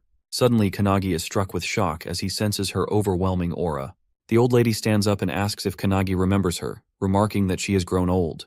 To make things clear, she turns around and starts shaking her back, calling out to Hinoki to witness her performing the waist dance. All the founders are confused, but suddenly they realize that the old woman is Io. Hinoki quickly asks Kannagi to switch with him, and as he does, he greets her. This shocks everyone around, and the assistants immediately take an offensive stance, seeing it as disrespectful behavior toward their superintendent. Enraged, they declare their intent to kill Kannagi and redo the examination. However, Io, still dancing with Hinoki, tells them to stand down, assuring them that it's fine. Hinoki playfully rubs Io's head, joking that she has already become a granny. Hearing him speak, Io suddenly remembers that he used to talk the same way in the past when she was with them. After a while, all the members begin repairing the training grounds and gathering themselves. Meanwhile, deep within the anti-prophecy, at a top-secret location known as the Hut of Everlasting Vision, Kannagi is stunned by the sight of its garden. Io explains that, since she cannot reveal her appearance often, a barrier is normally set around the place, so she can live there undisturbed. Kannagi asks if she knows all the founders, to which Io begins to explain her story. She reveals that she was an orphan, having lost her family during the era of the towers. The founders saved her and raised her. Kannagi is shocked to realize that she was just a child during that time. When Io mentions that it was 300 years ago, he is even more stunned, realizing that she is over 300 years old. She then reveals that she has been able to stop time using an artifact that freezes time as long as she remains inside the headquarters. Hearing about the artifact, Kannagi suddenly remembers them. Meanwhile, Hinoki's spirit explains to Valentine that the artifact functions similarly to her preservation skill. Valentine agrees, stating that in her prime, she could have achieved the same feat with her skill. However, she wonders where Io obtained such a powerful artifact. Io explains that within the anti-prophecy, there is a secret division tasked with collecting artifacts, and their existence is kept hidden. However, she reveals that the facility storing these artifacts was recently attacked, resulting in the loss of a large number of them. In response, a special task force, including Midori, was formed to reclaim the stolen artifacts. The detective founder within Kannagi wonders if the attack was carried out by the 10 apostles, which would explain why they are so powerful in the modern era. Kannagi is shocked at how quickly the detective deduced that from such a brief conversation. The detective then reveals that when Eva mentioned her boss as the one who provided her artifacts, he looked into her memory and confirmed it. Another founder explains that instead of recruiting 12 awakeners stronger than Makoto, it would be much easier for the enemy to use artifacts to enhance mediocre awakeners. Hinoki agrees, noting that the two enemies they previously encountered were not as strong as Makoto. Io also agrees, stating that they were unaware of the 12 apostles' existence until they raided the facility. She explains that the apostles now possess the same power as the anti-prophecy's greatest enemy, making them too dangerous to ignore. She adds that they are doing their best to track down their leader, but it seems that Midori will reach them first. This shocks Kannagi. Meanwhile, in Detroit, Michigan, the streets are eerily empty. In an area that looks like a battleground, a turbulence spell suddenly creates a tornado, slamming into the ground with immense force. At the center of it all is Midori, who has just made a shocking discovery. They had assumed the 12 apostles consisted of 12 individuals, but there is also a 13th member. Watching him through an orb, a man lounging on his couch smirks, impressed that Midori has arrived earlier than expected. With a sinister tone, he casually asks whether Midori prefers a cup of coffee or black tea. Without hesitation, Midori chooses him to die, calling him by his true title, Number 0. Midori launches another turbulence beam toward the floating Number 0. The beam is so massive that, far away, another member of the special task force, Nishina, notices it. Mikado, who is also with him, remarks that the city is already abandoned, so they should be fine, but he is puzzled as to why Midori is using such a powerful attack. As they discuss, they suddenly sense a strong attack coming their way. Just in time, they leap off the building, which is instantly sliced in half. The structure completely shatters into pieces. Landing on the ground, they decide to leave Number 0 to Midori, while they focus on handling Kamaragi, one of the 12 apostles. Meanwhile, Midori grows frustrated, unable to pierce the bubble surrounding Number 0, even after using his strongest wind attacks. He wonders if it's the effect of a skill, or perhaps an artifact. Finishing his tea, Number 0 steps out of the bubble himself, mocking Midori and asking if he's done. Without hesitation, Midori instantly casts Wall of Cutting Pearls, launching massive rocks toward Number 0, triggering a devastating explosion. However, to his shock, Number 0 emerges unscathed, casually comparing himself to a whale among fish in front of Midori. Midori quickly realizes that Number 0 has other means of defense, even without the protective bubble. Seeing Midori standing before him, Number 0 begins to taunt him. He claims that under normal circumstances, Midori would be so powerful and terrifying that he wouldn't even consider him an enemy. Yet now Midori is grieving the death of his friend. To Number 0, this makes him a pathetic creature. He goes on to say that from the moment Midori was born, he was nothing more than a monster designed for battle. And yet, despite being made for war, he still failed to protect his precious friends. These words ignite a deep fury within Midori. Enraged, he lunges at Number 0 with overwhelming power, his eyes burning with killing intent as memories of the past flood his mind, memories of what happened 23 years ago. At that time, deep in the mountains, Shinonome, a special task force member, stood in shock, staring at a brilliant surge of energy erupting from a massive crater. Yelling in disbelief, he realized that this was all that remained of the Midori family mansion. Superintendent Io is also there, witnessing the remains of the destroyed mansion. At the center of the devastation, something emits a tremendous amount of energy. As she steps closer, she realizes the source. It's a baby, radiating an overwhelming aura.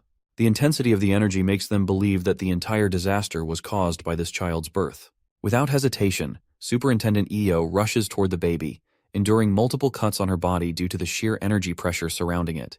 Despite the pain, she pushes forward, finally reaching the child. She gently picks up the baby, whispering words of comfort, assuring it that everything is fine now. Feeling the warmth of Io's embrace, the baby slowly stops crying. As a result, the violent surge of wind around them dissipates, revealing Io, bruised and bloodied, yet firmly holding the child in her arms. She declares that this child will be raised by the anti-prophecy. Later, the baby is given a name, Midori. 9 years pass, and Midori, now a young boy, is preparing to leave the facility. A teacher named Hinoki Hiaradu, along with a 12-year-old Ichika, tries to stop him, warning him not to cause any trouble.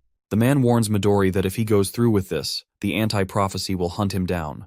Unfazed, Midori agrees, but as the master turns away, he cryptically states that this was the very reason he let Midori live. Ichika, standing nearby, feels the tension in the air but suddenly starts laughing. The master, annoyed, questions why she's doing that. Midori has always been exceptionally strong, breaking every record and considering everyone else weak in comparison. However, one day he meets Makoto, who casually tosses a wooden stick toward him and asks if he wants to be his partner for sword training. Midori is confused, but Makoto simply smiles and holds his sword forward in invitation. At that time, Makoto was the same age as Midori. With that, they begin training together, but Midori was unable to defeat Makoto in sword fighting. It annoyed him, but he kept trying, constantly asking Makoto to spar with him one more time. Makoto, wanting Midori to learn his lesson, fights him again, and the result is the same. Midori loses. Frustrated, he yells, demanding to know why he can't win despite trying his hardest. Nishina, who is also present, reveals that Midori is too strong, which might be the reason. Midori doesn't understand what he means, as he is always losing to Makoto. A voice from outside chimes in, saying that it's a compliment for Midori. The voice belongs to Makoto, who at the time was 14 years old. Midori keeps breaking his wooden swords while fighting Makoto, so Makoto explains that even if Midori wins, he will still break his sword in the process.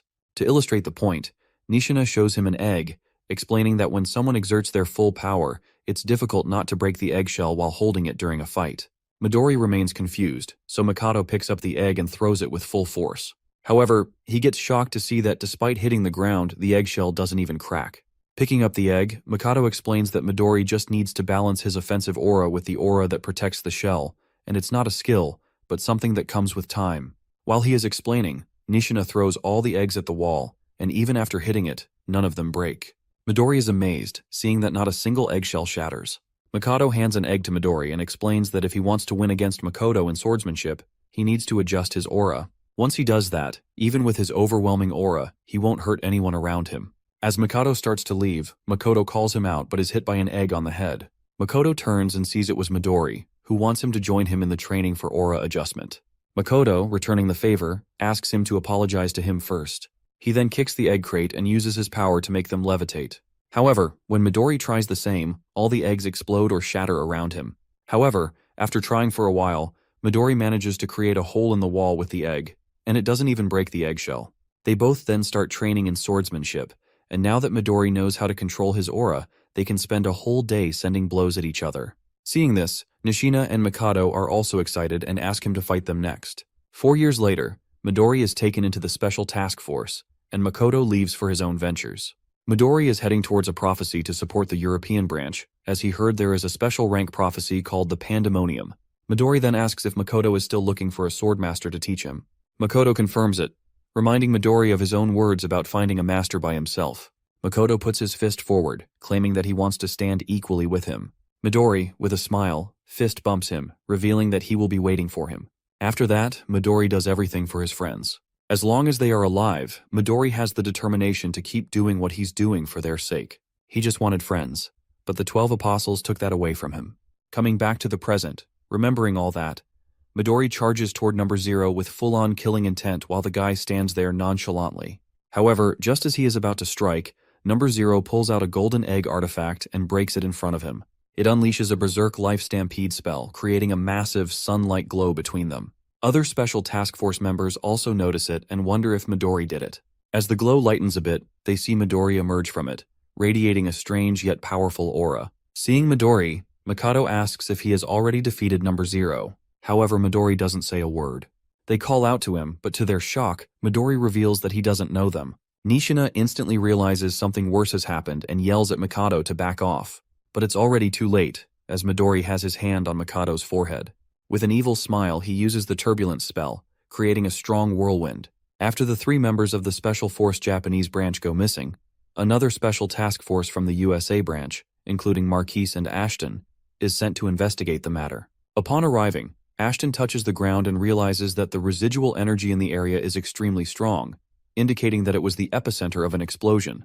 Marquis is amazed by the size of the crater Midori created and understands why he is called the world's strongest man. However, he is confused about why someone as powerful as Midori suddenly disappeared along with his team. Ashton also has no explanation for their disappearance. The news of Midori's disappearance reaches the Japanese branch, causing the situation to descend into chaos. At the Everlasting Vision Hut, the assistant superintendent grows nervous upon hearing the reports and struggles to believe the news. Io, equally worried, asks if there is truly no information about Midori's whereabouts. She questions Midori's assistant, Rin, but even Rin is unaware, as the artifact that connected her to Midori has been destroyed. Iyo finds the situation deeply unfortunate. As they discuss the matter, Kanagi arrives, now officially a squad captain, wearing the captain's cape. He feels slightly embarrassed about his new role, but the assistant superintendent reveals that his promotion came from the unanimous recommendation of all the other squad captains and the superintendent himself. Kanagi had even fought Eva, leading everyone to believe he is the only one capable of filling the gap left by Makoto. Kneeling down, Kanagi recalls his vow to surpass the founders as soon as possible and to prevent any further deaths. He thanks them for their trust and, with the founders' legacy behind him, confidently declares that he will do his best to meet the expectations of the anti-prophecy. Hearing this, Iyo becomes excited, claiming that she always believed he was the best-suited candidate for the captaincy. However, she suddenly grows serious and gets straight to the point, asking for his opinion on a pressing matter. A while back, Kanagi, who had been pursuing members of the anti-prophecy to offer them positions in his squad, now finds himself sitting in front of the superintendent, being asked for his opinion. The situation feels like it has escalated quickly. As the superintendent speaks, a door suddenly materializes behind Iyo, adorned with a tiger drawing. The sudden appearance shocks Kanagi, and as the door opens, Iyo introduces two members of the special task force, Nishina and Mikado, both in a severely beaten-up state. Iyo reveals that Nishina and Mikado were part of the same special task force as Midori, and are the only ones who know what truly happened. Mikado begins to explain that while in Detroit, Midori's body was taken over by the leader of the 12 Apostles. This revelation leaves Kanagi utterly stunned. Mikado continues, stating that the ability used to control Midori seems similar to the one Eva had previously employed. He speculates that it is likely caused by an artifact, though the specifics of the artifact are not important at the moment. The critical point, Mikado emphasizes, is that Midori, once a protector of his friends, has now been turned into an enemy of humanity. This horrifying reality shakes Kanagi to his core. Mikado adds that Midori resisted the control as much as he could, buying time for Nishina and Mikado to escape. Before fully succumbing, Midori apologized and made a final request. He asked Kanagi to defeat Number 0 on his behalf. Hearing this, Kanagi is left speechless, overwhelmed by the weight of Midori's words. The assistant superintendent places a hand on Kanagi's shoulder, expressing his high hopes for him. However, he reminds Kanagi that he still hasn't met the minimum requirement of 7 members for his squad. Currently, Kanagi has Honda, Akane, and Suo, but he needs to quickly recruit 3 more members. This, the assistant superintendent states, is Kanagi's immediate task. Hearing the urgent need to recruit more members for his squad, Kanagi rushes out to find suitable candidates. He spots a young boy from the Hibiki squad and immediately begins chasing him, pleading for him to join his team. The boy, however, is visibly nervous and runs around in a panic, shouting that he will never leave the Hibiki squad under any circumstances. Just as the boy thinks he's escaped, he comes face to face with Akane, who is standing calmly in his path, holding a permission letter signed by Hibiki himself. The boy is stunned, unable to believe that his captain, Hibiki, would allow him to leave. However, after reading the letter, his disbelief turns to shock as he realizes it's genuine. Reluctantly, he agrees to join Kanagi's squad. With this, Kanagi and Akane successfully secure their 4th member. Meanwhile, outside, Hanada is attempting to recruit Akihina for the squad. His approach, however, is anything but conventional. He performs a strange, exaggerated leg-stomping gesture as an invitation, which Akihina finds utterly bizarre. Hanada insists it's an order from the captain and declares that he wants Akihina on their team.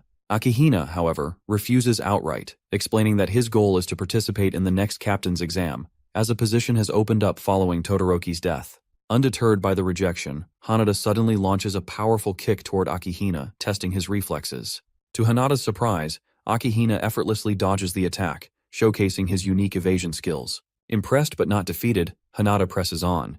Akihina, now intrigued, proposes a challenge. He agrees to join the squad on one condition: Hanada must land a single touch on him within 60 seconds in the courtyard.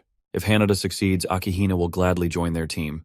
Hanada confirms if he can use any means necessary to achieve this, and upon receiving Akihina's approval, he summons the glowing dragon around himself, determined to win the challenge. Akihina starts the timer on his laptop.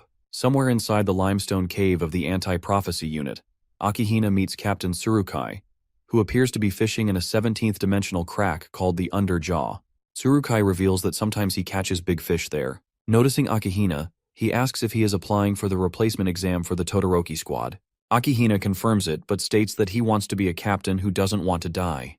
Tsurukai responds by telling him that his goal is still achievable without even becoming a captain. This shocks Akihina, who asks if the captain thinks he's not suitable. Tsurukai, reeling in a monster shark, claims that he believes Akihina is lacking something. Coming back to the present, Hanada is charging at Akihina, who is trying to avoid any physical contact. Despite getting inches close to him, Hanada isn't able to touch Akihina even once. Hanada is amazed, realizing that Akihina is using some kind of evasive skill to dodge his attacks. Akihina is using Omni-Egos, a skill he has tried to hide from everyone for a long time. His Omni-Egos allows him to teleport to a designated location within a 100-meter range. Although he needs to visit the target location at least once before the skill can be used, once it's set, he can teleport there with fast and high precision. Despite Hanada sending blow after blow, Akihina manages to dodge every single one using his skill.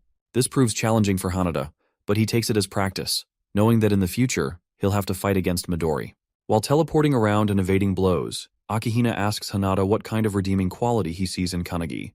Hanada, continuing his attacks, reveals that he doesn't know anything specific.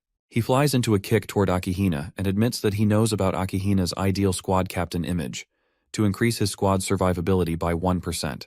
Hanada finds this admirable, but claims that he wouldn't put his life in the hands of a captain who prioritizes the chance of survival over everything else. This comment annoys Akihina, but Hanada explains that if someone always thinks about themselves, they won't be able to achieve the goals they're meant to. As he says this, Hanada recalls his childhood when he saw his family's bodies lying around, killed by a prophecy. This event instilled in him the determination to shut down all prophecies. With that motive, he finally understood that Kanagi has the capability to do just that, which is why he decided to become his subordinate. Hearing this, Akihina realizes what he's lacking to be a captain, the ability to be relied on by others. As he focuses back on dodging, he knows he's winning the fight and hopes to use this conversation as a reference in the future. With the countdown at 5 seconds, Hanada starts messaging someone on his phone, claiming that someone is just on time. Akihina is confused when suddenly Suo, using his Calendula spell combined with Skyfall, strikes from above, destroying the entire courtyard where they were standing. This completely removes Akihina's ability to teleport, and Hanada seizes the opportunity. He leaps off the building and uses a flash kick to tear off a piece of Akihina's clothing. The clock hits 0, but tearing off the cloth counts as a touch, making Hanada the victor. He lands down while Su asks if destroying the entire courtyard was worth it. Hanada brushes it off, praising Suo for his help. Meanwhile, in the background, Akihina is furious, but after typing something on his laptop, he calms down and agrees to join Kanagi's squad. Hearing this, Hanada and Su high-five, while Kanagi and Akane bring in another member, Iryu, who is chained up. Kanagi, noticing the destroyed courtyard, is in shock, but Suo reveals that he's counting on Kanagi to write an apology letter for the damage. Hanada tries to calm everyone down, suggesting that Rin could fix the courtyard, but the main problem is that they still need one more person for their team. Akane doesn't know anyone else and asks if Kanagi has any recommendations. Kanagi points toward the special task force members, Ichika, Mikado, and Nishina, and reveals that he has already accepted them into his squad. From that day on, they are temporarily Kanagi's subordinates and will fight in his squad. Somewhere else, at the Watchtower, the remaining members of the 12 Apostles of the Apocalypse hold a meeting. Only 5 of them are left, but they are confident because they have the world's most powerful weapon, Midori's body. To them, it seems like they are one step closer to wiping out the anti-prophecy unit. Number 0 reminds everyone of their motto. Everything they do is for the sake of the emergence of prophecy in this world. Inside the prophecy research room of the anti-prophecy, the assistant superintendent asks the director if he has obtained what was requested. The director confirms and reveals that the Book of Doom, once possessed by the 12 Apostles, is actually a single book torn apart. Based on the 8 books that Midori brought, they determine that the recent incident is part of the prophecy, specifically one concerning a special rank called Bhagavad Gita. According to him, in order to destroy the world, the 12 Apostles need Midori's power, which alone is sufficient. Meanwhile, over the sea, Midori and Hajime, a member of the 12 Apostles, are flying toward an unknown destination. Out of nowhere, Midori asks Hajime if he has ever read the Gita, to which Hajime denies. Midori explains that it is one of the Hindu scriptures, emphasizing that humans should fulfill their duties with a selfless heart. According to Midori, whoever wrote a prophecy like the one currently unfolding likely harbored a deep hatred for humanity. As they fly over New York's Times Square, a family notices them, and a child excitedly recognizes Midori as the world's strongest awakener. The crowd quickly follows suit, cheering and clamoring for pictures. They also notice Hajime referring to him as a samurai. As the gathering swells with excitement at the sight of their heroes, Midori gives Hajime the order to begin their mission. Without hesitation, Midori starts channeling an energy ball in his hand. while the crowd continues to cheer, unaware of what is about to unfold. As a father captures a picture of his child with Midori in the background, Midori suddenly unleashes the energy ball into the air, engulfing the sky completely. The ball transforms into a massive tornado, and from within it, the real Midori desperately yells at number 0 to stop. However, it is already too late. Number 0 has already cast the spell Turbulence upon them. At the cafeteria of Anti-Prophecy, Kanagi is busy lecturing when Suo rushes toward him, urgently showing him something on his mobile. It is breaking news. New York is burning like hell due to Midori's attack. The report claims that an Awakener has attacked and destroyed the city. Meanwhile, at the Everlasting Hut, the American branch superintendent, Vice, is screaming at Io to do something, furious that Midori has just erased an entire city. Io tries to calm him down, but the tragedy has taken countless lives in the heart of the world's economy, New York. She reveals that it is not Midori who caused the destruction, but rather the leader of the 12 Apostles, who is controlling his body. She further explains that they have already identified him as Warren Hastings, an Englishman. She speculates that he might be working alongside invaders from another dimension. Vice is shocked by the revelation, while Io discloses that the 12 Apostles are using artifacts that are not under the supervision of Anti-Prophecy. According to her, someone or something is supporting them. Despite hearing her reasoning, Vice argues that the responsibility still falls on Io, as the man who destroyed an entire city came from their special task force. He warns her that the White House is even considering using nuclear weapons against Midori. However, Vice knows that even nuclear weapons won't have any effect on Midori and asks Io what she plans to do. Back at the cafeteria, Kanagi asks Suo if he has completed Lesson 15 along with the others. Suo confirms, but to his shock, Kanagi appoints him as the vice captain of the Kanagi squad. He then orders him to instruct everyone to continue their lessons until they receive deployment orders. He suggests that Irian and Akihina always argue, so they need to focus on teamwork to achieve perfection. Suo wonders what Kanagi himself will be doing in his free time, to which Kanagi reveals that he will be sleeping, and this time, it will be a deep sleep. He orders Suo not to allow anyone to wake him up, and since it is Kanagi's command, Suo accepts the order, placing his trust in him. Back at the Everlasting Hut, Io reveals that she is planning to face Midori and the others head-on with their strongest elite unit squad. At headquarters, Kanagi reaches his room and instantly falls asleep. In his dreams, he takes out his sword and begins practicing with Hinoki, while all the other founders stand ready to teach him. However, to Kanagi's shock, Hinoki instantly slashes him into pieces in a flash. He regenerates immediately, only for Hinoki to cut him apart again. Hinoki reminds Kanagi that it was he who insisted on not holding back in training, so now he will devour him. Saying this, he charges at Kanagi with full force. Another founder tries to intervene, but Wantak and Mage stop him. Other founders argue that while short-term training might require such extreme measures, Kanagi is dying too frequently, and his soul may soon be dispersed. However, they all understand that Midori is the strongest awakener of this era, and the current Kanagi stands no chance against him. It may be a desperate training method, but it is the only path to victory. The founder from earlier warns that there may still be a limit to how much Kanagi can endure, but the alchemist reassures her, stating that there is no need to worry. Kanagi is not a delicate man. Mage, witnessing Kanagi being sliced apart again and again, still believes that he will overcome this. Kanagi apologizes to Hinoki, feeling immense pressure just standing in front of him. It feels as if he has been thrown into a blizzard atop a frozen mountain. Regaining his breath, Kanagi stands against Hinoki once more, only to be slashed in half instantly. However, to his surprise, he manages to cut a single strand of hair from Hinoki's head. Before, he couldn't even reach a single hair, but now he has managed to do so. Despite being killed countless times, Kanagi remains determined to grow stronger. He rises again and again. Meanwhile, in Mumbai, at the gateway of India, Aradib of the Indian branch of Anti-Prophecy's Special Task Force becomes excited upon seeing Midori there. He reminds Midori that without him, the special rank Prophecy Blazing Fire boss would have turned Mumbai into charcoal. With a smile, he asks if, despite them once protecting the city together, Midori is now here to destroy it. Midori dismisses his words as futile, stating that while it is his body, it is being controlled by Number 0. Mocking Aradib, Number 0 sneers at the idea that Midori could regain control. To toy with him further, he delivers Midori's entrapped thoughts directly from his mind, Midori's voice, apologizing and urging Aradib to run. However, Aradib refuses to flee. This is his hometown, and he is prepared to fight until his last breath. At the Everlasting Hut, Io explains the century-old war between humankind and the beings from another dimension to the superintendent's assistants. During the era of the Founders, it was the Tower that first appeared, followed by the Crack and the Prophecies. Throughout the long history of war, there have always been humans who collaborated with these beings to destroy the world.